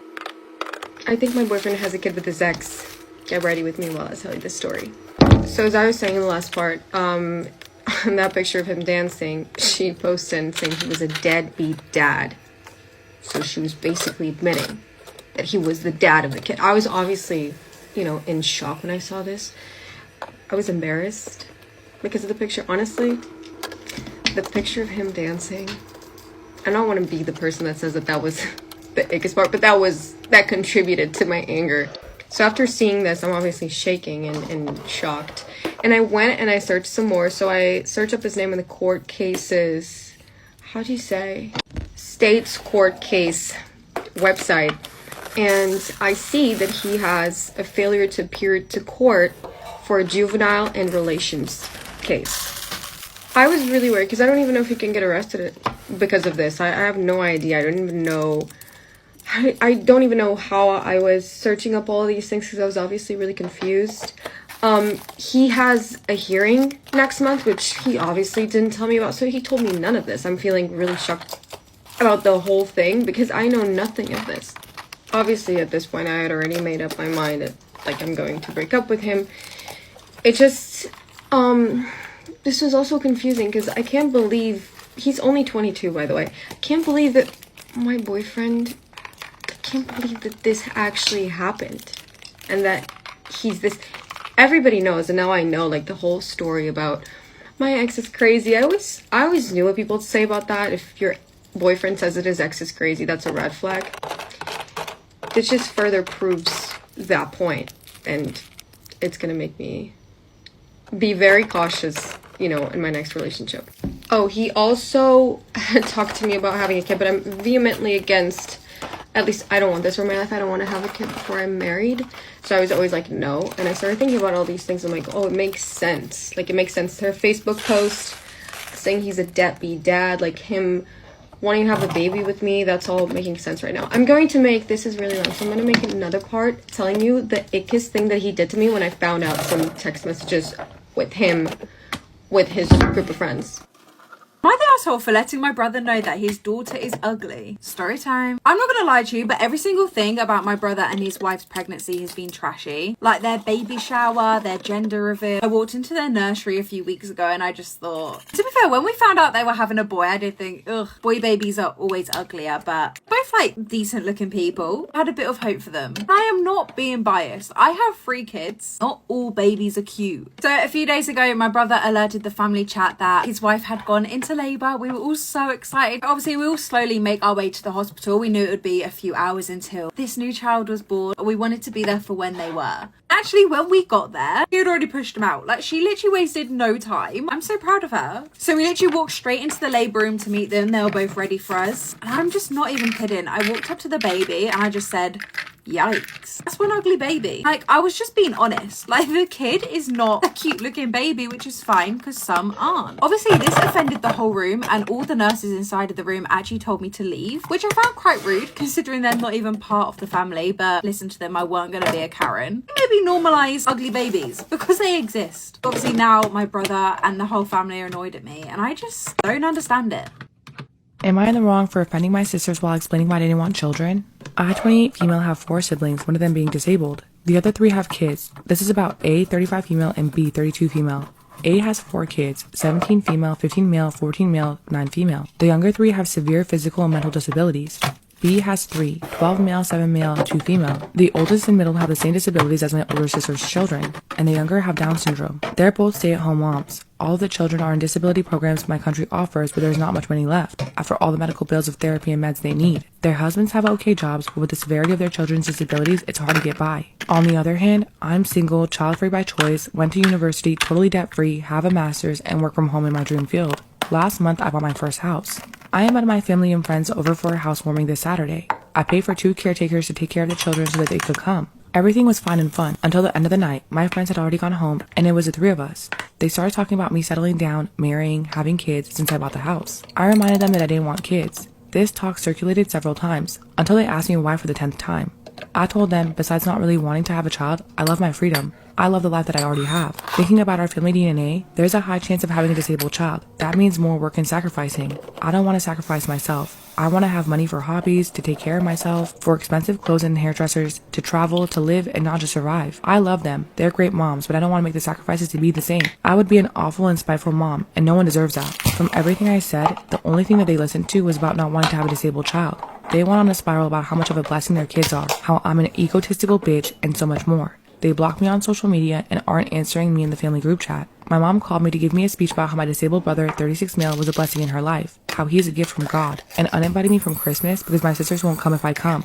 I called my brother, 39, his 2 children are adopted. He admitted a long time ago this was due to the high chance of disability in our family. He told me my delivery is rude, but they also suck. They should know not everyone wants kids. He encouraged me to apologize because I know how they are. So, am I in the wrong? So he does have an update, and I'm curious to see where this goes. 2 weeks ago, I had an argument with my wife, Anne. This argument stemmed from Anne's insistent need to contradict me in everything I say. Anne left in a fit of rage to stay with her parents, and then kept spamming me with texts demanding an apology. A few days after Anne left, I felt something I hadn't in a long time at home. Peace. I didn't have someone nagging at me about literally everything I did. I didn't have to eat my meals in the correct order, something about pH balance that she probably saw from some brain rot creator on TikTok. I didn't have to wash my feet after getting home. I could actually enjoy myself, which is impossible when Anne is around because I found many years ago that she tends to get more aggressive when I seem like I'm either in a very good or very bad mood. I then did something I never thought I'd do. I reached out to her ex. He was more than eager to talk about Anne and her shenanigans, so we met up for drinks. He and I both had near identical experiences with her. Anne is, through and through, a pretty horrible person, especially to her romantic partners. He cited irreconcilable differences for divorcing her when it was no specific event, but just a long list of terrible interactions and coming to the realization that he detested her as a person. During this time, Anne went silent on me. I used this lull in our relationship to visit a lawyer, who told me that due to the nature of laws in our state and the fact that Anne is able-bodied and educated, the chances of me ever having to pay alimony are basically zero. I called Anne at that point. She, for some reason, still expected an apology. I told her that I wanted a divorce, and she threatened to take everything from me. I said she could try, but any further contact should be done through my lawyer. I'm fully happy to split our assets fairly. I'm fairly sure Anne will agree to any deal that gives her more than half. It's just the way she is. And if it's a 55-45 split, I don't care. All I'll have to do is act like she got the better of me, and since she's an idiot, she'll happily agree. Thanks to everyone who responded in the last post with advice. Tons of you suggested divorce, which I think was what actually got me to consider it seriously. It's a little scary that you could fall in love with someone so much and then just be sick of them this is not one day, right? This is all built up. I think this is a good reminder to people that you have to treat others kindly. No one has to deal with your bullshit, especially your spouse. And then once they realize their piece is priceless, they'll pay anything to get it. Am I wrong for calling my friend a creepy weirdo after she posted a video about my husband? I'm friends with this girl we'll call June. In fact, my husband and I will often go on double dates with June and her boyfriend. We've known each other for 2 years, and in these 2 years, we've gone on double dates, weekend trips, and honestly, I would say we're really close. That is until this weekend. My husband is an orthodontist, and one of his patients is June's half-sister, Rhea, who's about 12 years old. June is the one that often accompanies Rhea to her orthodontist appointments. Now, June is a small online influencer, so she's always vlogging and recording things. And my husband and I have made it very clear that we are not okay with our faces being in her vlogs or any of the content that she creates. And it seemed like she had respected that boundary. Now, we don't really use social media, so we took her word for it when she said that she wouldn't post us. Now, cut to last weekend, and my brother sent me a link to a TikTok video with the message, "Dude, you gotta watch this." The link took me directly to June's Clock App account. And although she does have less than 10,000 followers, the video that my brother sent me has over 500,000 views. Lo and behold, it was a video compilation of my husband, with the title being, "God, I see what you've done for others." This video was the creepiest thing I've ever seen. She had recorded my husband during various of our double dates, and it's very clear that he's not even aware that he's being recorded. In some of the clips, she would start with her face, then pan the camera to my husband with a cutesy expression, and she would mouth words like, "Oh my God." The worst one was where he was working on our half-sister, Rhea, and he was wearing scrubs. And she didn't even bother to blur out her half-sister's face. I showed the video to my husband, and he was horrified. He said that it made him feel so uncomfortable and violated that somebody had recorded him without his consent. And he was angry that somebody would record him working on a patient. He texted her and asked her to delete that video as well as every other video that she had posted about him. She said that she meant no harm and that it was all for online engagement since hot guys go viral very fast, and that she gained a lot of followers after posting that. Honestly, this is all so weird to me, but thankfully we got our friends and family to report the video and it's being taken down. This really pissed off June, and she sent me a long text saying that I was jealous of her online success and how I couldn't stand seeing her succeed. I just told her, "You're delusional and unhinged." I told her, "Stay away from us, you creepy weirdo." Now she's all weepy and depressed, telling all of our mutual friends how mean I was to her. She's also been posting about mental health on her socials and about how mean some women can be with their words. Am I in the wrong for breaking up and kicking my girlfriend out because she went to an after party without me? I, 24 male, and my girlfriend, 23 female, Anne, began dating in college. Last week, Anne invited me to her coworker's, Joe, party. I had heard a lot about him in the past, and he and she really seemed to have a lot in common, especially with their taste in music. Apparently, he was an amateur musician with a fairly successful YouTube channel. Joe initially invited only Anne, but when she asked him if I could tag along, he said it was fine. The party was on Saturday evening. It was a fun party with about 30 people, held at a restaurant that Joe had rented out. Towards the end, though, I wandered into Anne's little discussion group, and I immediately got the feeling that nobody really wanted me there. Most of all, Anne. It was her, Joe, and a few other people. Thinking that I was just imagining things, I hung around and listened to Joe basically boast about himself the whole time. A little while later, I wandered off to get myself a drink and chat with a few other people. Eventually, the time to leave came around, and I went to find Anne again. Joe approached me at that point and said that he was having an after party over at his house. I was going to refuse, but then he said, "Sorry, man, but only Anne is invited," while clapping me on the shoulder. I first told him not to touch me, and then said she's not going. He informed me that she had already accepted the invitation. I texted Anne immediately and asked where she was. She responded, "Sorry, on the way to Joe's place. I'll see you tomorrow. Love you." I asked if she knew that I wasn't invited, and then she left me on red. Texts after that were all ignored. I drove home furious, and finally Anne walked in the door at 5:42 in the morning. I know because I was by the window watching. I recognized the car as Joe's and the driver as Joe. Nobody else was in the car. Anne waved to him cutely and laughed at something he said. Then she came inside and acted all surprised to see me still up. At that point, I flatly told her that we were done and that she had the rest of the day to move out. She was confused at first with me, and then I told her that she can just move in with Joe. She rolled her eyes and said nothing happened. She gave me this spiel about my insecurities and imagination. I said it didn't matter. After this back and forth arguing, Anne finally relented and sarcastically thanked me for wasting the best years of her life. She finally moved out yesterday, and it was pretty dramatic. She said that she loved me and that I was throwing away everything over a party. Did I do her wrong here? I feel like I'm getting gaslighted. I just found out my adopted dad is related to my son. Story time. I honestly feel like my life is a fever dream at the moment. Let me explain. So I've known literally from such an early age that both of my parents were my adoptive parent. I was definitely super young when they adopted me, but I was as of age to know what was going on. Like, I really vaguely remember living in a care home. So they have never ever tried to hide that I was adopted, which personally I loved. I loved knowing exactly what and who I was. So I think I would have been heartbroken if they tried to hide it from me. As I got older and I started dating people and thinking of marriage, tossing up the idea of having my own kids or not. Part of me was like, I would love to have my own kids, but part of me was like, there's so many kids that need adopting and need a loving home. Maybe I should do what my parents did. Now, it actually turns out that I couldn't have children, so the adoptive route stood out to me. Now, I ended up adopting my son when he was literally 7 months old. He really was my son. Now, for some reason, I really rushed into this. I didn't look at the place I was adopting from, and I was just so excited to have my own kids. And as my son started to get older and started to look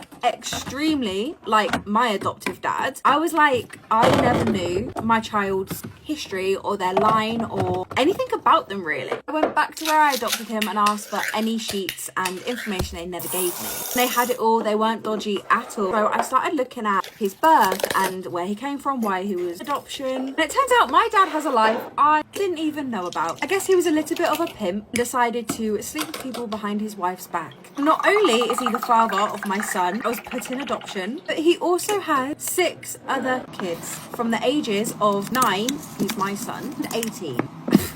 Now, I still don't know what to do with this information. Nobody but me knows. I don't know. It just feels wrong. But like, that's my son. I found out that my husband was telling all of his coworkers that I was his sister, and I finally confronted him about it. If you haven't seen the previous 3 story times about this story, go watch those and come back here. Very necessary tea. But to catch everybody up, I found out that my husband was telling all of his coworkers I was his sister, so I showed up at his office and I pretended I was his sister so I could flirt with all of his coworkers. And now I had to confront him. Josh came home from work that day with his tail between his legs, which he should. I mean, the man got caught doing something very shady. He sits down on the couch next to me and is just staring at me like, okay, you can say something now. The audacity of this man. His first question to me is, how did you find out? How did I find out? That's not relevant, baby, but I did. Okay, so let's talk about it. And that's when the man started his explanation. And I kid you not, I know for a fact that he practiced it probably 15 times in the car because it sounded very well rehearsed. Josh told me that when he started his job, he noticed very fast that the majority of people that worked there were guys around his age that were single. Very much a fratty vibe. And he wanted to fit in. He wanted to make friends. Loser. He said on one of the first days of work, one of his coworkers came up and they saw that his lock screen on his phone was a photo of the two of us. And they were like, "Oh, who's that? Is that your girlfriend?" And that's when the lie came up. He was like, "Oh no, it's my sister." And he said at that point, he was stuck. It became a joke in the office that Josh had a hot sister, and he said that if I came out at any point and was like, "Hey guys, actually, it's my wife, not my sister," they would all think that he was a weirdo. Which, yeah, they would think he was a weirdo because that's a weird thing to lie about. I asked him, "Why did you never tell me this was going on? If this was something that you were dealing with, why weren't you like, 'Hey babe, everyone in my office thinks you're my sister. Let's talk about that.'" And he was like, "Well, I knew you'd be upset with me." Okay, so I guess we just lie and hide things that we know will make our partner mad now. And Josh is in tears at this point. And I've seen this man cry like twice, ever. One time was our wedding. So I was very taken aback. He just kept saying, "I don't know what to do. I don't know what to do." And I was like, "I know what you can do. You can tell all your coworkers that I'm your wife. And you can deal with the consequences of your own actions." I told Josh I am not going to be married to somebody that lies about our marriage for any reason. That's absolutely ridiculous. And he starts freaking out. He's like, "You're being so unfair. You don't understand the situation." I was like, "I'm being unfair? No, you were the one that was unfair to me by putting me in this position in the first place. And now I'm just trying to get you to make the situation right." I told him, "Josh, maybe the reason you really can't is because you don't want to give up the opportunity to flirt with all the pretty girls you work with." And he did not like that comment. He's freaking out. He's like, "Are you kidding me? Is this what this whole thing is about? You're being ridiculous. You're so jealous." Like, okay, gaslight me away, Josh. We know who's in the wrong in this situation. I said, "You know what, Josh? You are not going to lie about being my husband all day and then come home and act like my husband at night. Get out of my house." The man tried to argue, but I was not having it with him, okay? Not at all. Obviously, right after he left, I was devastated. That's the love of my life. Before this whole situation happened, we had no problems. So I was obviously feeling completely heartbroken. But right after he left, that's when I got a text from one of his coworkers. He asked me to grab dinner and drinks this weekend. I don't know. I haven't responded, but maybe I should. My husband's been telling his coworkers that I'm his sister. Yeah, his sister. My husband and I have been married for 3 years.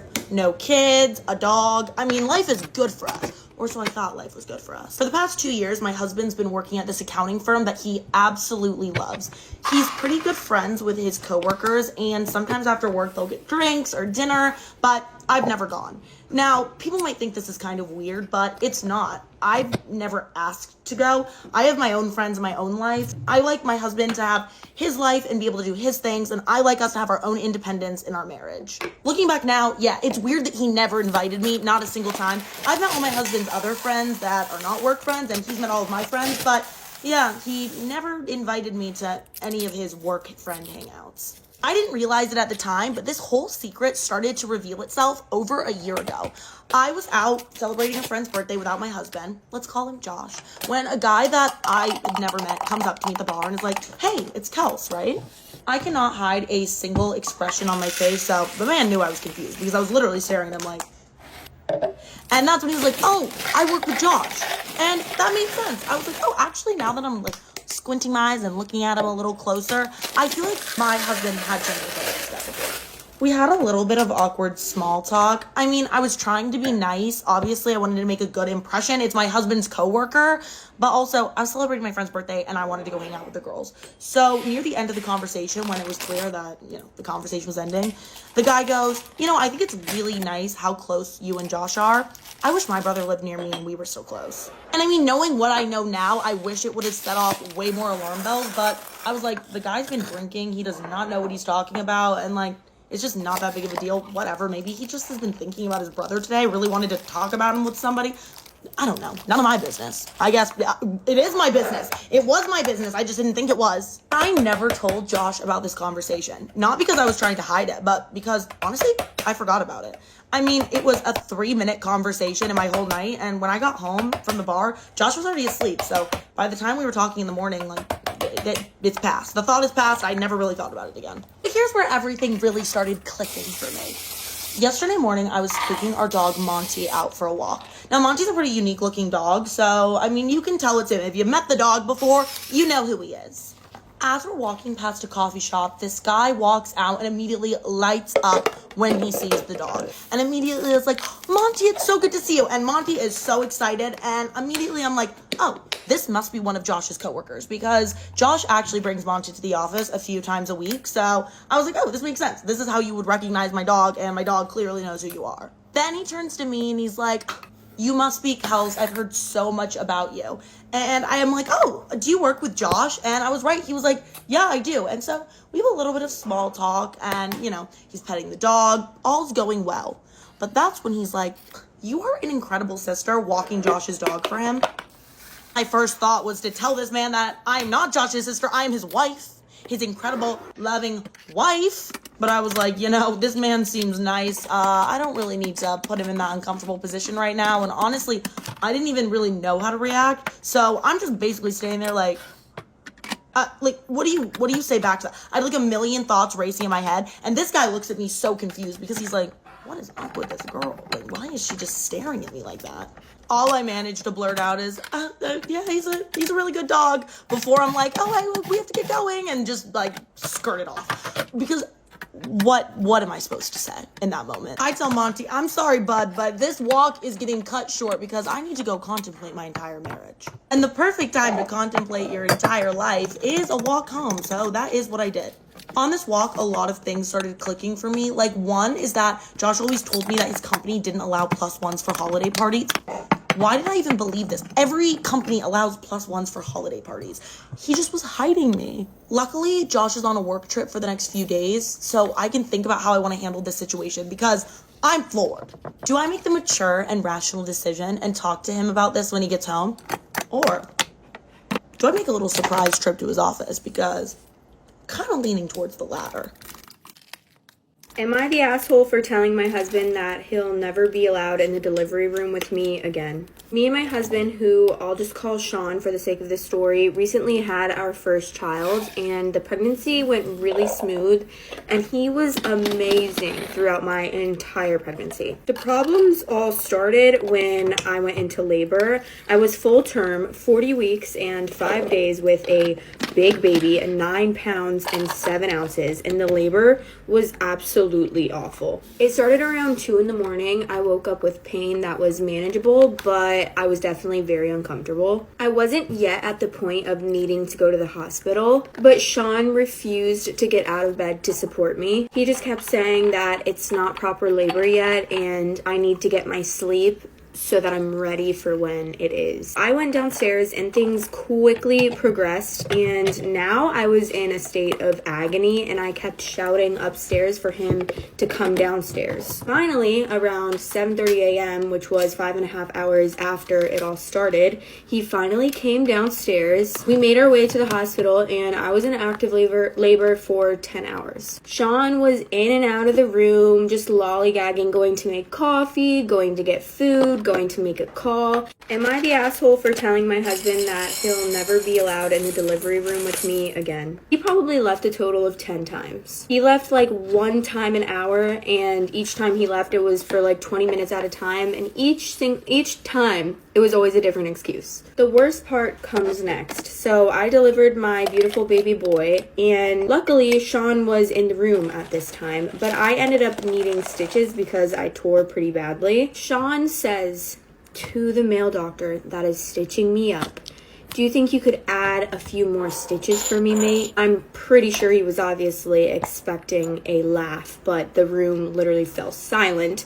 completely dead silent. I was so mortified, embarrassed. I was so upset, and Sean knows that having a male doctor down there is very scary for me, and instead of helping me and consoling me, he just made it 20 times worse. I've told him that in the future, if we end up having more kids, I want my mom in the room instead of him, and I don't want him anywhere near me giving birth. And since I've said that, he has apologized to me profusely, saying that it was nerves that made him act that way. I just cannot get over how let down I feel about this situation, so I want to know if I'm the asshole for this.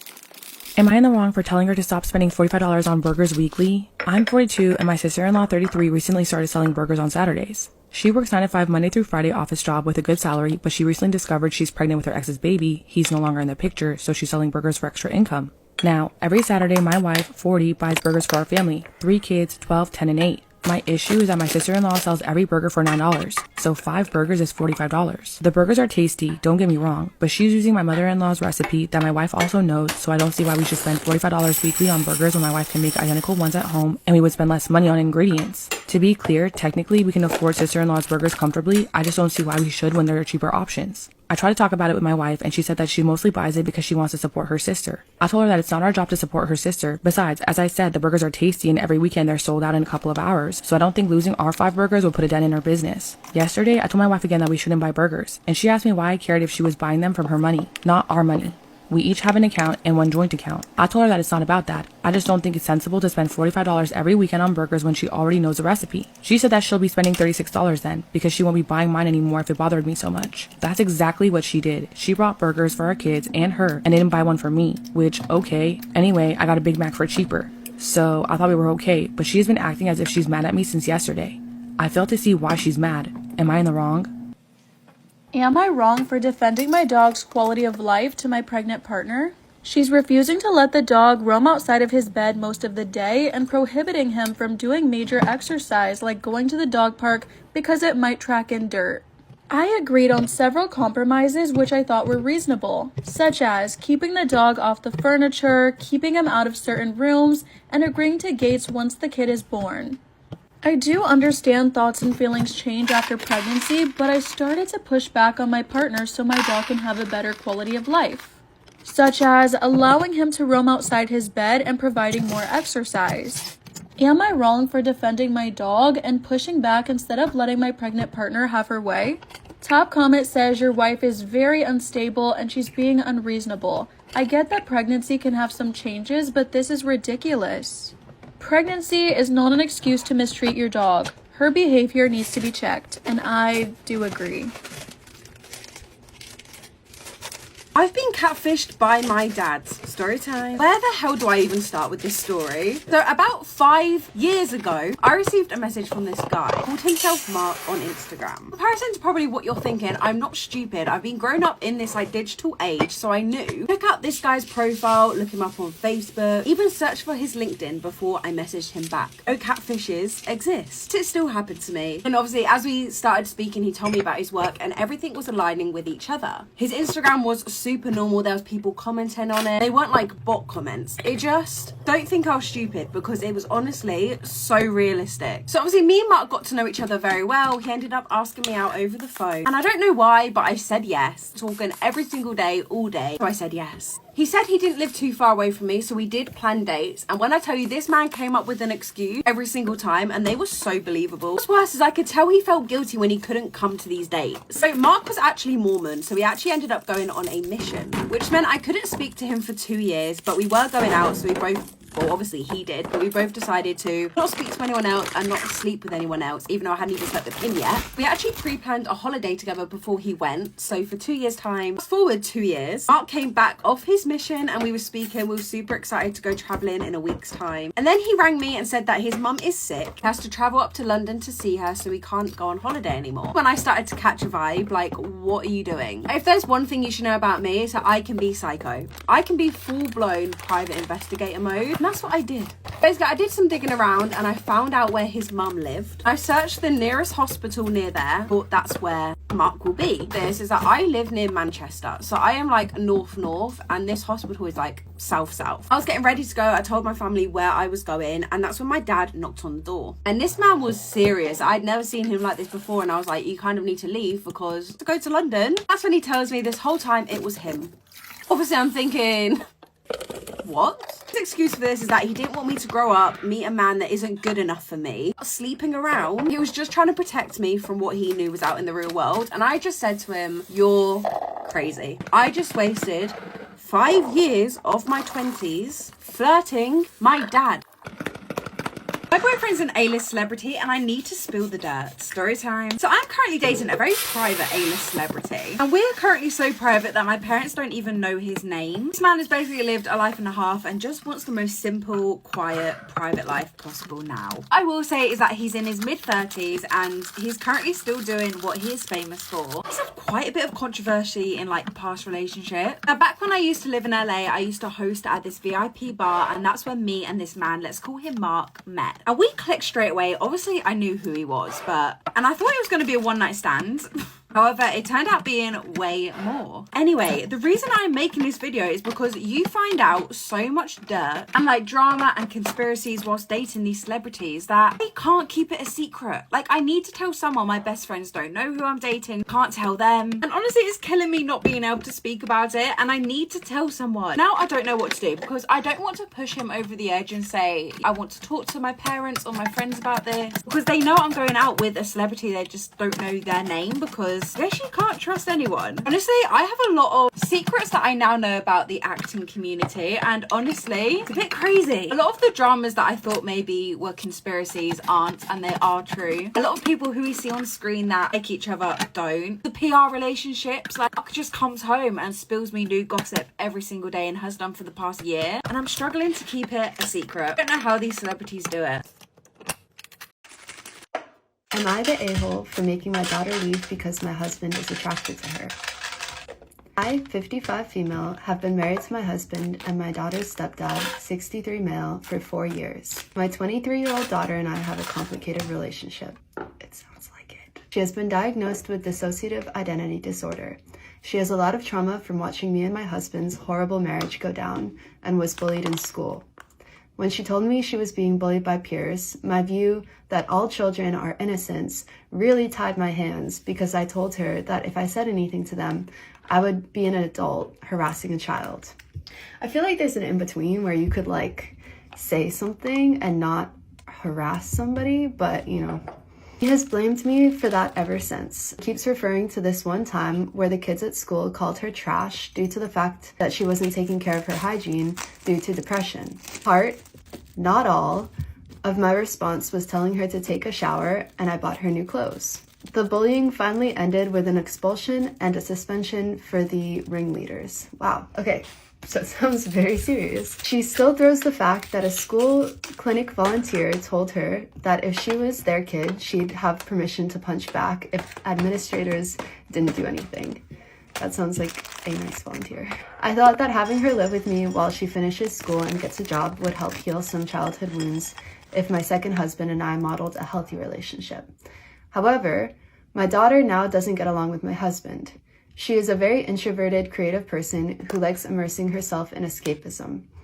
Same. She'd get annoyed if she was sitting eating alone and my husband would sit across from her and eat, saying she ate later so she could eat alone. However, my husband started acting distant from me, and my daughter complained that his eyes lingered for too long. Good, we're getting into it now. She got very angry and there was a lot of shouting and slamming of doors. Finally, my husband admitted he's attracted to her. Whoa, okay, and it's hard to be around her all day. She said, no, she didn't say. He said she was a walking temptation and said that's why he was avoiding sex with me. I was so upset to hear this. I don't blame my daughter for this, but at the same time, the situation has become unbearable. Something would have to give, and I couldn't collect my thoughts with both of them still being in the house. So kick the man out. So I gave my daughter money to stay at an extended stay hotel and asked her to utilize her college's emergency financial and housing resources they have for students in need. She responded by storming out and telling my ex, who is now circling social media, using it to paint me as the villain of all villains. I'm not abandoning my daughter. She qualifies for those resources anyway, since my ex is unemployed and we are in substantial debt. I just need time to process the situation and don't want to leave my house to stay with my daughter when I have a marriage to figure out. Am I the a-hole? Am I wrong for telling my acquaintance she should improve herself or lower her standards if she wants to find a man? I have an acquaintance, Lola, 26 female, who is single and has been looking for a partner for a very long time. She is on every dating app and wears white wherever we go to manifest a husband. I don't choose to hang out with her alone. You will see why. But she is friends with a couple of my friends, so we hang out in groups a lot together. When we hang out, she constantly complains about her dating life. Even if we're talking about something completely different, she finds a way to make the conversation about her boy troubles. Though I avoid direct conversation with her about this and leave others to validate her, it has become abundantly clear why she cannot bag a man.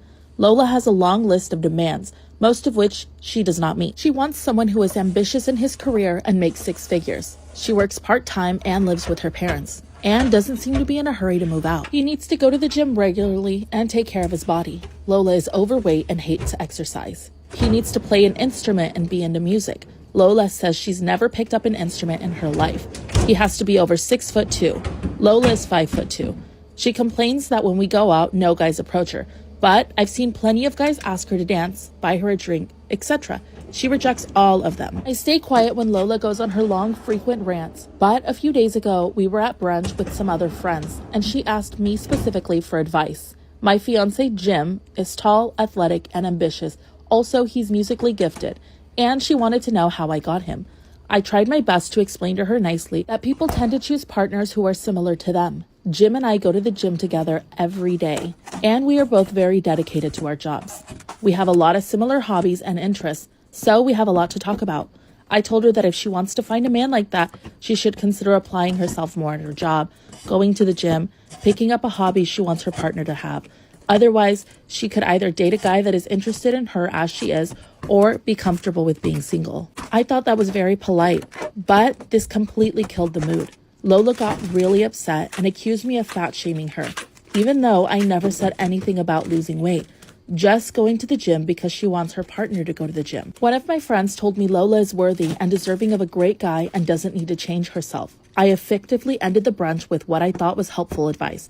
Afterwards, I got some texts from friends demanding I apologize to Lola, but others supporting me, telling me that I was right and Lola was way too sensitive. I was trying to help, but would it have been better if I lied? Was that an inappropriate thing to say in that setting? Was it a wrong move for me to give that advice? Am I the asshole for having my 18-year-old daughter pay for her own feminine hygiene products? My 18-year-old daughter graduated a week ago. She pays rent, split the bills with me, and pays for her own phone bill. She's a very independent young girl. God damn, lady, I would not have my kids splitting the bills and the rent with me at only 18. But to each his own. As a 56-year-old woman, I'm at an age where I don't have a menstrual cycle anymore, so I don't buy the products for that purpose. It turned out to happen when she turned 18, so it was just perfect timing to stop buying them. But even if she was under 18 and I didn't have this anymore, I would stop buying them as well. But since she's 18, I feel better about not having to go out and buy them since she's at the age where she graduated and she's independent. Well, I mean, the girl is literally splitting rent with you. At this point, I would feel she could buy her own pads too, but damn. My boyfriend somehow found out that she's been using napkins that she buys from the grocery store. He said he asked her why she bought 2 packs of napkins and she explained she needs them for personal use and assumed it was for that. How the fuck he know?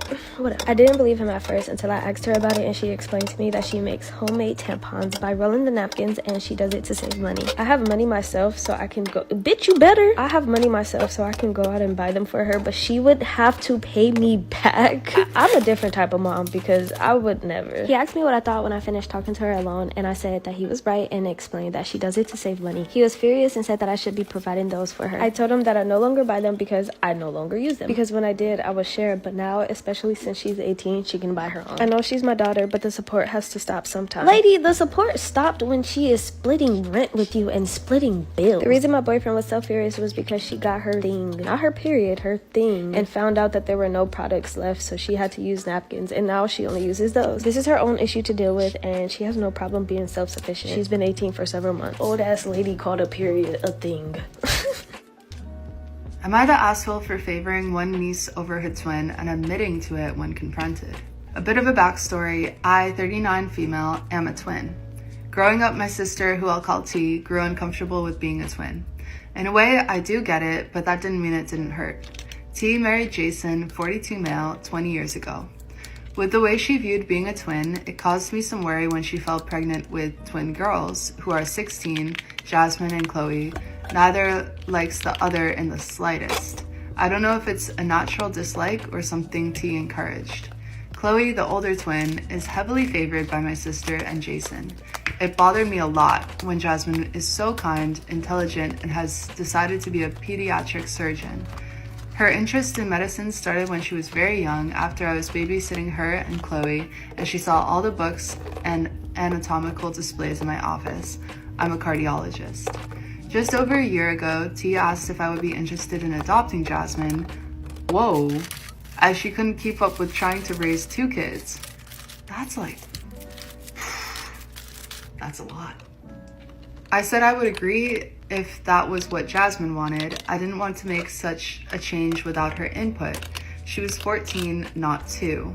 Jasmine was overjoyed and eagerly agreed to the adoption.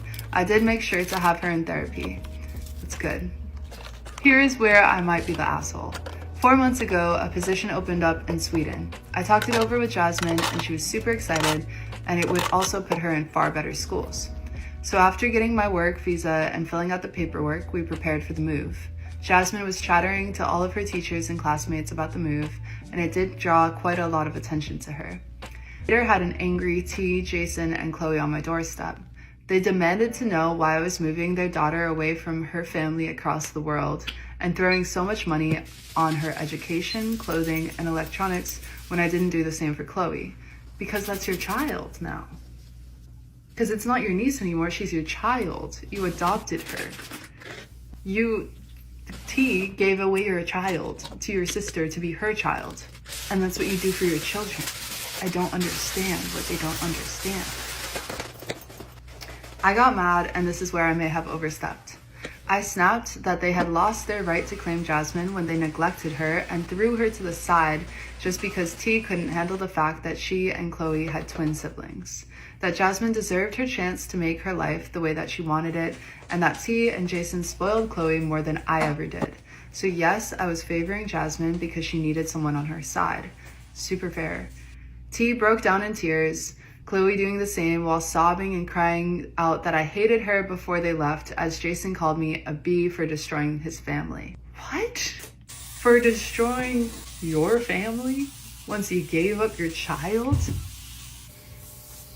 We didn't hear anything more from them as we packed, and we moved 3 months ago. Jasmine thankfully wasn't home for that conversation, though I did tell her, as I don't believe in keeping secrets like that when she has the right to know. She cried but thanked me for not giving up on her or forgetting her. I'm gonna cry. I've gotten several calls from our extended family berating me for moving and tearing Jasmine from her family, calling me selfish and cold. I can't help but worry I went too far. Am I the asshole?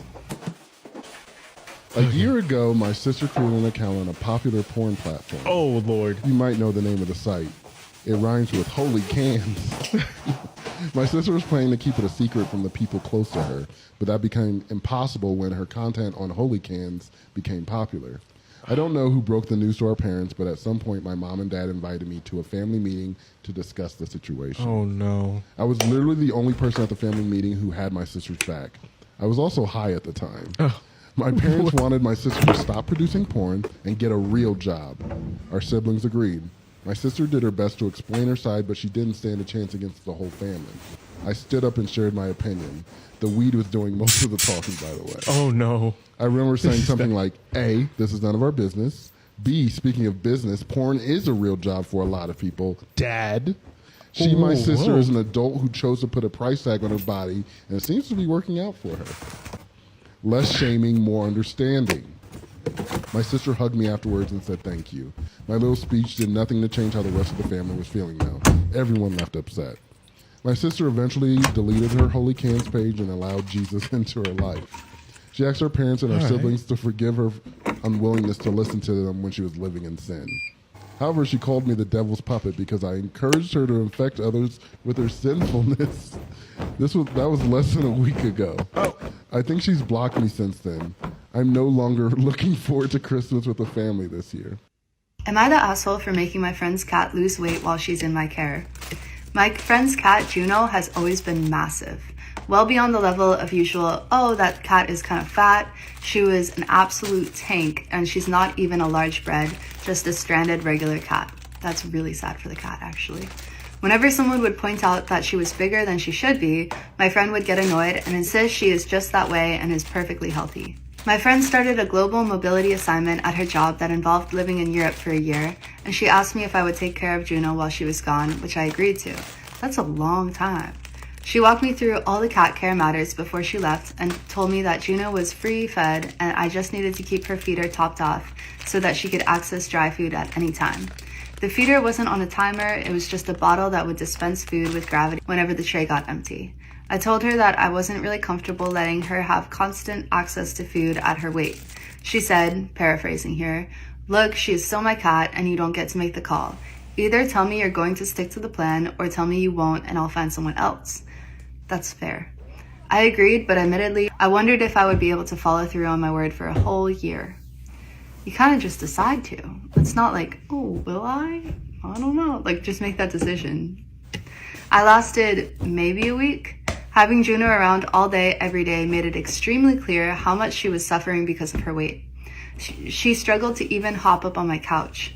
I took the feeder away and started feeding her 1 can of wet food in the morning and 1 can in the evening. I work from home, so the adjustment period of constant yowling for food was an absolute nightmare, but it worked. She is now 14 pounds after 8-ish months on the my way or highway diet and is much more energetic and mobile. Do they mean like down 14 pounds or 14 pounds total? I don't know how much cats weigh, so I don't know if that's like, I don't know. Even her breathing sounds better. My friend has started to notice the weight loss in the photos I've been sending her and is extremely upset that I went behind her back after I agreed to the free feeding. She demanded that I go back to the old way. I said, honestly, I'm sorry, but I really don't think I can bring myself to do that. I was like, I know that when she's back with you that you are going to do what you will, but while she is under my roof, I just can't let her gorge herself on food all day when it's clear that she can eat normally and lose weight. That would be a neglect. My friend called around to see if any other friends or family would take her for the remaining 4-ish months, but no one could/wanted to. She's extremely upset with me and says that when she's back in the US, she is taking her cat back and the friendship is over. It hurts, but I accept it. I know I went back on my word, and it must feel very bad for my friend to be across the world in this situation totally out of her hands. To be across the world with this situation totally out of her hands. But I don't know if I can bring myself around to thinking that I actually did something morally wrong. I welcome any and all feedback. Lay it on me. Am I wrong for telling my friend not to come if she's bringing her kid? One of my nearly 30 friends put together a get-together at a restaurant for my birthday. The place has a bar where we're going to be hanging out. The plan was to get a bit tipsy and order appetizers. My husband and I have a 3-year-old, but we're planning on hiring a babysitter for the night. We rented out a private room with a bar. My other friend Missy has a 5-year-old daughter. She mentioned she was going to bring her. I offered to pay my babysitter extra to watch her daughter. Missy said no because her daughter is still in daycare all day and she doesn't want her to have to go from that and then be with the sitter. I said I understand, but I don't think it's appropriate for her to come. 1, I know our group. We're going to get rowdy and I don't want to censor myself. 2, Missy's daughter is a lot like other 5-year-olds. She doesn't sit still, wants to run all over the place. Missy admits she doesn't bring her out to restaurants much because she doesn't know how to act. But I also know Missy will let her just sort of do what she wants, as she's very permissive. I spoke to my friends who put it together, and I said I don't want kids there. There's a reason I got a sitter for my own kid. That friend agreed and told Missy not to bring her daughter. Missy has now thrown a fit and said she's not coming. I said I completely understand. There are events I have missed because I don't want to leave my daughter. And the group understands as well, as we all have kids. I told Missy I'd be glad to have a lunch and play date another time with our kids so we can still hang out. I told Missy I can't stop her from coming to the restaurant, but we absolutely will not allow her to come into the private room. She's very hurt that we're excluding her. Also, if it's relevant, Missy didn't pay for the rented room. 2 of my other friends did as a gift to me. So it's not as if I'm telling her she can't come to something she paid for. So am I wrong for not wanting a kid at my party and telling my friend she can't bring her with her? So a guy started at our school and we became best friends. But when we were just talking as usual, he said it will end up that we'll get together, but I don't want to be his girlfriend. I just want to be his friend. What should I do? Am I the asshole for being a choosing beggar? I, 27 female, am currently in a bit of a financial bind. I have some collectibles that I'm selling for a decent price, little cheaper than market price, for money. Some of these are limited edition video games, out-of-print edition books, and some rare manga.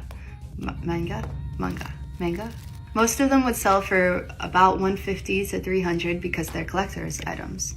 I listed the manga for Cowboy Bebop on eBay, and the start price for the auction was $75. I paid that much when I bought them, and the median price for all 5 volumes seems to be about $150 to $200. My friend messaged me and said she wants the manga for her boyfriend's birthday. I asked her how much she's offering, and she said $30. I said no, and the price is firm, even for a friend. Then she upped the price to $35, still too low. I sent her a link to the auction and said she could bid on it like everyone else. I added that if she doesn't like it, she's not worth being... What? I added that if she doesn't like it, she's not worth being friends for such a lowball offer, knowing that I'm in a bind. She's upset and called me a choosing beggar because I refused to sell something for so cheap. Am I the asshole? Man, a little bit. And so is she a little bit. No, I'm sorry. No, yes, you are. I don't know. When I was 10, I was in school and my best friend was acting strange. I didn't understand until she told me that she had cancer. Everyone was very upset and she eventually shaved her head and we made her a card. Soon her mom came to school and told us that she didn't have cancer and she shaved her head for charity. Long story short, she left the school the next month and now I can't trust anyone. When this happened, I was crushed. I'm 16 and my mom travels a lot, so I live with my friend since my dad passed. My friend's parents are the same as mine, and my mom was sending me money, but I felt that I'm old enough to pay for myself. So I started working at many places, and now I'm trying to be completely independent. Am I wrong for initially not believing my son when he said he was sick? I'm a 48-year-old single mom to 2 kids. We'll call them Rachel and Vic. Rachel recently turned 18 and she has a lot of chronic health issues that she's been struggling with since she was little. We've been blessed that she has a lot of good periods, but right now she's having some trouble, likely due to the stress of next year's graduation and all that entails. Needless to say, I've been kept pretty busy making sure she stays as healthy as possible, and I think Vic has always resented the extra attention his sister receives, which is understandable. I've always tried my best to make sure he also has special time devoted to him too, but I'd be lying if I said Rachel's health hasn't taken precedence. About a month ago, we had the good news that Vic will likely be graduating early due to academic excellence. I was so happy and congratulated him, but I noticed that since then his behavior seemed to be worse. He was more moody, short with me, and not eating the meals that I made. Am I wrong for initially not believing my son when he said he was sick? He was acting super moody, being short with me, and not eating the meals I made. Last week, I took Rachel to the doctors over a sinus issue, and while we were there, Vic called. He called from school saying he was in a lot of pain and could I take him home early. I told him he knew I was at the doctor with Rachel and he got all pissy and said some not so nice things about me favoring her. I'll admit I jumped to conclusion and figured he was just trying to get attention since his early graduation news hadn't given him enough. So I told him that because of his bad attitude, I wouldn't be picking him up at all. When I got home, everything seemed normal, but when I called the kids down for dinner, Vic did not come. And when I checked his room, I quickly realized he was genuinely sick. I immediately rushed him to the doctor and apologized profusely for not believing him. I tried explaining where I was coming from, but he said if I was Rachel, I wouldn't have made that assumption. And since then, he hasn't really talked to me. Am I the arsehole for getting my sister-in-law arrested at her wedding? So I rescued my dogs about 6 months ago from a puppy mill. When I first got them, they had quite a few medical issues, but they adjusted to their new life really, really well. And my now sister-in-law, we'll call her Amy, had met the dogs a couple of times before the events of this story occurred. Amy asked if my dogs could be the ring bearer and flower girls at her wedding. I should probably just say that me and Amy do not get on at all. And in the past, she's said some really cruel things about me. She says these things to my family and everybody else who will listen, to be honest. probably worth mentioning that I'm not even invited to the wedding because I would, quote, ruin the vibe. So I told her that she would not be using my dogs in her wedding for multiple reasons. One of them being, I wasn't invited to the wedding, and also that the dogs were having surgery a couple of days prior. Safe to say, Amy was not happy about being told no. So this event happened a couple of weeks ago. So all my dogs had their surgery on a Thursday, and the wedding was set to be on Sunday evening. So me and my husband went to run some errands on Sunday morning, and when we left, all of our dogs were asleep. So all of a sudden, I get a notification about motion at my back door. So obviously I check the notification and I see Amy just opening the door and walking into our house. So I turned to my husband and I was like, we need to go back to the house now. So at this point, I call my brother and I'm like, get your wife out of my house before I call the police. My brother then hung up on me. And when I got home, all my dogs were gone. And their cones from the surgery that they had 3 days ago were left in their crates. So again, I'm popping on the phone to the police for breaking and entering and, theft. So the police arrived and I showed them the video of Amy just walking into my house. And then the one of her leaving with our dogs. So obviously it's the morning of our wedding, so I told them where the venue is because I'd seen a copy of the invitation. So the police made it to the venue and they were able to locate every single one of my dogs. And because they didn't have the cones on, one of them had managed to open one of her stitches and she was bleeding. So Amy was arrested in the middle of getting ready for her wedding. Actually ended up getting charged with a Class A felony and then a couple of misdemeanors. Now everyone's saying that I overreacted about the situation and that I ruined the whole entire wedding. And then some people are saying that I should pay for the whole wedding since it didn't get to go ahead. So what do you think? Hello, and welcome back to my channel. If you are here for an update, you're in the right spot, so let's get into it. Anyways, on to the update. The night I posted, I told my wife that if she wanted to try to repair her relationship with her sister, I would respect that, but I don't feel comfortable being around her for the foreseeable future. I said Mary has obviously been deeply jealous of my wife her whole life because she is a hollow, ugly person whose entire value has an expiration date while my wife actually has substance. I said that I think her whole family is toxic and has done nothing but put her down her whole life, but that only she can decide whether she still wants them in her life. I also told my wife that while I don't blame her for her emotional reaction, her insecurity is something that she needs to work on for our relationship to be healthy. What Mary did was sexual assault and she's been sexually harassing me for years, but I have constantly put aside my own feelings and this problem because of how it affects her, and that has prevented me from getting the support that I need too. I told her that her reaction only serves to punish herself and me for her sister's behavior, and that there's no reason to give her that kind of power. I also told her something that a commenter said that really resonated with me. The only people who have ever considered her second best are her and her family. Everyone else sees her for who she really is. She was crying the whole time and agreed that she needed to go to therapy to work on her insecurity. We were able to find a therapist who specializes in body images and self-esteem issues to work with her individually, and we're looking for a couples therapist too. My wife sent a message to her parents and her sister that explained exactly what happened and told them she would reach out to them if she ever feels ready to repair the relationship. We blocked all of them everywhere, but Mary has of course been spamming my family and our friends with nonsense, claiming I attacked her, I'm a drug addict, I abused my wife, and all kinds of bullshit that thankfully nobody believes. My wife is still down in the dumps, but I can see that things are getting a little better. She's eating and sleeping more, and she's cuddling with me in the mornings again, which is nice. Now I'm planning a surprise getaway for us this weekend. We're going to one of her favorite places, and I'm going to wine and dine her and to try to make her feel like a goddamn queen she is. Woohoo! Amen to that! I want to thank you all again for your help. You really helped me understand the severity of the problem, and again, thanks for helping me connect with my own feelings about this. Y'all are the best. I left my wife because I'm sick of everything needing to match her aesthetic. Disclaimer, this is not my story. I will list the source in the caption of this video. I know it seems like a dumb thing on my end, marriage over, but after dealing with this for so long, I'm finally done. My wife and I are both in our 30s. We have had a daughter. My wife has always been pretty into appearances, but it was never that bad. She just wanted things to look nice when people came over. Then she started an Instagram page for moms and got a massive amount of followers, about 400,000 ever since our daughter was born. Ever since then, I feel like I don't even live in a house. I live in an Instagram photo shoot. There can't be any proof we actually live here. My wife stresses so much about things looking good that she doesn't actually enjoy the moment. She started a fight with me right after our daughter took her first steps because I had put my drink down on the table behind her and it's all she could see, and how she'd need to edit it out of the video. She called me a selfish prick for putting my drink down on a coffee table to watch my daughter take her first steps. Our daughter's bedroom is just a mass of beige and cream. There's barely any toys in it, which was fine while our daughter was small, but now she's getting older. My wife refuses to buy her any toys that don't match her aesthetic.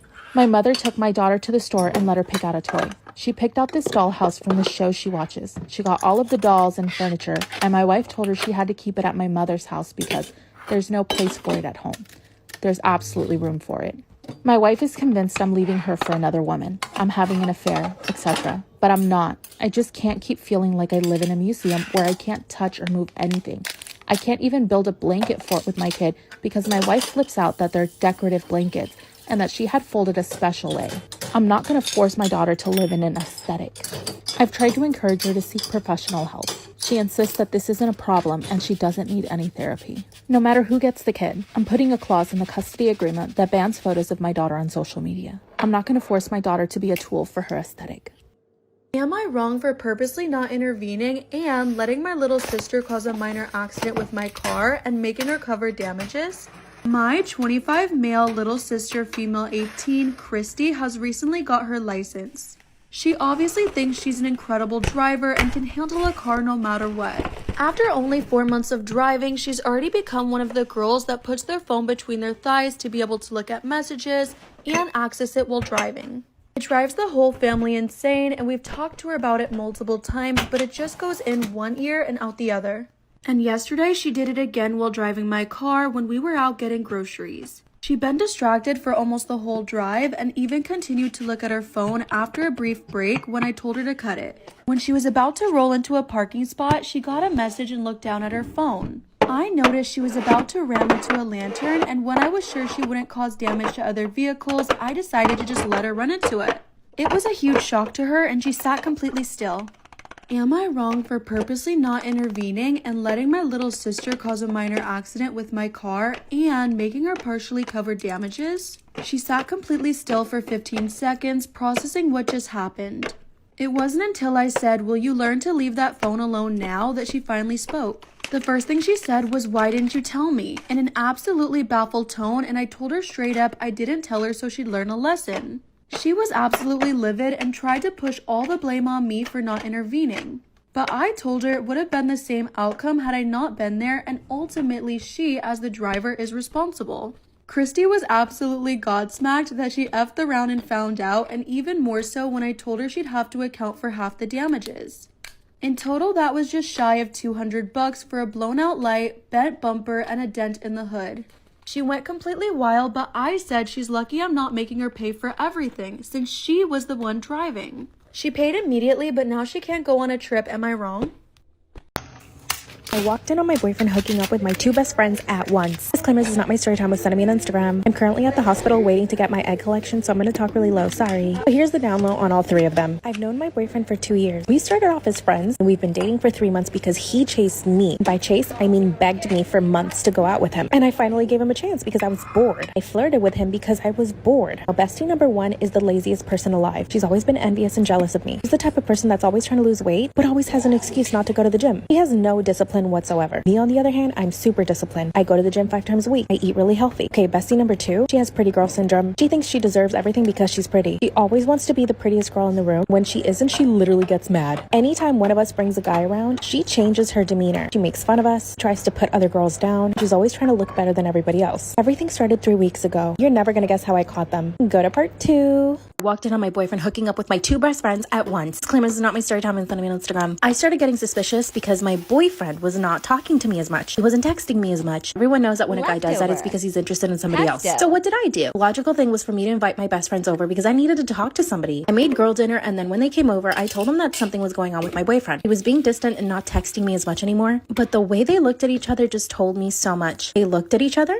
and didn't say anything. Oh, we have to go. We're supposed to hang out with somebody else. I was shocked. Could they just leave me like that, knowing that I felt so bad? I followed my instinct and I followed them. You'll never guess where they went. My boyfriend's apartment. My stomach instantly dropped. But because I've been a good girlfriend to this man, he gave me a key to his apartment. Waited 15 minutes before going up, and when I walked in, best friend number one was lying naked on the table while my boyfriend was doing things to her. Other bestie was behind him naked too, doing stuff to his bum. It gets worse. You have to go to part 3. This is when I catch my naked bestie doing stuff to my boyfriend's naked bum. You know what I mean. My other bestie was naked Mikey on top of the table. My boyfriend was doing stuff to her. Crazy thing is, they didn't even realize I had opened the door. So they were just going about doing stuff to each other while I was staring. So I pulled out my phone and started recording them. Recorded 30 seconds of footage before they saw me. Bestie that was on the table jumped up and said, "Oh my god, you guys, she's here." Then something amazing happened. My boyfriend turns to me and says, "You were forcing me to do what I swear. They manipulated me. They lied to me. They told me that you were cheating on me," which literally turned out to be true. Showed them the video and I ran away. I drove straight to my parents' house because I know how crazy one of my besties is and she would literally kill me if she could. This is when I allowed my boyfriend to come into the house to explain everything to me. He showed me messages of my besties telling him that I was cheating on him. They did manipulate him, but I still broke up with him. Sent the video to my besties' boyfriends and they broke up with them too. So now they're single, broke, and lonely. Did I cross the line by doing that? Am I the arsehole for leaving my ex homeless? Story time. So me and my boyfriend, who we'll call Steve, have been together since high school.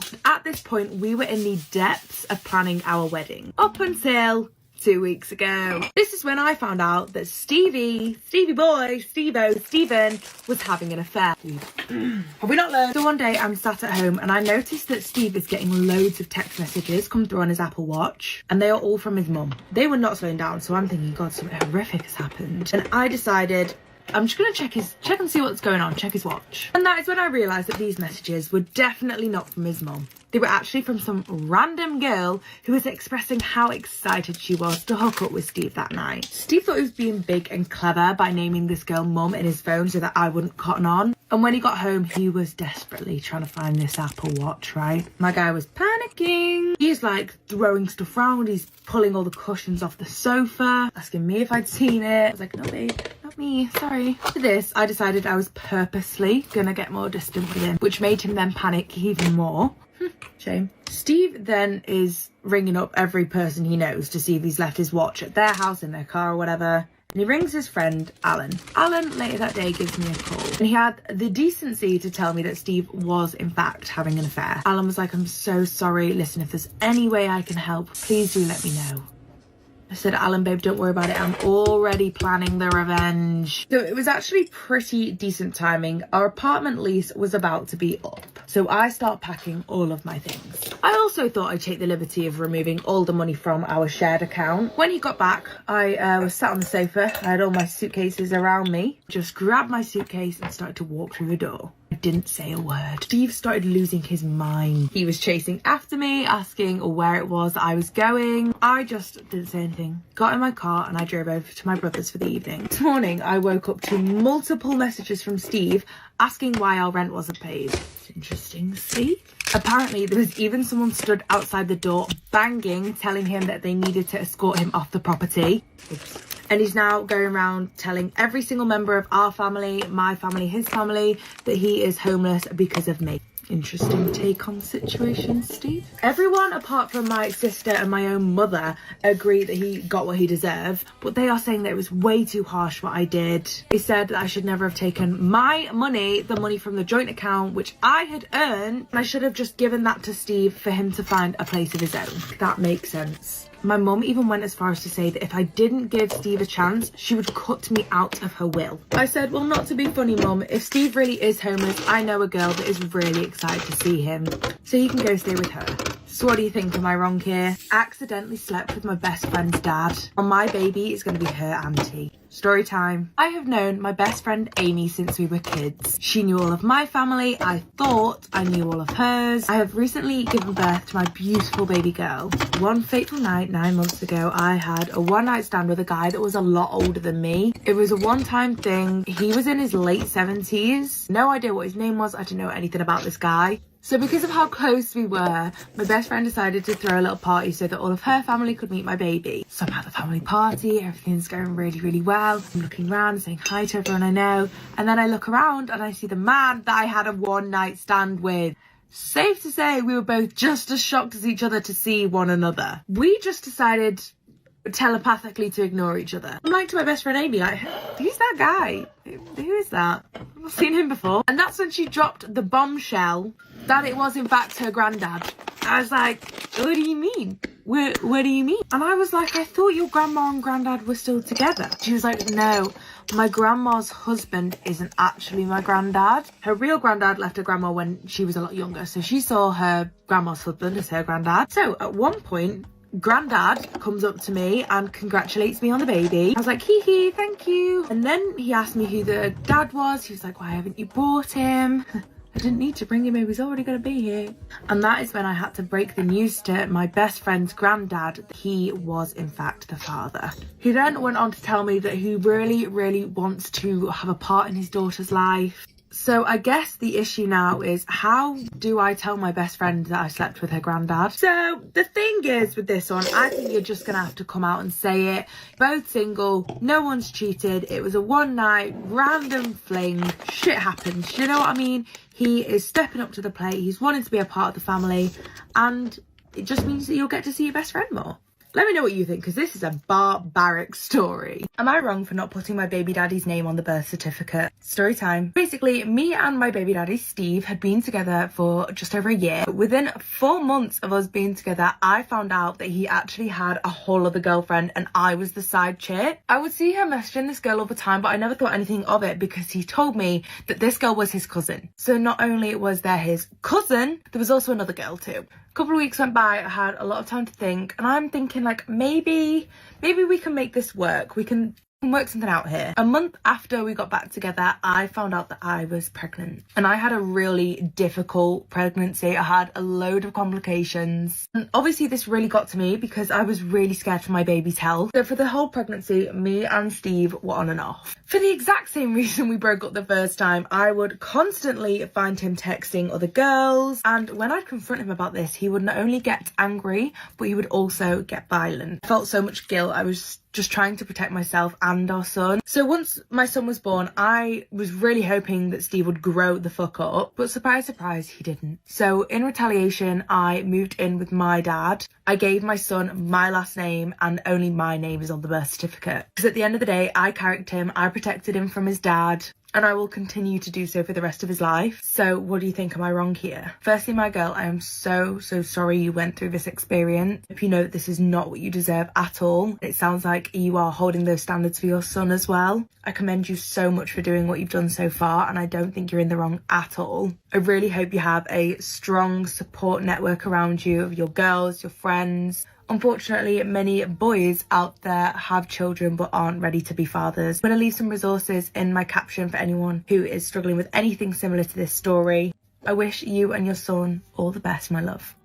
My husband Josh and I haven't had sex in 5 years, and I don't think we ever will again. I've had some pretty average relationship experiences prior to marrying Josh. One night out, I went out with my girlfriends and I met this guy we'll call Brody. Brody and I started dating. It was hot and heavy and became a whirlwind of drama and heartbreak, and I had no idea how to get myself out. After a year of being financially dependent on Brody, I went out and got myself a proper career job. At this new job, I met my now husband, Josh. We became friends very fast and were soon completely inseparable, and it truly shone a light on how unhappy I was. And so, after 4 months of a beautiful friendship, we ended up sleeping together. I knew it was wrong, but I needed an out and knew that once we slept together, there was no saving my relationship with Brody. And if I'm being honest, I still slept with Brody while also pursuing this wonderful new connection with Josh. Josh was aware of the overlap too, yet he loved and accepted me regardless. I felt extremely guilty and never came clean about cheating on Brody because it felt like that would cause more harm than good. Instead, I just ended things. Cut to now, I'm still with Josh. It's been 7 years in total, and we're completely in love. He is my favourite person and my best friend. We've been married now, and I love our life together. However, here is where karma has come to claim her victory. My husband Josh and I haven't had sex in over 5 years, and I see this as my punishment for betraying Brody. Josh has never mentioned it, but I believe he is asexual. We had sex at the beginning of our relationship, but after a while he stopped initiating and would reject my advances, claiming all different reasons. The times I've put myself out there and tried to initiate sex, my husband gets very awkward. He sort of uncomfortably chuckles and removes himself from the situation. I love Josh and have remained faithful to him. I knew that when we got married, I would likely be giving up ever having sex again. But to me, he's worth it. Also, it's what I deserve. In the 7 years we've been together, I haven't wanted anyone else, and I don't anticipate wanting anyone else. I'm happy with my husband, but a part of me will always miss what I gave up. I've come to terms with what I've done, and perhaps that's why I'm okay with how things turned out. I'm a cheater, and karma is a bitch. Frankie. My fiance Justin and I recently got engaged. However, it didn't play out how I'd always envisioned. I essentially had to propose to myself. Yep, you heard that right. We've been together for 5 and a bit years now, but we got engaged at the beginning of the year. Justin and I met through mutual friends, and we built a bond I've always described as rock solid. Justin is trustworthy, dependable, and sturdy. Truthfully, I'm anxious, needy, and dependent. Period. He feels yeah, so real. He is the calm to my storm. Getting engaged was very important to me. I'm 31, and it hurt whenever friends of ours would overtake us. I found myself on New Year's Eve, almost 5 years into my relationship, thinking, why won't he just marry me? Up until this point, I had discussed this with Justin many times. I made my thoughts and my desires crystal clear in the hope he'd get the hint and just propose to me already. So the proposal. As I said, I had a crisis on New Year's Eve. I essentially demanded a proposal, kind of ultimatum vibes, and said I wouldn't wait another year. If he didn't propose very soon, I said I'd leave. So exactly 1 week later, on my 31st birthday, Justin proposed. Kind of. He gave me my present, a Bose speaker I told him to buy me. And when I unwrapped it, he said, by the way, I thought about it and I agreed that we should get married. He didn't get down on one knee. He didn't have a ring. It was just like that. Terrible stuff. In the end, Justin didn't get me a ring at all. He told me we'd go shopping for one, but never actually followed through. So in my excitement of finally being engaged, I decided to just buy myself one through the joint account so I could announce our happy news to friends and family. When my ring arrived in the mail, he commented it was pretty, but we never really discussed it again after that. I haven't told anyone in our lives about this. When family members comment on my ring, I tell them something along the lines of, he's got good taste, knowing full well he didn't have a thing to do with any of it. Fast forward to now, and I'm essentially planning our wedding alone. When I told my best friend Amy about this on the weekend, she said, I don't want to upset you when I say this, but is Justin giving you what you deserve? It's not lost on me that I've almost concocted a fake proposal story to tell other people, Amy included, because our real story is so embarrassing for me. Is this simply a matter of different love languages, of Justin showing me his love through his everyday actions, not big displays of romance? Or is this an indication that I'm settling for less than I deserve? Do I get married to a man who shows his love like this? Chloe. I'm not going to lie, a relationship without sex isn't always easy. There have been moments of self-doubt and heartbreak. It's also incredibly lonely at times, not just missing physical affection, but I also can't tell any of my friends about it because I fear their disapproval or judgment. We find intimacy in other ways. We cuddle, kiss, hold hands, flirt, and have romantic dates. He always finds ways to make me feel loved and special. I do still hold out hope that one day he might want to try again. We've done it before, so I know he's capable and quite talented, if I may add. Oh, but, yeah. Sorry, Josh. But at the end of the day, I'm okay if he never wants to be physical again. I love him and accept him just as he is, the same as he does for me. That's fascinating because, like, obviously the romance is there. Yeah. The romance is there and they still have intimate moments. And like the romantic dates and stuff, which is beautiful and loving, and that is amazing. But yeah, when she says, if we never want to sleep with each other again, I'm okay with that. I don't know if I believe you, friend. Yeah. I don't know if I believe you. Because just from the letter that you've sent us, I think you would like to have that next level of physical intimacy. It's giving that friend scene where Ross is like, I'm fine, but he's not. Like, she's saying she's fine, but it feels like there's something deeper in there. Am I in the wrong for not ordering any food so I wouldn't have to split the bill? I, 27 male, have been a part of a small friend group, around 8 people total, basically since college. For some background, 2 of them from the group, Susan and Craig, are just absolute leeches. Going out for lunch, expect them to order the most expensive thing on the menu, then feed you some sob story about their finances and then dump half the bill on you. Last weekend, Dan, one of the people from the group, told me about a casual dinner. I told him how if Susan or Greg were there, then I wouldn't be able to come. He tells me that they would be there, but I should just put my opinions aside and come just once. This is kind of where I might be the a-hole. I agreed with him and told him that I would be there. I show up and we all get to talking. Everyone began putting in their orders. Most of them spent about $40. There were only about 6 people there. When it gets to Susan and Greg, they both order expensive dishes, around $200. When it was my turn to order, everyone looked at me,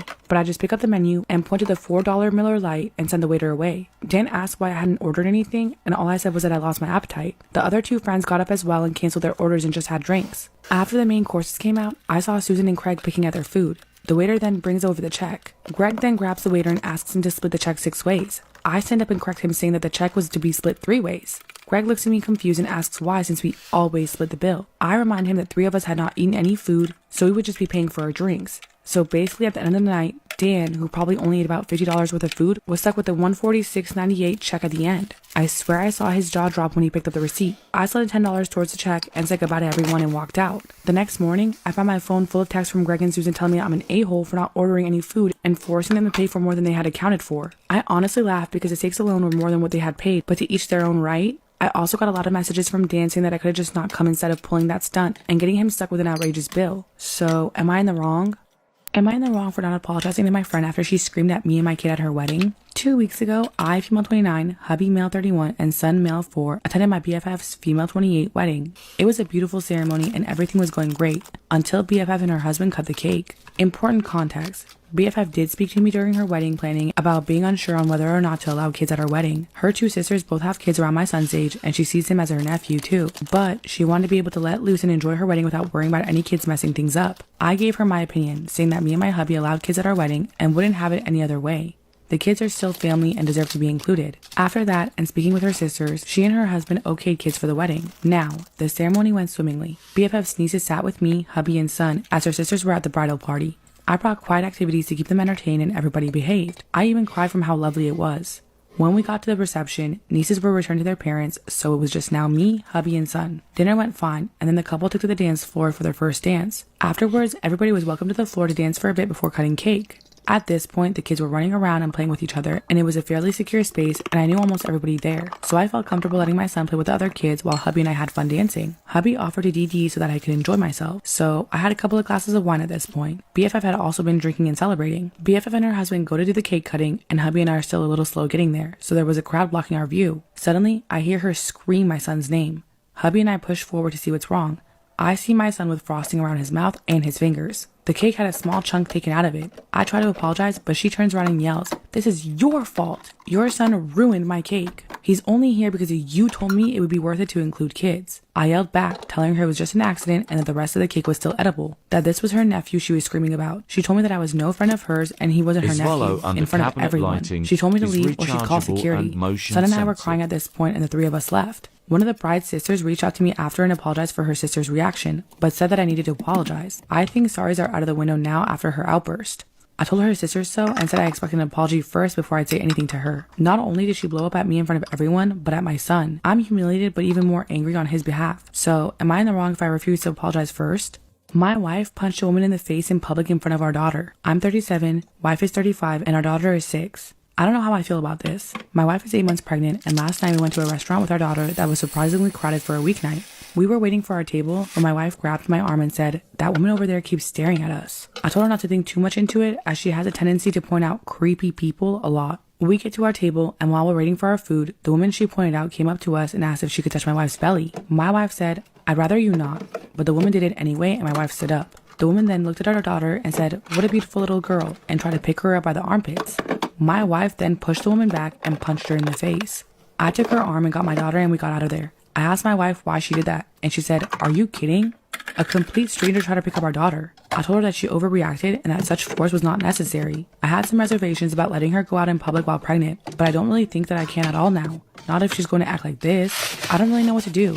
She still seems to think that she did nothing wrong. I have never acted like this in public, and neither has she. The fact that she likely traumatized our daughter by displaying such violence in front of her is something that makes me look at her slightly different. What should I say to her? Am I the asshole for what I said after my husband commented on my flat chest? My husband, Jared. I don't know. What if she said something really bad? It could have been really mean. You're about to see. But that doesn't justify commenting on someone's body. This is true. My husband, Jared, and I have been married for 3 years. He's currently out of work, used to work at a high-paying job, but got kicked out of the company over a fight with a coworker, and I'm the one paying for rent and utilities. We dedicate some time to seeing his family weekly. They don't know he's unemployed because he thought they'll see him as a failure, especially his mom, so he told me to keep it a secret. Last night, we were sitting, eating dinner at the table. His cousin was talking about his fiancée going to Brazil to do a boob job. Jared asked if he was serious, Broomtastic. then flattered future sister-in-law's boobs, saying they're perfect and that he didn't understand why she'd get a boob job. He then turned to me, stared at my chest while I was eating like an idiot. I have a flat chest. I'm insecure about it, but don't do anything about it, obviously. And said, quote, "Hey, why don't you get a boob job? You're the one who needs it the most." His mom gasped and was like, "Jared." And I said, "It's fine." I then turned to him and said, quote, "I'll get a boob job once you get an actual job, since you've been unemployed for 6 months now." He stared at me in Honestly, disbelief. like he deserves it. This is justified. Absolutely justified. I also think it's weird that he was hiding that. Yeah. I think like it's tough because I think there is like a lot of like stigmatism around like males being providers and like, No, I get stuff it, like but that. I just think it perpetuates that stigma and That plays toxic. into it. Yeah. You know, and it's like, listen, I it sucks to lose a job, and I get the feeling of insecurity around that, but I think it's toxic to ask your partner to keep secrets in general, especially around family for periods of time. Especially like it's one thing to say, hey, like let's not like with in a relationship, yeah, you want to have things that are just between you two. I get that. Yeah. But it's really hard to ask your partner to like, when I say keep it secret, like keep it secret from family, like, and when you have to lie to keep a secret, it just becomes unhealthy and toxic. It's one thing to not say something like, let's just keep this between us. But, you know, it sounds like he was unemployed for a period of time. He probably pretended to be at work, probably talked about being at work. Oh, yeah. And like, that's just, when you ask people to lie to that extent, it's just a really unhealthy thing. And like at some point you want to, I think it's really, you have to know what it's like to have your partner face adversity and then deal with it and get through it together. And like, those are just such red flags to have someone so incapable of dealing with disappointment or failure. I mean, it happens to all of us, and we have to rebound, and we want to have partners that can make us feel good about ourselves and support us, and so that we don't feel emasculated or like not good enough or not good providers. But yeah, it's tough to ask your partner to keep a secret and lie for you. It's not a good sign. No, and I think if it would have been just like, hey, let's keep this between us. Obviously, if someone asks you directly, I don't want you to have to lie. Like, that's a different conversation, kind of like you said. Like, don't go out of your way. It sounded like this was like an ongoing thing. This is very elaborate. Yes. So also, I have no problem with her clap back. No, I think it's totally fair, especially like he looked her up and down. In public. And in front of the whole entire family and said, you need it the most. I mean, even in private, like when you're with someone and they comment on your body, I don't care if as a man, to have my girlfriend comment on like something that would require surgery that I may or may not be able to afford. He doesn't even have a job. Like shit, surgery's expensive. What is he going to help pay for this? Like 15 grand. And then immediately all you can think about is how your partner thinks that you're not good enough. What a terrible thing to say to someone. It's weird because they're not just dating. They've been married for 3 years. And it's like, if you didn't like that person for who they are as a whole, why did you go so far as to marry them? Yeah. Come on, buddy. No, he's a dick. That's so terrible. God, these guys. I know. Just wait. We're not even done yet.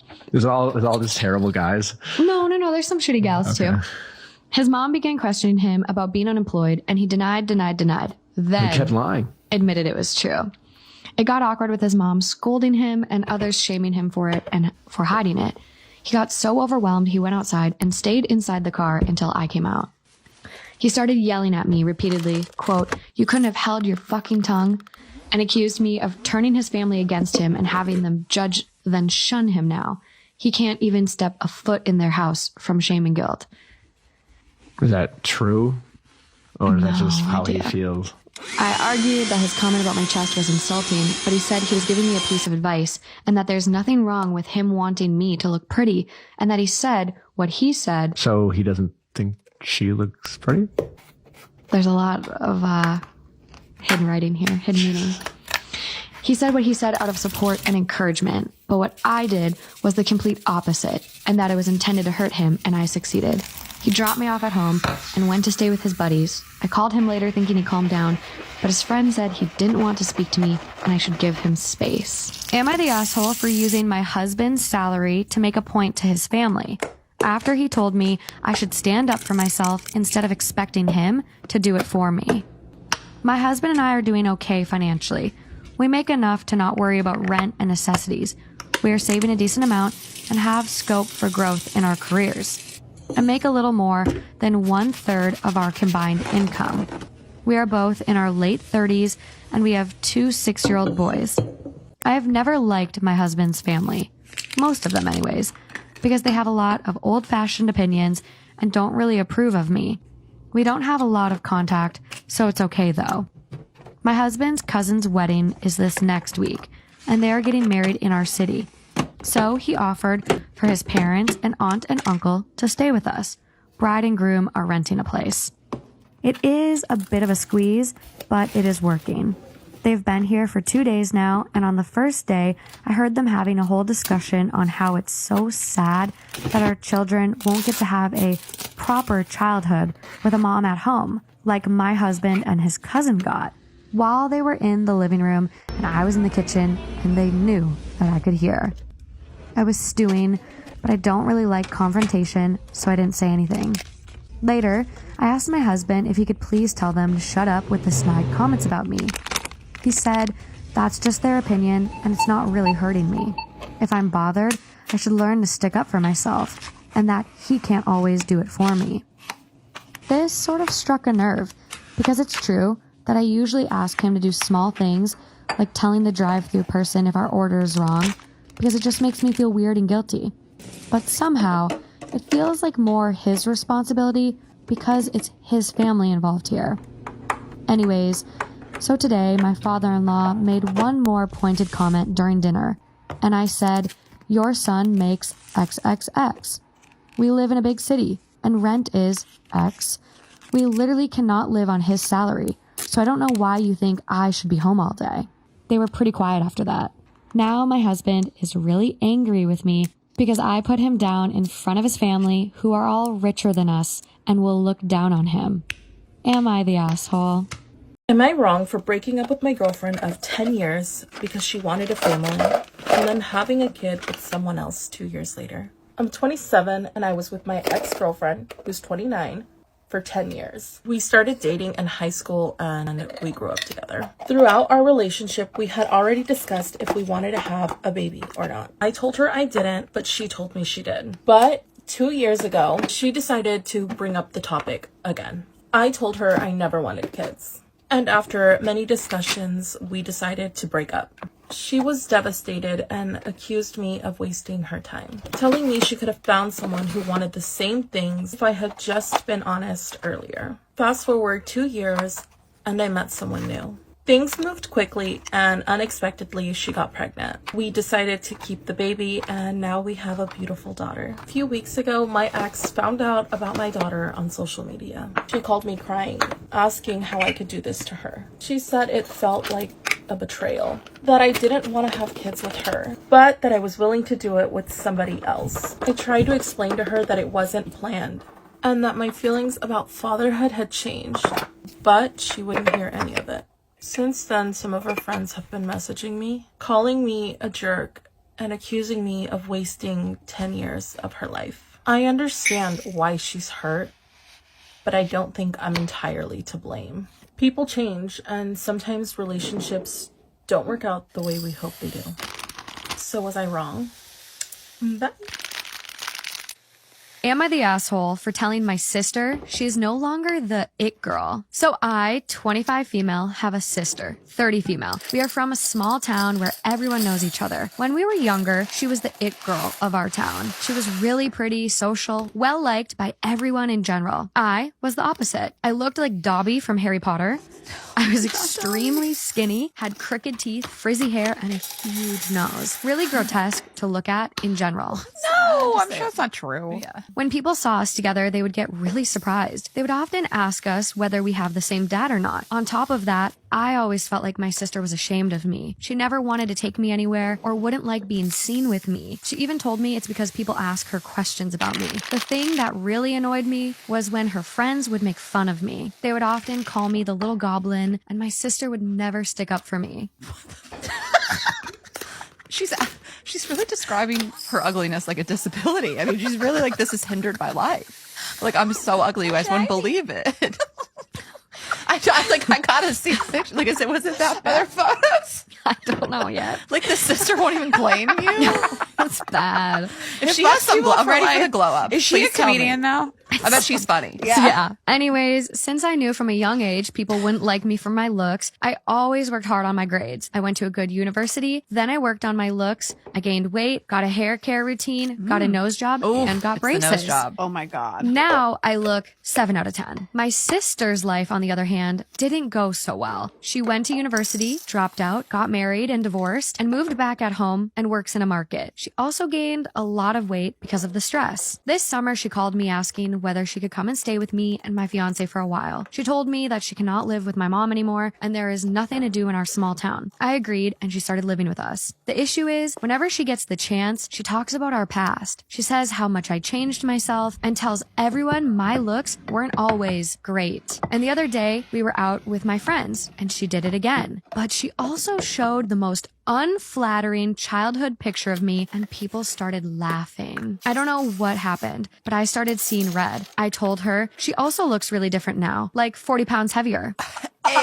She is also no longer the it girl, so she should stop acting that way. She is the girl who lives at her sister's house rent-free and tries to embarrass her. We are currently not talking. So Reddit, am I the asshole? I feel for the sister so much because so much of her confidence was tied to having this identity and it's no longer there anymore. And then you have this person, the closest person to you that has assumed that identity almost and has a fiance and you're divorced. I get it, but you have to go to therapy and understand that other people can't be the target of that. No, that's karma. Fuck this. She wouldn't claim her all the time. When they were sisters when they were younger. No, this is exactly what she gets. I love this story. I don't feel for her at all. This is what you get. You should have been a better sister. All of it tracks.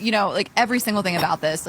That's all she has left. She's got to be so jealous of the younger sister. And so all she has when they're out with the friends is to embarrass her and remind people that she used to be ugly and remind people that she used to be the hot sister. I mean, it's giving very person who peaked in high school energy. I want to give props to this younger sister. I mean, it's so sad to go through life, being bullied for your looks and when you're younger and it affects people in such a way. And for her to be where she is now and she's feeling confident and she's engaged or married or whatever. I mean, it's just, I want to give props to her. And I'm sure she's smart and aware enough to realize what's happening here. Yeah, I think so. But you can tell there's still a little bit of a chip on her shoulder. She's still very self-conscious. To say I'm a 7 out of 10. Yeah. That's still sad. That's still sad. Yeah. I would see red too. I think this is so frustrating when you move to a new city, you create this new life, this new identity for yourself. You're trying to embrace your confidence and all of these things. And then your sister pulls up the most grotesque, unflattering picture and your friends start laughing. Yeah, I You're would be right back to where you were. Right, it's re-triggering from when you were a child. Right. And, it isn't some random person doing it, in which case I'd be I don't care about this. It's your family. They're supposed to be protective of you. And I'd be I see what you're doing here. You're only embarrassing yourself, by the way. You look stupid by trying to make me look stupid. You're just hanging on to how you used to look. Well, joke's on you. You don't look like that anymore. Go off. They say when you are really heavy and you lose a lot of weight that you're still always that fat person. You never lose the feeling inside of being that ugly girl when you were little. And so this is probably very triggering for her. It made me sad when she said she was a 7. Also, looks don't matter. And on top of that, it sounds like she built a great life for herself. Yeah. And I'm not trying to have the person supposed to stand up for me, trying to humiliate me to other people. And you're shopping this photo around. Then what? People are supposed to think what about me? I was an ugly kid. Who cares? Am I the asshole for telling my ex that she chose our kids over our relationship, and it's not my problem that she's lonely now that they're grown up? My ex and I had our first child when we were 26. We met at a bar celebrating our 21st birthday. We literally are the exact same age. She changed. Being a mom became her only identity. Our second child when we were 28 compounded that. She was a mom, not a wife, not even herself. not the woman that I met and fell in love with and married. All she wanted to do was kid stuff. Kid movies, kid TV, kids books, everything. If I wanted to drop the kids off and take her to the farmer's market, she would say no and say the kids loved the farmer's market, that we had to take them with us. They were 3 and 1. They did not love the farmer's market. If anything, the older one loved the mini donuts. My wife couldn't stand to hear them cry, so she let them sleep with us constantly. When I put my foot down, she would start crying about how mean I was. When the kids finally outgrew that, she would let them come in our room without knocking. Sex was very interesting. Having a cold little hand grab my thigh mid-thrust was really weird. I put a lock on the bedroom door and she took it off. We went for counseling. She went for counseling. Nothing ever changed. She said it would be different when the kids were older. It never changed. Ma'am, you better get it together. Your husband's going to leave you. Well, he said she was an ex, so I think he ended up leaving her anyway. Ma'am, this is not okay. I left when the kids were 9 and 11. I had planned and paid for a trip for our 15th anniversary. We were going to Thailand like we always planned to when we were younger. She changed the plan. She canceled with her parents watching the kids. We went as a family to Disney World. We had been the year before and the kids loved it so much. I lasted another 6 months and then I left. I pay child support. I pay spousal support. I'm there for my kids all the time. I enjoy my custody time. I go to their extracurricular activities on the days that I don't have them. I have rooms for them in my house. I met someone new a year later. We got married a year after that. We had our first child 2 years after that. She's an excellent stepmom and the kids are polite and friendly with her. They were grown up and they have a mom, so she's more of a trusted adult. The kids are now 16 and 14, and they're sick of their mom's attention. I knew that was coming.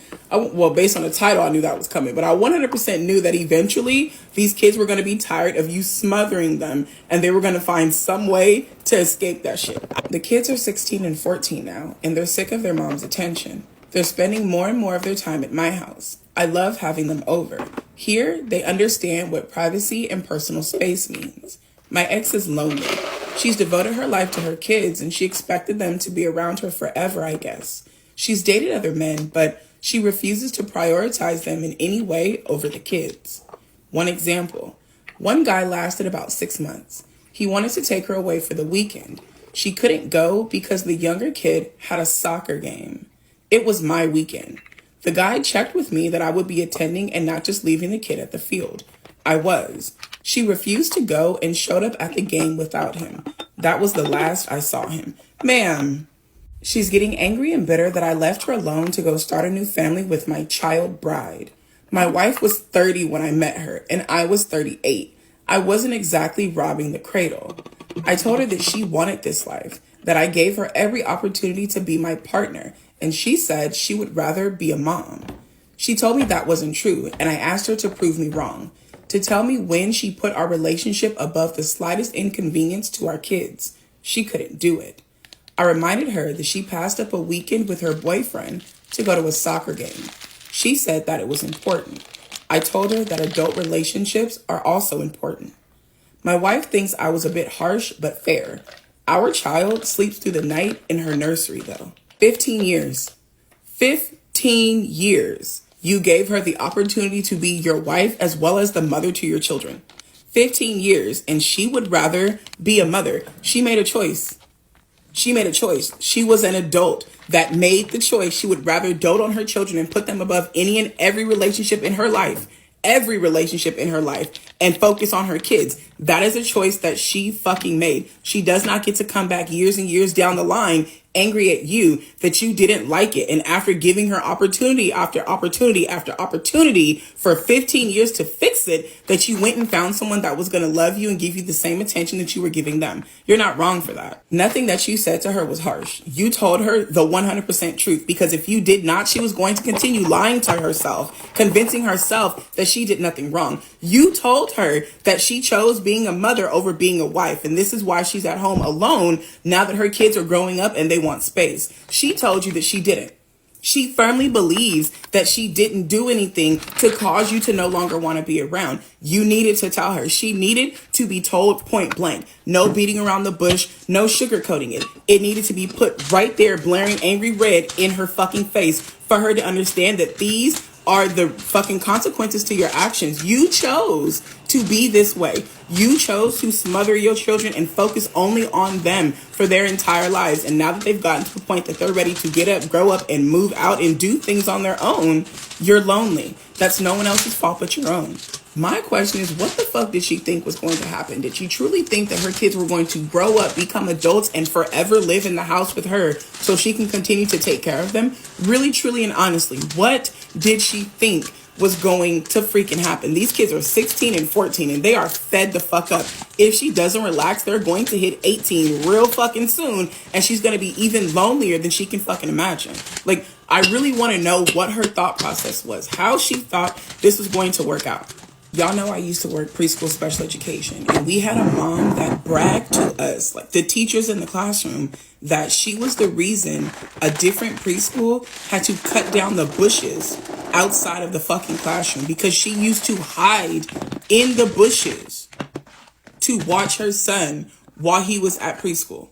She would hide in the fucking bushes, and after they asked her to stop, she wouldn't, so they cut the fucking bushes down. Once her kid joined our classroom, she would sit outside the classroom for the entire time that he was there and just wait and just sit outside. And we had to tell her that she couldn't do that because we caught her like recording with her phone, and there was a bunch of other kids out there. And when it comes to kids, you have to get like all types of release forms and shit to take pictures and videos of these kids because a lot of parents don't like that shit. She would bring her kid to school at 10 o'clock. School started at 9. She'd bring him at 10 o'clock and pick him up at 12, and school didn't almost finish until 2. Because she couldn't stand to be away from him for more than 2 hours. Like, that shit is so fucking unhealthy. And these mothers need to see that it's not healthy. Like, I understand loving your babies and wanting to protect them and make sure that they're safe. But this type of hovering is so fucking not okay. It's not okay. It's really, really, really unhealthy. My boyfriend's ex-girlfriend told him that she loved him at his birthday party. Yes, this did actually happen to me. Story time. So at the time, me and my boyfriend had been together for like 9 months or so. My boyfriend Steve had a friend called Amy. Amy and Steve worked together, and over the summer they had a little summer fling. I don't actually know the reason for them stopping seeing each other. They still had to consistently see each other every day at work. So when it came time for Steve's birthday, he invited the whole of the office. And he didn't think that she'd actually come, knowing that I was going to be there. Little did I know. So this is actually when I used to drink. So I was a little bit merry, shall we say. So the party gets underway. And I thought, you know what, I'm going to be the bigger person here, and I'm going to go over and introduce myself. I don't want it to be awkward for the rest of the night. Me and my friends go over to Amy and her friend, who we'll call Stacey, and they are cold. I thought, babe, if anyone has a reason to be cold in here, it's me. So the night goes on, we're all having a boogie, having a dance. And I won't lie, even though I was keeping my distance from Amy, I was keeping an eye on her. And whilst I'm on the dance floor, I completely lose where Amy's gone. And this was maybe like 10:30, 11 o'clock. I head into the toilets, because, you know, girls got to do what a girl's got to do. And in there is Amy, Stacey, and my friends all in the girlies' toilets. As soon as I walked in, dead silence. Everyone stopped talking. Then Amy bursts into tears and runs out, pushes past me and runs out the room. And that is when my friends and her friend ran after her. But why are my friends going? You're supposed to stay with me. And then I go out and I'm thinking, yeah, let's go dance with my boyfriend. Can I find my boyfriend? No. I'm down a bit. People are packing up. We couldn't find Steve for like half an hour, 40 minutes. Oh God, look, I'm allergic to the bullshit. Just resigned to the fact that I'll probably just end up meeting him at home, grab my coat and I go stand outside. That is where I find Amy and Stacey. All shivery and cold, and she's crying still, and I'm like, girl, get it together, it's a party. Anyway, I said, hey girl, you okay? I give this girl the coat off my own back. Steve comes running outside and he's like, and walks back inside. Okay, it's home time. Everyone's getting in taxis, and I watch Amy get in her cab. I watch her get in, watch her put her seatbelt on, watch her close the door, watch her drive away. What else drove away? My coat. The girl drove away wearing my coat. I then get home. Steve pulls me for a chat. Violent things. He says to me, "What did Amy say to you? Did she say anything nasty to you? Was she hurtful to you?" And I'm like, "Nope, she did just steal my coat though." And he says, "Okay, I need to tell you something." And I'm like, "Okay, I'm all ears." He proceeds to tell me that Amy had actually professed her love for him and said that she still wanted to be with him. She said that she'd never lost feelings, and seeing her with me made her realise that he was actually the one for her. I'm so glad I could assist in that revelation. He was like, "Amy, listen, not to be brutal or anything, but you kind of had your chance. And unfortunately, I found someone a lot better than you in every single way." I never actually got my coat back either. Am I the asshole for stealing a $3,000 bottle of champagne? Okay, yes, though. I'm sorry, that's a lot of money. Every Christmas, we have a huge family lunch. Kris Kringle happens after lunch when everyone is intoxicated. You're supposed to wrap a $50 gift, put it on a pile, and someone random picks one they want to open. Then the person next to them, etc. House rules are any person after the first is allowed to trade/steal off someone who has already opened theirs. This is White Elephant. Since we have such a wealth gap, some people go way over budget. It turns Kris Kringle into a horrible game of, I'm going to steal whatever I think is worth the most. Every year, my uncle's father-in-law brings a bottle of champagne worth up to $3,000. I've watched it end up back in his hands each time, or someone wealthier. Watching my relatives who would never be able to drink something like that so excited to get it, or anyone else that would consider a luxury, only for the person who bought it to steal it just because they can, feels cruel and unusual. What if it's the same bottle? No one opens it and is like, I'm just going to keep giving the same bottle because I don't want to... appreciating in value too, because yeah. Yeah. I turned 18 last year, so I'm included in Kris Kringle. It went like usual with the grossly inappropriate behavior and stealing. I can drink / not planning to, but I went to steal the bottle of champagne.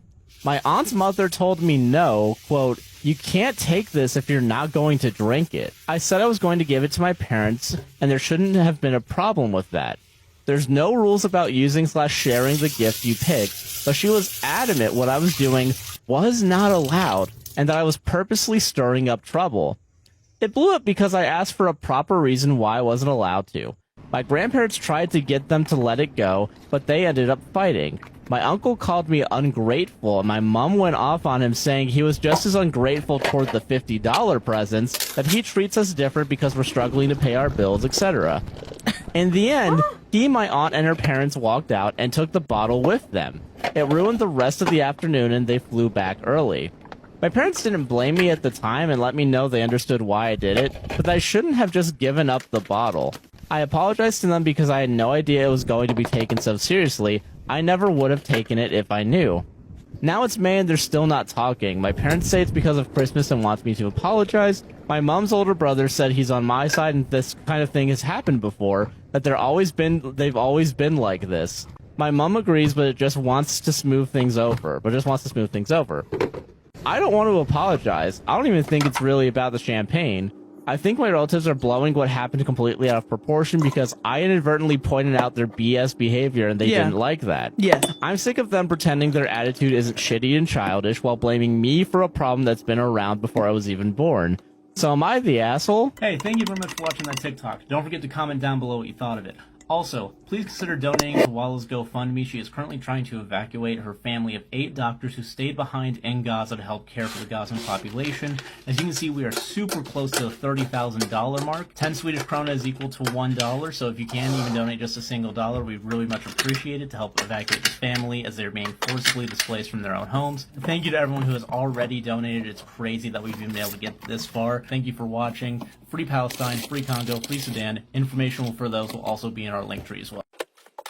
Am I the asshole for robbing my wife's affair partner, which has now led to his divorce? I, 32, have been married to my soon-to-be ex-wife, 30, Madison, for 4 years. We are currently in counseling, but it is not going to work. About a year ago, I found out she was having an affair by coming home to their clothes in our living room and sounds coming from our bedroom.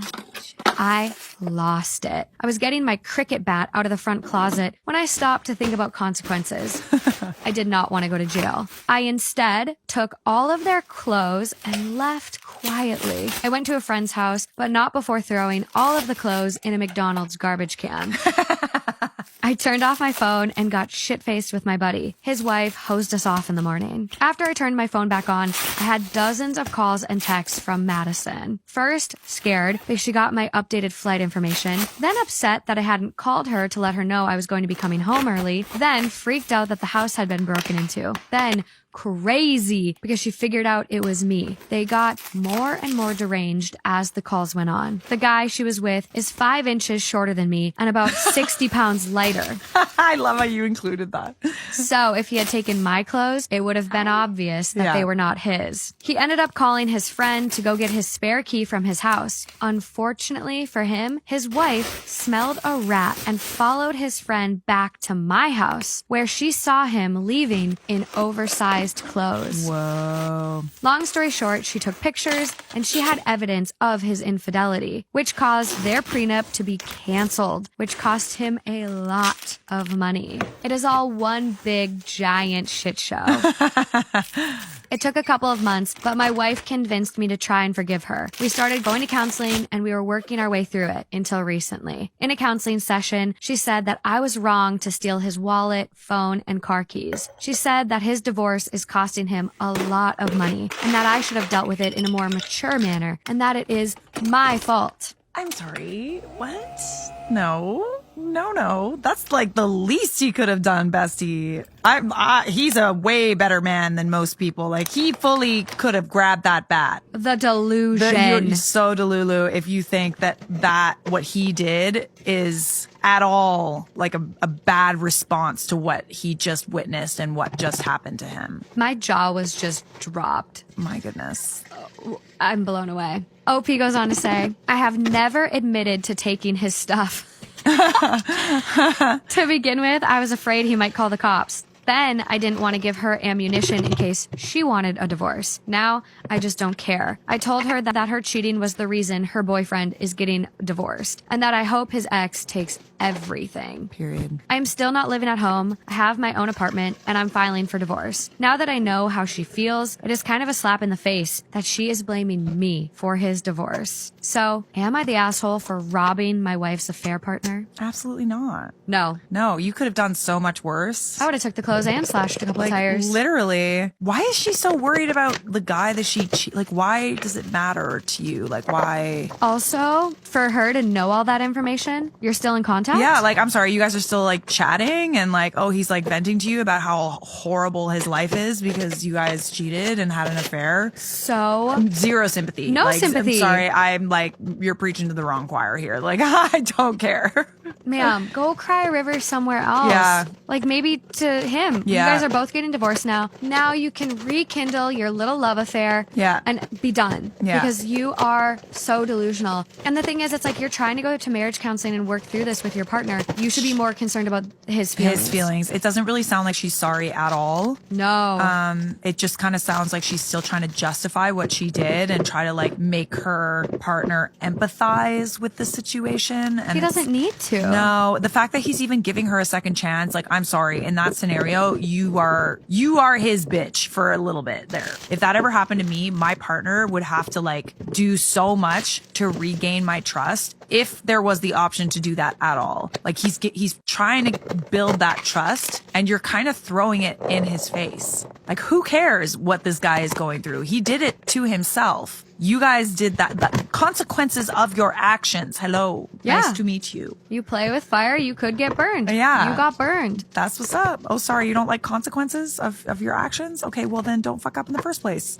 Also, he's the one that knew he had a prenup with an infidelity clause. Yeah. Oh, yeah. There you go. Like, if you are worried about dumb as hell about that and what a divorce would entail, get divorced before cheating. Then you not have to worry about your wife taking everything. Yeah. There's quite a few comments from OP, none that really give new info. He does mention that he did steal money out of the guy's wallet. Get your coins, sir. I'm sorry, I'm still not mad. Not mad. Don't hate it.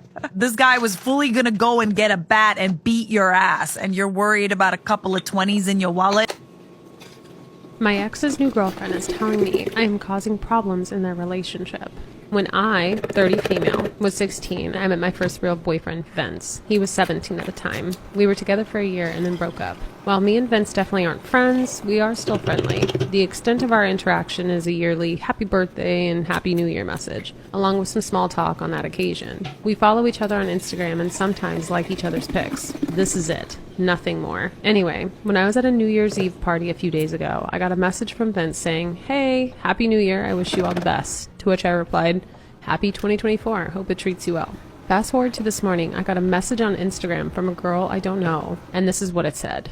"Hey, OP, I am not sure you know me, but I am Vince's girlfriend. We've been together for a while now, and we are very serious about each other. I see that you message him and like his pics. I would appreciate if you stop that. We are going to get married, and this sort of interaction is not appropriate anymore. I hope you understand that inserting yourself in our relationship causes turmoil, and I cannot handle the stress and anxiety of it anymore. So I am kindly asking you to stop."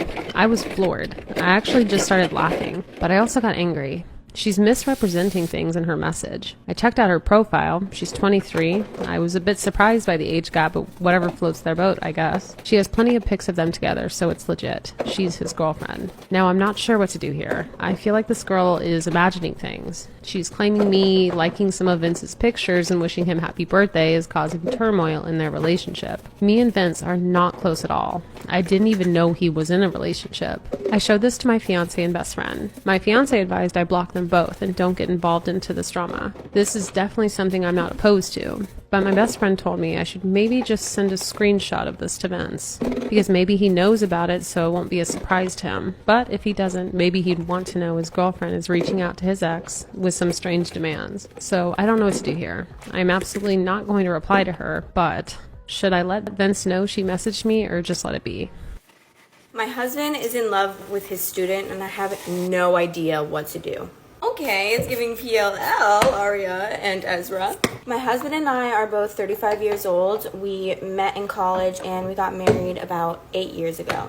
I gave birth to our daughter in 2020 and my husband works at this med school nearby. He is also a doctor himself. My really good friend Sarah is also working at this college that my husband works at, and she works in the same department. A few months back in December, my friend Sarah took me out to lunch and she told me that she suspected something was going on with my husband and a student in one of his classes. The student is 25 years old, by the way. What she was telling me basically was that she felt like she was seeing my husband and the student giving yearning looks to each other. She said that she just knew my husband for so long and she's never seen him talk to a woman like this before. She said that he's always been so aloof with other women and it was just different with this girl.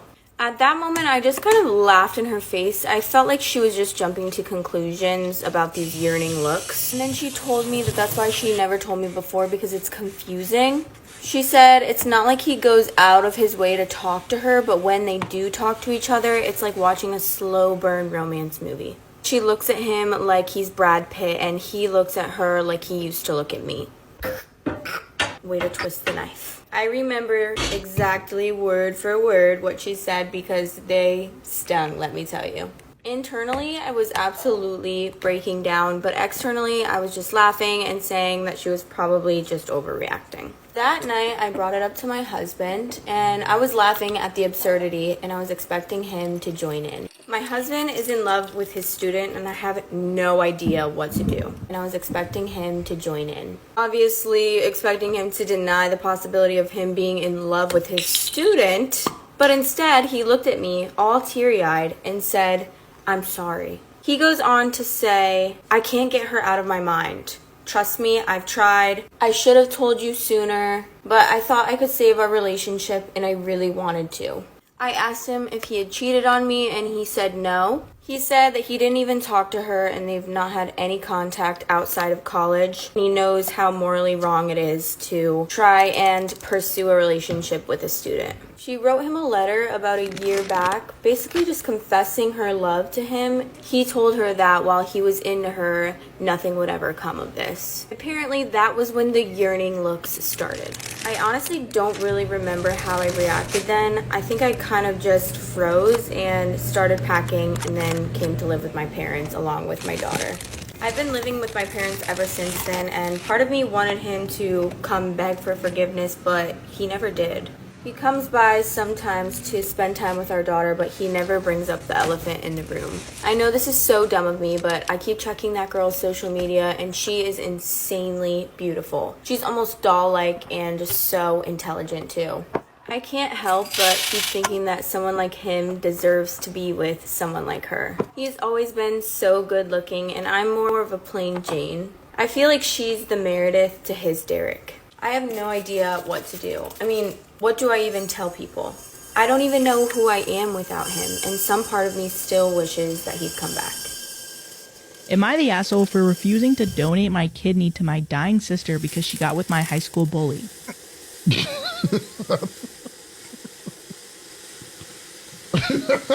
Again, emphasis on dying sister. Maybe we reenact this one. Maybe. That's such a... Probably. Okay. Am I the asshole for refusing to donate my kidney to my dying sister because she got with my high school bully? I'm a 35-year-old gay man. When I was in high school, I was bullied severely by Darren. I won't go into details, but it was really bad, past the point of typical high school douchebaggery. In my senior year, I made the mistake of coming out to one of my friends who promptly spread this information around the school. Before this, Darren had targeted me for being unathletic and wearing glasses, and had done this to a couple of other kids as well, but after I was outed, it was only me, and only because of my sexuality.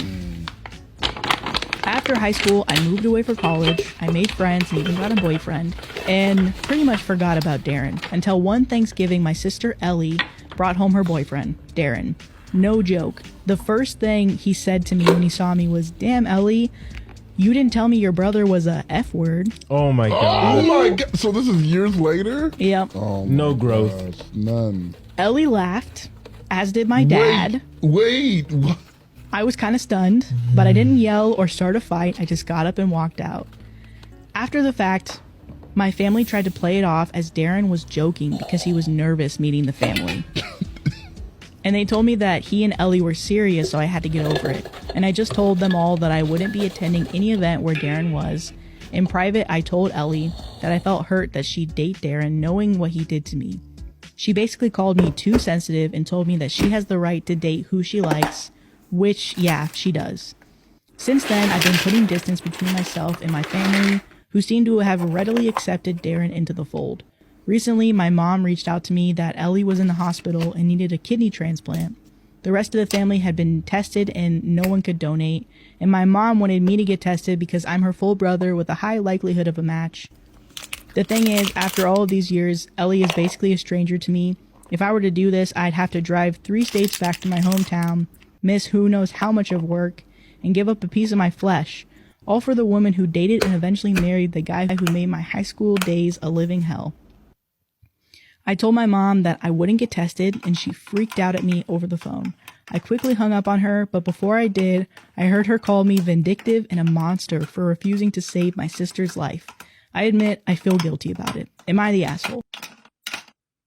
Am I wrong for choosing to celebrate my sister's birthday instead of my dad's wedding? I, 27 male, have always been close with my younger sister, Mary, 20 female. Mary has been overlooked by my dad from the moment she was born. My dad never wanted a daughter, and tensions with his ex-wife, Mary's mom, led him to basically excluding her from everything. Nothing she ever does is good enough for him, and she is often excluded from family gatherings. I always try my best to include her or even take her out, just the two of us, to make her feel better. But it's obvious that being excluded hurts her a lot. I am my dad's golden child and grew up spoiled, and while she tries to not show it, I can tell Mary is jealous of the attention my dad gives me. A month from now is Mary's 21st birthday, and she's very excited about it. I live in a different state, but I made a promise to fly over on her birthday so that I could take her out to get her first drink. We have been planning this for months, and I already got the tickets. My dad, 56 male, is currently engaged to Janice, 57 female, and a few days ago he texted me letting me know that their wedding plans changed and they plan to get married in their parents' yard on June 8th. He said he knew it was short notice, but they agreed that a small ceremony would be better so that they could go to the beach for their honeymoon while it was still nice. Now, my problem isn't the short notice. My problem is that June 8th just so happens to be Mary's birthday. Like, not even a day before or later. No, he plans to get married on his daughter's birthday. I brought that up and my dad brushed it off, saying it's just a date and it wasn't like my sister was going to celebrate her birthday with us anyways. I told my dad I already had plans to fly down and celebrate Mary's birthday with her, and I wouldn't be able to make both events. He seemed shocked by this and asked why I didn't just cancel for his wedding since I'm already paying to come down. I could even bring Mary along and celebrate her there if it meant that much to me. I'll admit this pissed me off because the least he could do was acknowledge his daughter's birthday. I told my dad that I plan on spending my day with Mary, and the only way I will come to his wedding is if she is invited and decides to go. He tried to argue with me, saying that birthdays come every year and weddings don't, to which I responded that this is his third, so it's not that special, but my sister turning 21 is. My dad hasn't spoken to me since, but Janice and other family have been calling and texting me non-stop. Janice told me that my dad has been crying and miserable over what I said, and that my selfishness has ruined their wedding. I'll admit that what I said may be harsh, but I also stand by it. I am not the one being selfish here, and if my dad wants his child at his wedding so badly, he can have all or nothing. However, my dad and family are still mad at me, saying that I'm being petty and ruining his big day. So, am I the asshole? Storytime about why my aunt put me back into foster care. Yes, she put me back into foster care. So a little background information, I was 15 years old and a sophomore in high school. But whenever I was 12 years old, I was in a very abusive household. And I had two younger sisters. One was 11 and the other one was 9. Fast forward, all of us were put into foster care. I got placed into many shelters / group homes because of my behavioral issues. While I was going through all of this, my sisters were both in study homes, so that kind of sucked. I mean, I was happy for them, but at the same time, I was going through hell. But eventually, my grandma and my dad passed away, so my aunt decided that she wanted my sisters and I. So she got her foster license, and the days leading up to whenever we were supposed to move in with her were absolute garbage. There was this one girl who was 19 years old. Her and I did not get along, and I was supposed to leave that Wednesday, but I didn't want to wait, so I decided that I was going to get myself kicked out in hopes that I would be able to move in with my aunt sooner. Like for part 2. Part 2 about why my aunt put me back into foster care. So like I said, I found a way that I was going to get kicked out, and it was by fighting this girl. And yes, I won. But fast forward, eventually my sisters and I move in with my aunt. And if you guys ever heard the phrase honeymoon, you probably think of a relationship, right? Wrong. I was actually shocked about how fast everything went downhill whenever we got there. Like, eventually my cousins just started being mean to me for no reason, while they favored my sisters. And when I say cousins, you guys are probably thinking they're around my age. No, they were actually in their 20s. Hell, one was even close to 30. Like, these were grown-ass adults beating on a 15-year-old. So eventually, my cousins, my aunt, and I are fighting almost every single day. And the one day, my sister and I got into an argument that eventually turned into us fighting. And my cousins love to jump in every fight that my sister and I have. Well, they jumped in this fight, and instead of helping break it up, they actually made it worse. The one was holding my leg down, and eventually, I got it up, and I kicked her in the face. And my aunt thought that it was my fault, so she sent me to foster. I'll start this update by saying Jen found out last night. Like Matt predicted, she came home to our house Tuesday evening. I saw her pretty quickly since I was also coming back from buying some food. She asked me if I knew where Matt was, and I said I didn't know, because I genuinely didn't know at the time. She mentioned how he wasn't responding to her texts and that she was worried about him, and I felt pretty bad hearing that. Kyle, who was inside, came out at this point and said that Matt was in his anatomy lab, and then reassured her that he'd contact her once he was finished. She didn't seem entirely satisfied with that answer, but thanked us anyways and left. Once she was gone, Kyle told me that Matt was actually on a date with Cindy. Since Matt sometimes brings Cindy over, he'll text the house group chat before they come over to ensure that Jen isn't around. He did this on Tuesday night, and Kyle did alert him that Jen had stopped by looking for him, so he stayed over with Cindy on Tuesday night. Wednesday evening, only Omar and I are home. Kyle was with his own girlfriend, and Robert had an exam. Around 7 p.m., we got a text on the group chat from Matt saying he plans on bringing Cindy over around 8:30, and he asked if Jen came by. I told him that I hadn't seen her and things went on as usual. I'll add that Omar has refused to respond to these specific text messages from Matt, so there was an expectation on me to clarify if Jen was here or not.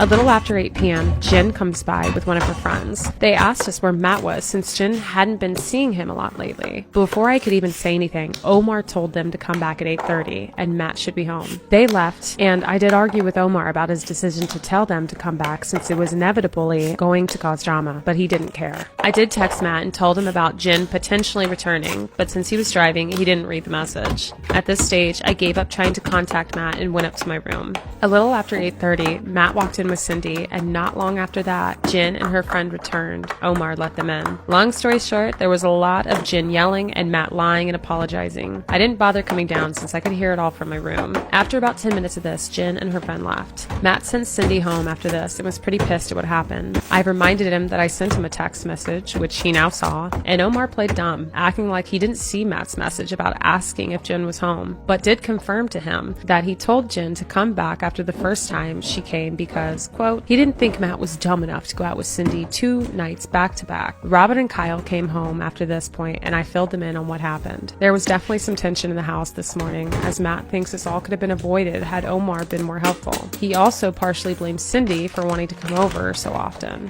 Overall, Matt doesn't really seem to care that Jen found out and broke things off with him. He said that he'll try apologizing one more time, as he does prefer Jen to Cindy, and if she doesn't accept, he'll leave things as they are. As for Cindy, Matt has already told Kyle, Robert, and me this morning that he plans on ending things with her after the December exam season. He says that he wants to be single again for New Year so he can have a fresh start. Kyle and Robert think it's pretty hilarious considering how much trouble he got into to be with her. Things have ended more smoothly than I thought. I have made it abundantly clear to Matt to keep me out of his relationship woes. I have also asked Jen's friend how Jen was holding up. As expected, Jen was very upset about the entire ordeal, and she and her friends considered everyone at our house, aside from Omar, to be complicit and awful. My 37 male, wife 34 female, sister 29 female tried to kiss me, and now my wife is spiraling. Somebody help me. As the title says, my wife's sister made a pass at me at a recent family gathering, and I have no idea what to do. For context, I think my wife Jenna is absolutely gorgeous, but she has some really negative body image issues. This is in large part because of her sister, Mary, who is very conventionally attractive, as opposed to Jenna's more unconventional but in my opinion striking beauty. Mary was a successful model until a couple of years ago and now works in the fashion industry. In our early days of dating, when I would tell Jenna she's beautiful, she would always say, "Just wait until you see my sister." When I did finally meet her family, she would randomly press me for weeks to talk about her sister, whether I thought she was more attractive than her, etc. I always told her the truth, that I think Mary is attractive in a boring way, and I think my wife is much more beautiful and interesting to look at. She wouldn't let it go until I confronted her about how uncomfortable it made me and asked her what's going on. This is when she told me that she always had a chip on her shoulder about her looks because of being compared with her sister growing up. They fell into the classic smart one/pretty one dynamic their whole lives. She also said that Mary had a habit of being flirty with all of her exes and warned me that it would happen to me eventually. She then started sobbing and begged me not to cheat on her with her sister, to which I forcefully said I would never cheat on her with anyone, let alone her sister. I've been crazy about my wife since day one, and there's literally no woman on earth who would come close to her. I mean, I fight with my sister, but we would never cross that kind of line about flirting with each other's spouses or ew! Ah!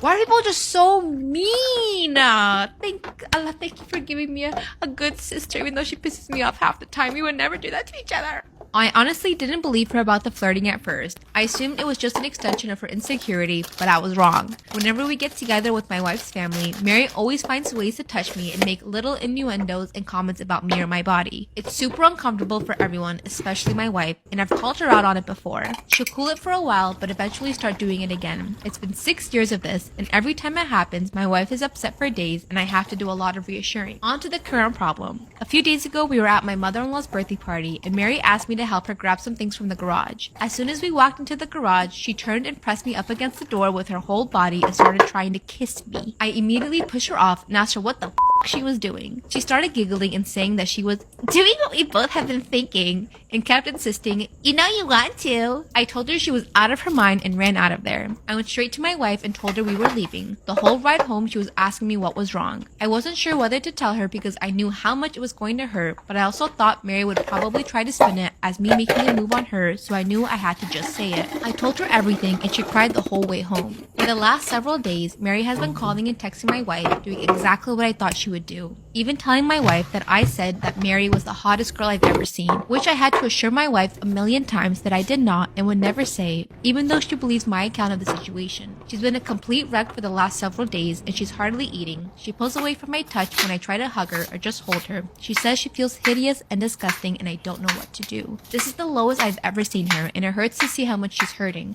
I have no idea what to do to help her heal from this. You guys, what should I do? You know what? I would beat her ass for you, dude. You gotta find a girl to beat that girl's ass.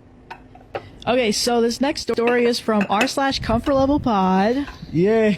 And they're asking for general advice, and they said something is up with my mom's house. I'm worried about my dog.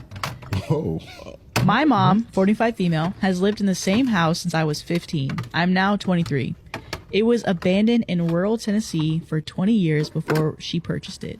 We did a lot of renovating. Along the way, she would often let my brothers and sisters' friends from work, all in their early to mid-20s, party, drink, and smoke in our backyard, as well as a place to crash in exchange for helping with the process. By the time we were all done, my older brother, at 20, decided he would move out, taking the vast majority of the partying with him. Then shortly after, my sister fell pregnant, taking her out of the party life as well. Throughout that period of time, we made a lot of horrible friends and decisions that we look back on and cringe upon. A few years ago is when it happened for the first time. We woke up and the house was freezing. We had 3 dogs at the time, Harley, Tilly, and Callie. We would have assumed the door had blown open, but Harley was outside on Callie's run. Harley never leaves the yard, and so she's never been put on the run. I don't know what a run is. I don't know either. Is it like a stake in the ground and then it's like... Oh, maybe. Yeah, so a dog runner can either be in between like 2 trees and then it's like they could just run from one side to the next. Okay. That looks like what it is. Wait, what does that mean? What do you mean they can run? So there's 2 trees. Uh-huh. There's like a line in the middle. And then they're anchored onto that line, so they can go from the end to the next. Okay. So that's what a run is. Cool. We then went in search of the other 2 and found them in the woods on the back of our property, and they wouldn't walk back to the house. We had never seen them do this. They acted scared, like something bad happened to them that night. It had been a few years, and we had overall let it go, just assuming it must have been one of our old friends. That is until today. Me, my sister, and my mom all went to Walmart, then to eat, and then drove back home. Important to note that we live 30 minutes away from town. This took us about 3 hours. When we got back, our dogs were all in our backyard. The thing is, we left the 2 little dogs in my mom's room, door shut with the TV on. Our large dog was in the living room with all the doors shut, all locked. I looked for any way the dogs could have let themselves out and still cannot figure out how this is happening. Lately as well, our newest dog, Grizzly, has been having stress-induced seizures, so coming home to him in the backyard, not knowing what happened while I was gone, had my stress levels through the roof. We live on a rural but pretty rough area. We live between a national forest as well as some unsavory characters in the neighborhood, not to mention the abandoned cemetery in the woods 25 feet away. It really could be anyone or anything doing this. We're thinking of installing security cameras, but just haven't had the funds to do so yet. We're 3 women and 1 child living alone, so the entire thing has us in arms. Does anyone have any advice? Consider changing the locks on all the outside doors as well as cameras. It could be someone, a neighbor, old sketchy friend, acquired a key and they're now letting themselves in. You said the house was empty for a long time and you've done renovations. Carefully check the house for ways people could get in. And people were very nice and they included a link to potentially some cameras that OP could get as well. I found my wife's secret Google account and I'm sick to my stomach. I met my wife Bailey about 9 years ago through mutual coworkers and we immediately hit it off. I fell absolutely head over heels for this woman. She was everything that I was looking for. I had just gotten out of a super toxic relationship with someone that my current wife, Bailey, was acquainted with, but she wasn't ever friends with her. It was a long-term relationship, and let me tell you, it was the worst time of my life. I had blocked her on everything and gone completely no contact ever since. Me and Bailey got married right at the end of COVID, and we bought a house together, and then we started trying to conceive. This was extremely difficult though because Bailey had PCOS. Last year, she finally gave birth to our first daughter. Being a parent is honestly one of the best things in the world. I'm having an absolute blast. I feel like I have the perfect wife, the perfect life, and the perfect baby. Until last Monday. My laptop's battery absolutely shit the bed, so I opened up Bailey's laptop to check on some tax stuff. Bailey wasn't home, but we've never really had to ask permission to use each other's devices. We've just always been open and been able to use each other's devices no matter what. It was just me and the baby at home. I thought that neither of us had anything to hide, but I guess that's just what I thought. When I opened up her laptop, there was an incognito tab opened. And never in 12 million years did I expect to see what I saw. So my wife has a secret Google account with a photo album called XX. So I clicked on it. Did I discover an affair? Nudes? No. In this Google album, there were over 348 to be exact, photos of my ex that I was in a relationship with previous to Bailey. The woman who was absolutely toxic and made me feel so worthless. I found my wife's secret Google account and I'm sick to my stomach. The album said that it was started right around the time me and Bailey first started dating, and it said it was updated 2 weeks ago. The photos range from pictures of her with family to pictures of her at work functions. I mean, there were even pictures of her from her yearbook. I have no idea how Bailey could get pictures of her from her yearbook. There were photos from vacations, photos of her work ID, pictures of her in crowds, screenshots in videos, and screen recordings of videos. Just her.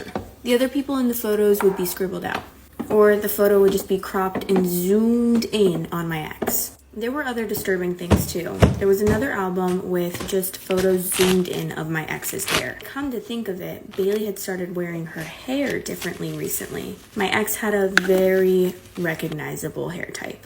There was another album of screenshots of comments on social media, which of course I can't find because I have her blocked. Facebook groups she's in and public posts. And the thing is, my ex is extremely low-key on social media, so I have no idea the lengths that Bailey went to find these posts. My ex literally lives in another country now. There were different links to exact outfits that my ex was wearing. Hiking boots, trousers, blouses, and a specific water bottle I remember my wife buying. These were things that you really had to go look and search up to find. So I guess my current partner of a decade now has just been trying to turn herself into my ex and been stalking her to the point where she literally is wearing the same clothes as my ex. Now that I think of it, all the hobbies that my wife has been picking up were just all of my ex's interests.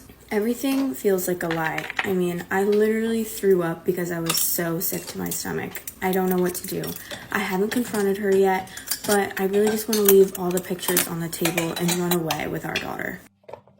Am I the asshole for refusing to be my friend's alibi so he can cheat on his girlfriend? I have known my friend Matt since we started college. We're in the same program and have been roommates since day one. Overall, I'd say Matt is a great guy. However, he has a terrible tendency to cheat. Throughout college, I think Matt had 5 to 7 different girlfriends, and each of those relationships ended because he would cheat. Back in January, he started dating his current girlfriend, Jen, and has been with her far longer than any of the previous relationships. From my interactions with Jen, I know she's a wonderful person. She's very polite, beautiful, and clearly devoted to Matt. For the past few weeks, Matt has also developed a close relationship with his anatomy lab partner, Cindy. It's become pretty clear to me and our other housemates, Kyle, Robert, and Omar, that there is some romantic relationship between them. We even all met Cindy as she came by our house a few times. Long story short, Matt has told me and the other guys that things between him and Cindy are moving fairly quickly and that Jen is completely in the dark about this. He told us that, for the foreseeable future, he'll be spending a few nights hanging out at Cindy's place. Here's the issue.